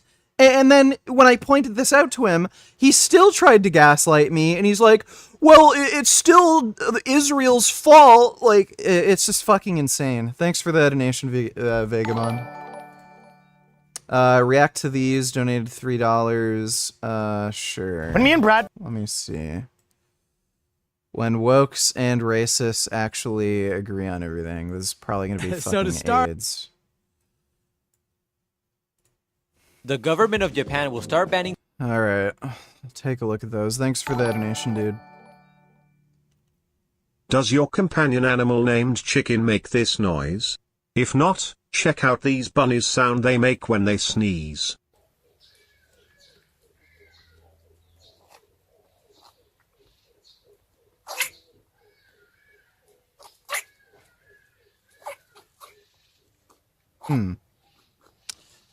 I've never actually seen my rabbits sneeze.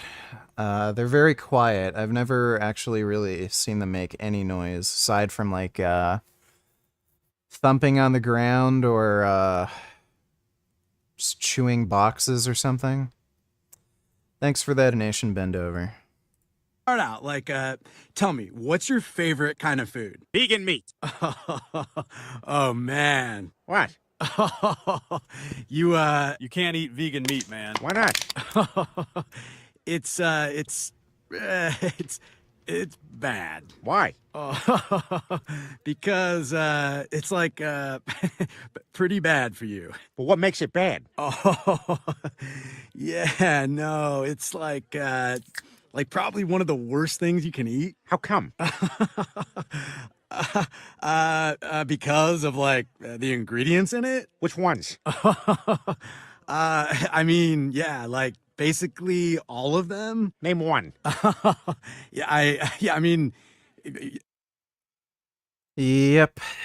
That's how it is. Tourists, and the whole situation has made a lot of Japanese locals and international tourists very upset. Because starting from April 2024, tourists will not be allowed to enter certain alleys in the Gion district. And tourists will also be banned from certain restaurants and tea houses in some areas in Kyoto. The decision was made by the Kyoto government not because they don't like tourists, but because many locals have complained that many tourists were being mad disrespectful to Japanese culture. Mainly because dumb tourists were going inside private neighborhoods, as well as stalking, harassing, and even touching geishas in the Gion district without their permission, which is very disrespectful to geisha in Japan. And before you start defending these kind of tourists saying how are they supposed to know the rules, well, first of all, stalking, harassing, and touching people without whatever.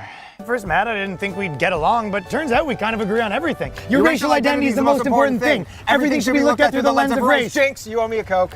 We both have a lot of opinions about people of color, even though we barely know any. I say colored people, but... Yeah, I get it. Whatever. No, I understand. I understand that there you can make a case like it's like, oh, well, there's a kill radius and then there's a certain probability of damage around the kill radius, the probability of death around it, right? I mean, there's like a tapering off probability around the like as you go further out. And then you can make a case, well, it should have still be further out other than that because some people still died, blah, blah, blah. I get that. But that's not what I'm talking about. I'm talking about Godzilla Minus is on Netflix. I think it's overhyped.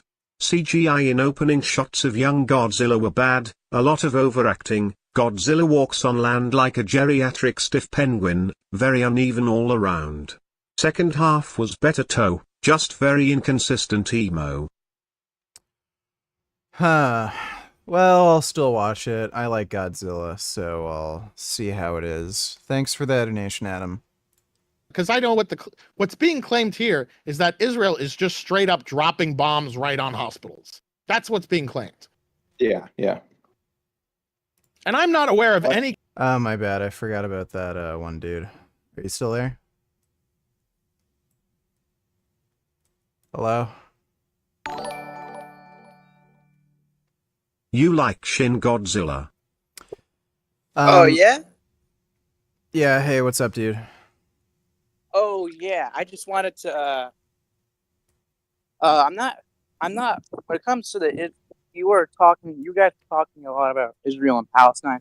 Me personally, I'm sort of ambivalent to it, but I lean towards Israel, considering that Israel is a liberal democracy and Palestine is, ran by jihad. But the thing I wanted to talk to you about is veganism, specifically named the trait. Okay. So, I take it that, when during this line of questioning, someone will say, well, the trait is, I don't know, intelligence, or it might be the fact that they're a part of the genus Homo. Well, and then you would say, well, but define human, right? But then the interlocutor can say, well, the human is the genus Homo, right? Okay. So, and then the response that you say, well, what if it's the case that there's some sort of criterion for the genus Homo that excludes, I don't know, black people or Asian people? What would you, would you be in favor of turning black people into hamburgers? Right. My thing is, I'm not understanding is why can't, the interlocutor just say, well, there's already a criterion for humans, people in the genus Homo, which includes black people, and just leave it at that. Well, again, you could just run the hypothetical and say, what if black people weren't part of the genus Homo? It doesn't necessarily have to be true. You just run it in the hypothetical. Well, I take it that black people, have traits, black people, in reality have traits that align with the genus Homo. So you can just wait. Genus Homo is the trait. There's traits that align with genus Homo, like having feet and hands, but that doesn't mean you're part of the genus Homo. Okay. Are you saying the trait is having traits that align with the genus Homo? Because that would include like any animal. well, we can just. I guess I'm now seeing it that you could just run a sort of hypothetical, but the main thing going to do was let's say someone says, well, the trait is intelligence, and you would say, well, what about mentally disabled people? I'm just confused on how the interlocutor can't just say, well, humans are part of a species that that produces moral agents they're more likely to produce agents that have a higher likelihood that there's a higher likelihood that they have greater intelligence. Yeah, so if they're going to make an appeal to species normality, then you can just run that reductio. You could ask, okay, if human beings had children that had a risk of, say, being mentally disabled at 51%, so the majority, would that make it okay to kill people? I mean, I guess that's something you could make, but how would you determine that is in fact the case that it's Well, it doesn't have to be the case. You're questioning their principles.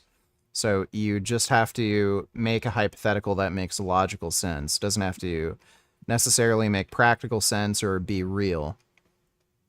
I mean, I guess that makes some sort of sense, but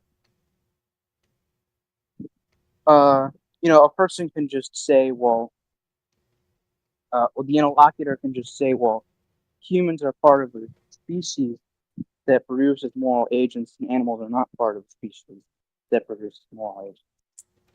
And that wouldn't include any sort of trait like intelligence, but moral, like what I mean. Like, so, like, is moral agency the trait?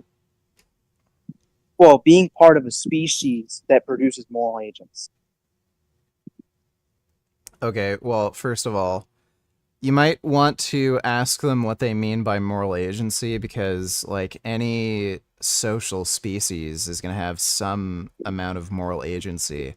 It might not be as explicit as in the human race, where we can create, like, actual laws that are codified, but you can see, like, dogs feel guilty when they do something that they're not supposed to. Animals can apologize to one another, and so they do have an implicit moral code. So there's that. And secondly, if they're going to say, like, the majority of the human race is a moral agent, like, you can just run a hypothetical where, again, a simple majority of the human race isn't a moral agent. That could either be, okay, what if 51% of human beings were psychopaths, or 51% of human beings were mentally disabled and didn't have moral agency for those reasons? I mean, what do you mean by a moral code or an implicit moral code? Yeah, so animals form social contracts. They're implicit moral agreements. So that can be as simple as something like playing together. You're forming a implicit moral agreement that you're not going to hurt each other to a certain extent. Oftentimes with play as well, even if an animal is bigger and stronger than the other animal, the bigger and stronger animal will like pretend to lose or allow the other animal to win. So that's an example of like an implicit moral code. It's not explicitly stated, but it's it's basically worked out through just implicit agreements. Well, an animal can choose to follow those norms, those moral codes during that interaction, right? But then violate those implicit moral codes when it comes to another interaction. Yeah, they can. So that just seems humans. Like, right? So that wouldn't really be a code. That would just be, that would be contradictory. And humans are capable, right, of having, non-contradictory moral systems, right? I don't see why animals also wouldn't be able to. And again, I would say most humans do have contradictory moral systems. Okay. Well, what's restricting them from not having a contradictory moral system? Animals. What's restricting animals from having contradictory moral systems? Well, by virtue of the fact that this is an implicit moral system. Well, Or it takes they place- may or may not have contradictory moral systems, but that doesn't mean they don't have moral agency.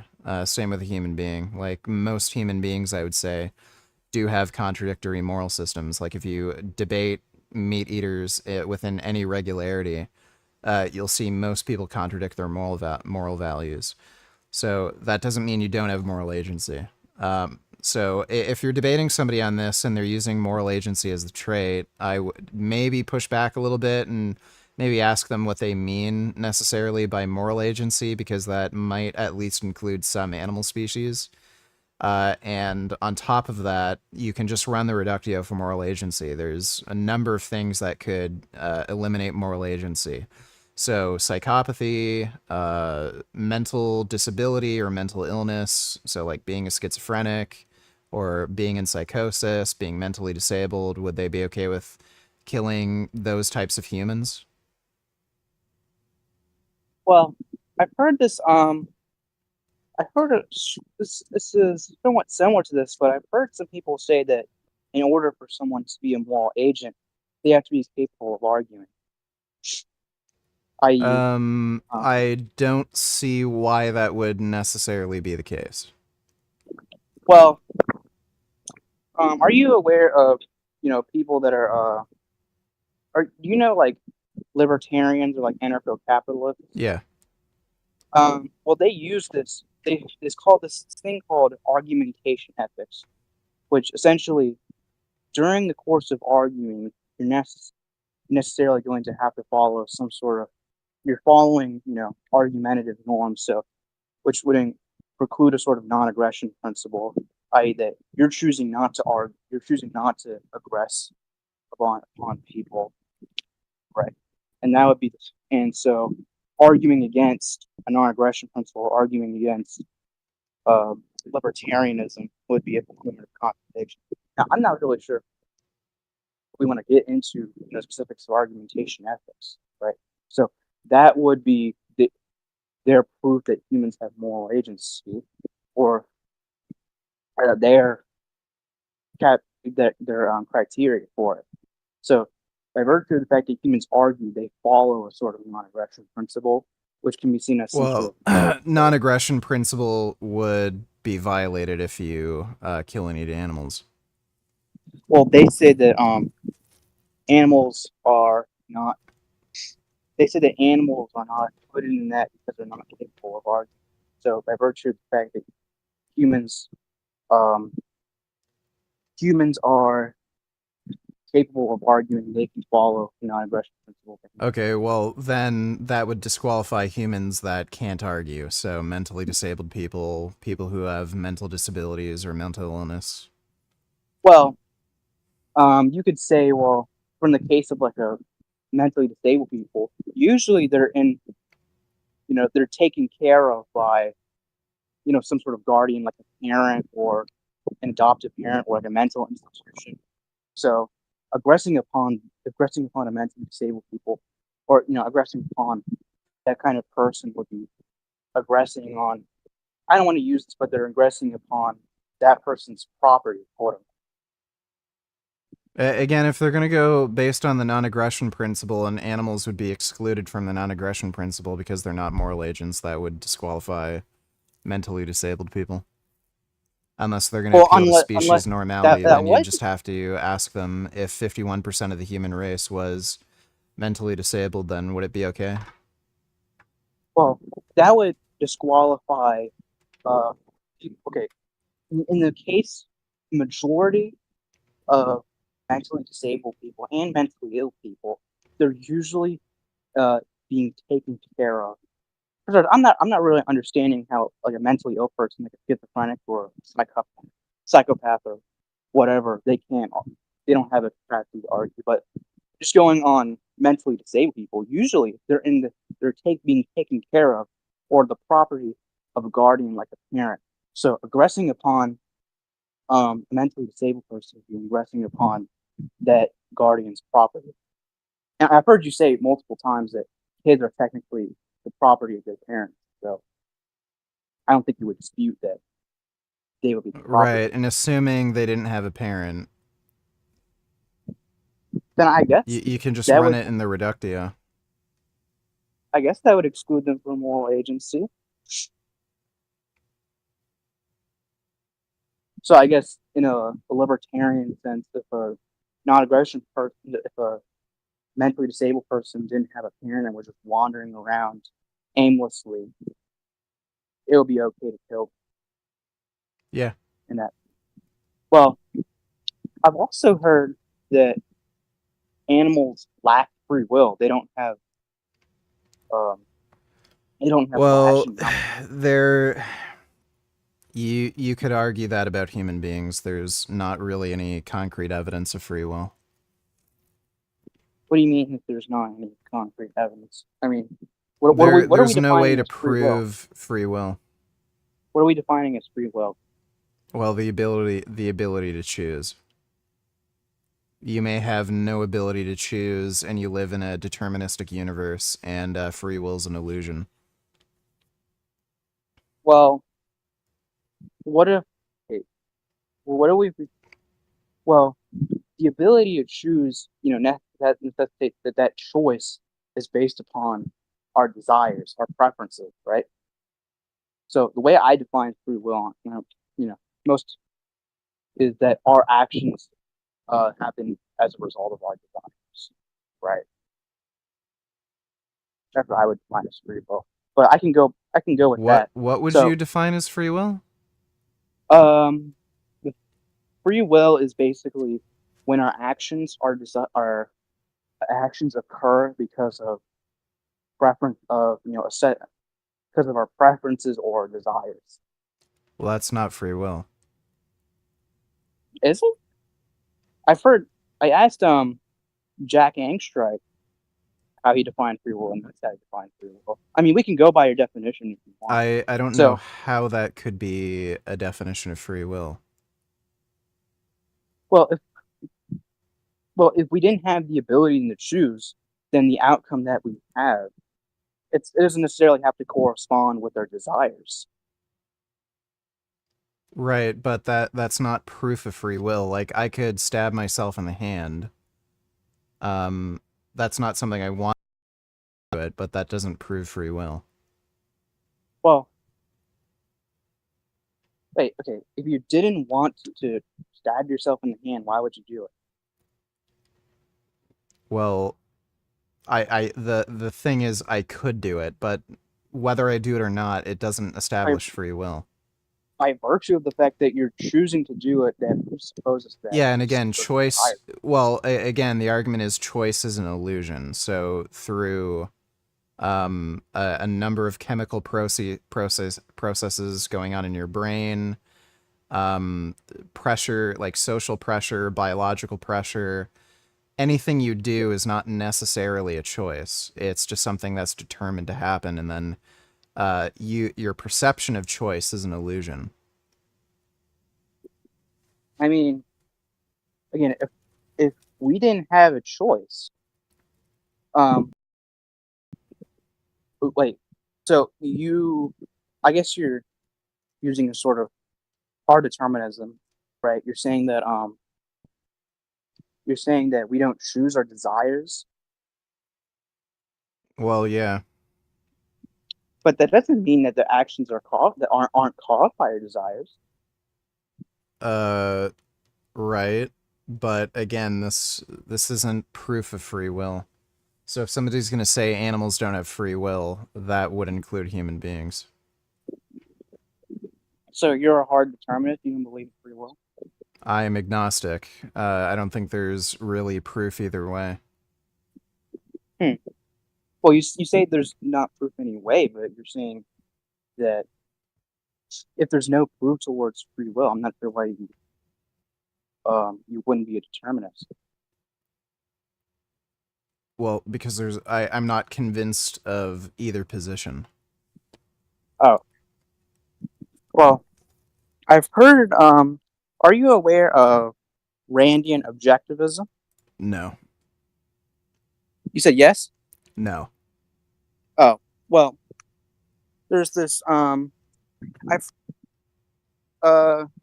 this thing, I haven't looked into it that much, but it basically says that proof, presupposes a volition, and that would, require free will, but I might have to look into that more.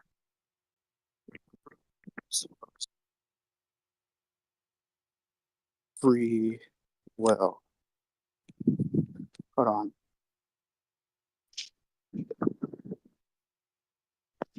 I think someone had an article on it.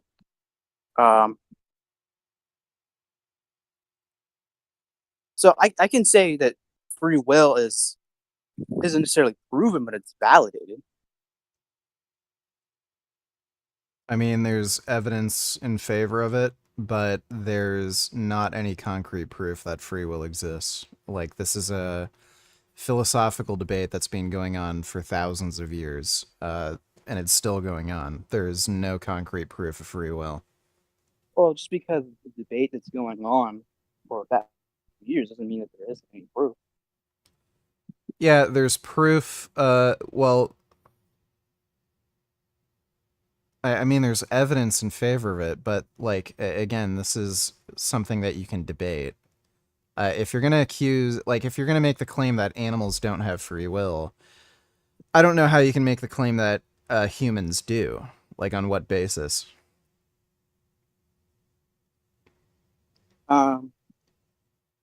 Well, I mean, I take it that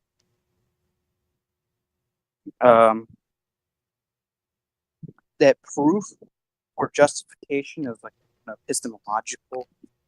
It's an epistemological issue. Like, how do I know? Right? Yeah, I don't know how you would know that. Okay, you don't know how I would know that I have free will? I don't know how you would know, or that anyone else does, including animals. How do I know what? That you or anybody else has free will. Okay. Right. So, so if you were to ask for validation of any sort of knowledge, that would presuppose sort of, the acceptance of epistemology, right? Like, epistemic norms, right? Okay. Right. So if human beings have no choice and accept there's no way that you can prescribe some method of epistemology if humans don't have any choice in accepting that method of epistemology. I don't know how that's evidence of free will. Right. So in order to say, well, how do I know? You have to accept, epistemological and epistemic norms, right? Okay. Right. So how could you accept that if you didn't have a choice in the matter? Because it may be determined. By what? By the laws of physics. The laws of physics. Yeah, just the chemical processes that go on in your brain basically determine whether or not you hold a certain epistemic standard.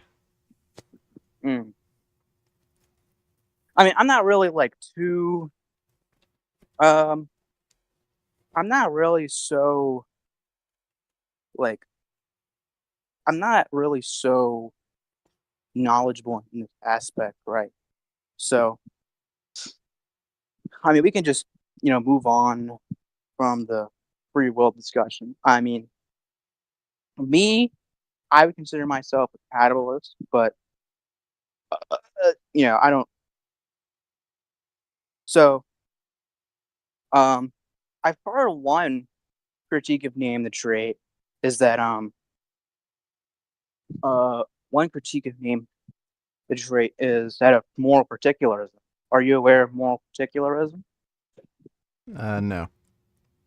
Well, moral particularism is basically the idea that that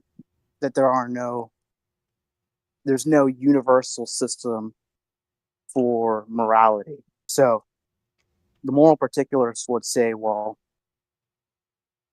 Name the Trait is invalid because it implies that there's some sort of universal principle that humans It does not. always have value. It does not. Wait.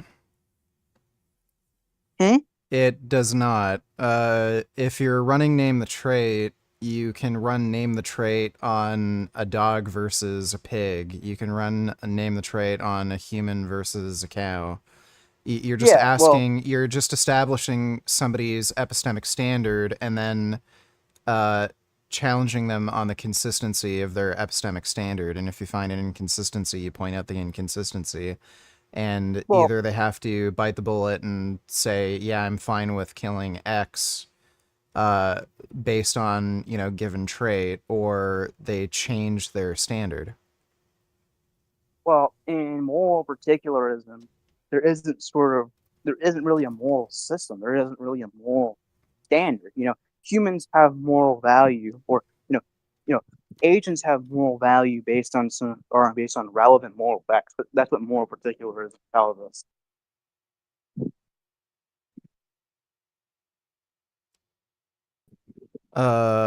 Okay. I don't know how that invalidates Name the Trait. Because it implies that because you don't have the moral particulars will just say that the trait is that the value property of a given pig is lower than the given value properties of a human. Yeah, and they're gonna have to explain why. Well, the trait would be that they have lower value properties. Okay, and they're gonna have to explain why.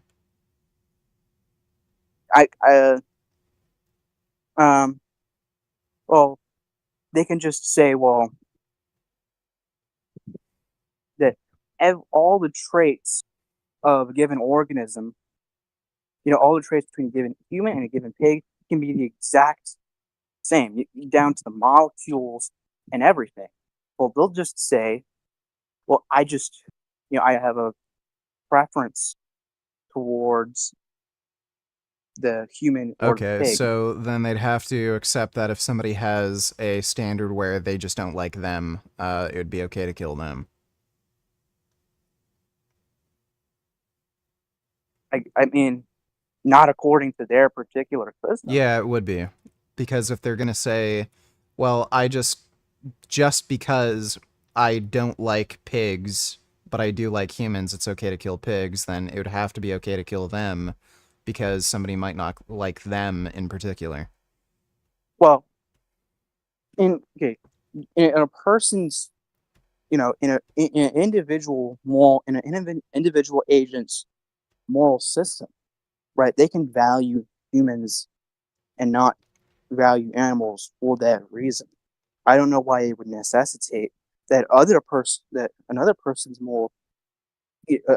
particular If they're going to system. say violence is justified purely on the basis of personal preference, then they would have to say it would be okay to kill them because I have a personal preference to kill them. Well, they have a personal preference not to be killed. Yeah, but they wouldn't have an argument against anybody else's personal preference. Well, their argument would be that it's against their personal preference. Yeah, well, that's too fucking bad. If they're going to say violence is acceptable based on your own personal preference, then if I had a personal preference to kill them, then that would be okay, even if they have a preference against that, because everybody's personal preference is validated by their personal preference. Okay. Okay. Are you? You know a little bit about meta ethics, do you? Yeah. So, you know what moral error theory is? No. I have to get going and return to my stream. I can't just keep talking forever. But take care, dude. All right.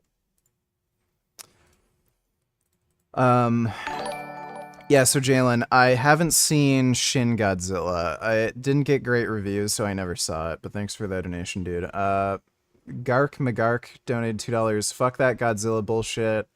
Watch Love Lies Bleeding, look up trailers, it's a quick fun ride, and there's lesbians. Oh yeah, that's with Kristen Stewart, right? Yeah, I might watch that. Thanks for that donation, Gark. Did you see my earlier donation? Yeah, you asked if Frank Tofano made any new videos, and you asked me how I was doing. I already responded to it. Frank hasn't made any new videos, and I'm feeling fine. I'm just a little tired. Thanks for that donation, James. Case where people were in a hospital where Israel just straight up dropped a bomb, like straight up on a hospital. But if they did pull that maneuver, though, you know, okay, they didn't drop it right on, but it was in the kill radius, and therefore, you know. Yeah, you could make a okay. That's different. Then we can begin to have a conversation. It's not. I don't think it's the same thing. It's bad. It's not as bad as dropping it head on. But then it's at the very least we could begin to have a conversation like adults instead of ideological children who are just regurgitating stupid, media pro-Palestinian talking points. Like at least then we can have a good faith conversation like adults instead of like the brain rot that happens around this discourse. Israel's okay. What Israel's military hospitals, including hospitals, are reason. Let's just. What I mean is specifically that.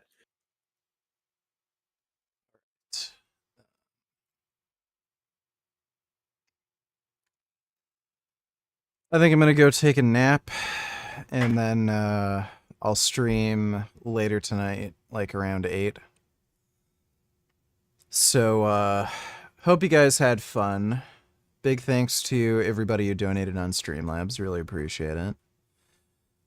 I'll be back on tonight around 8. I gotta go take a nap now and relax. But I'll see you all later. Take care.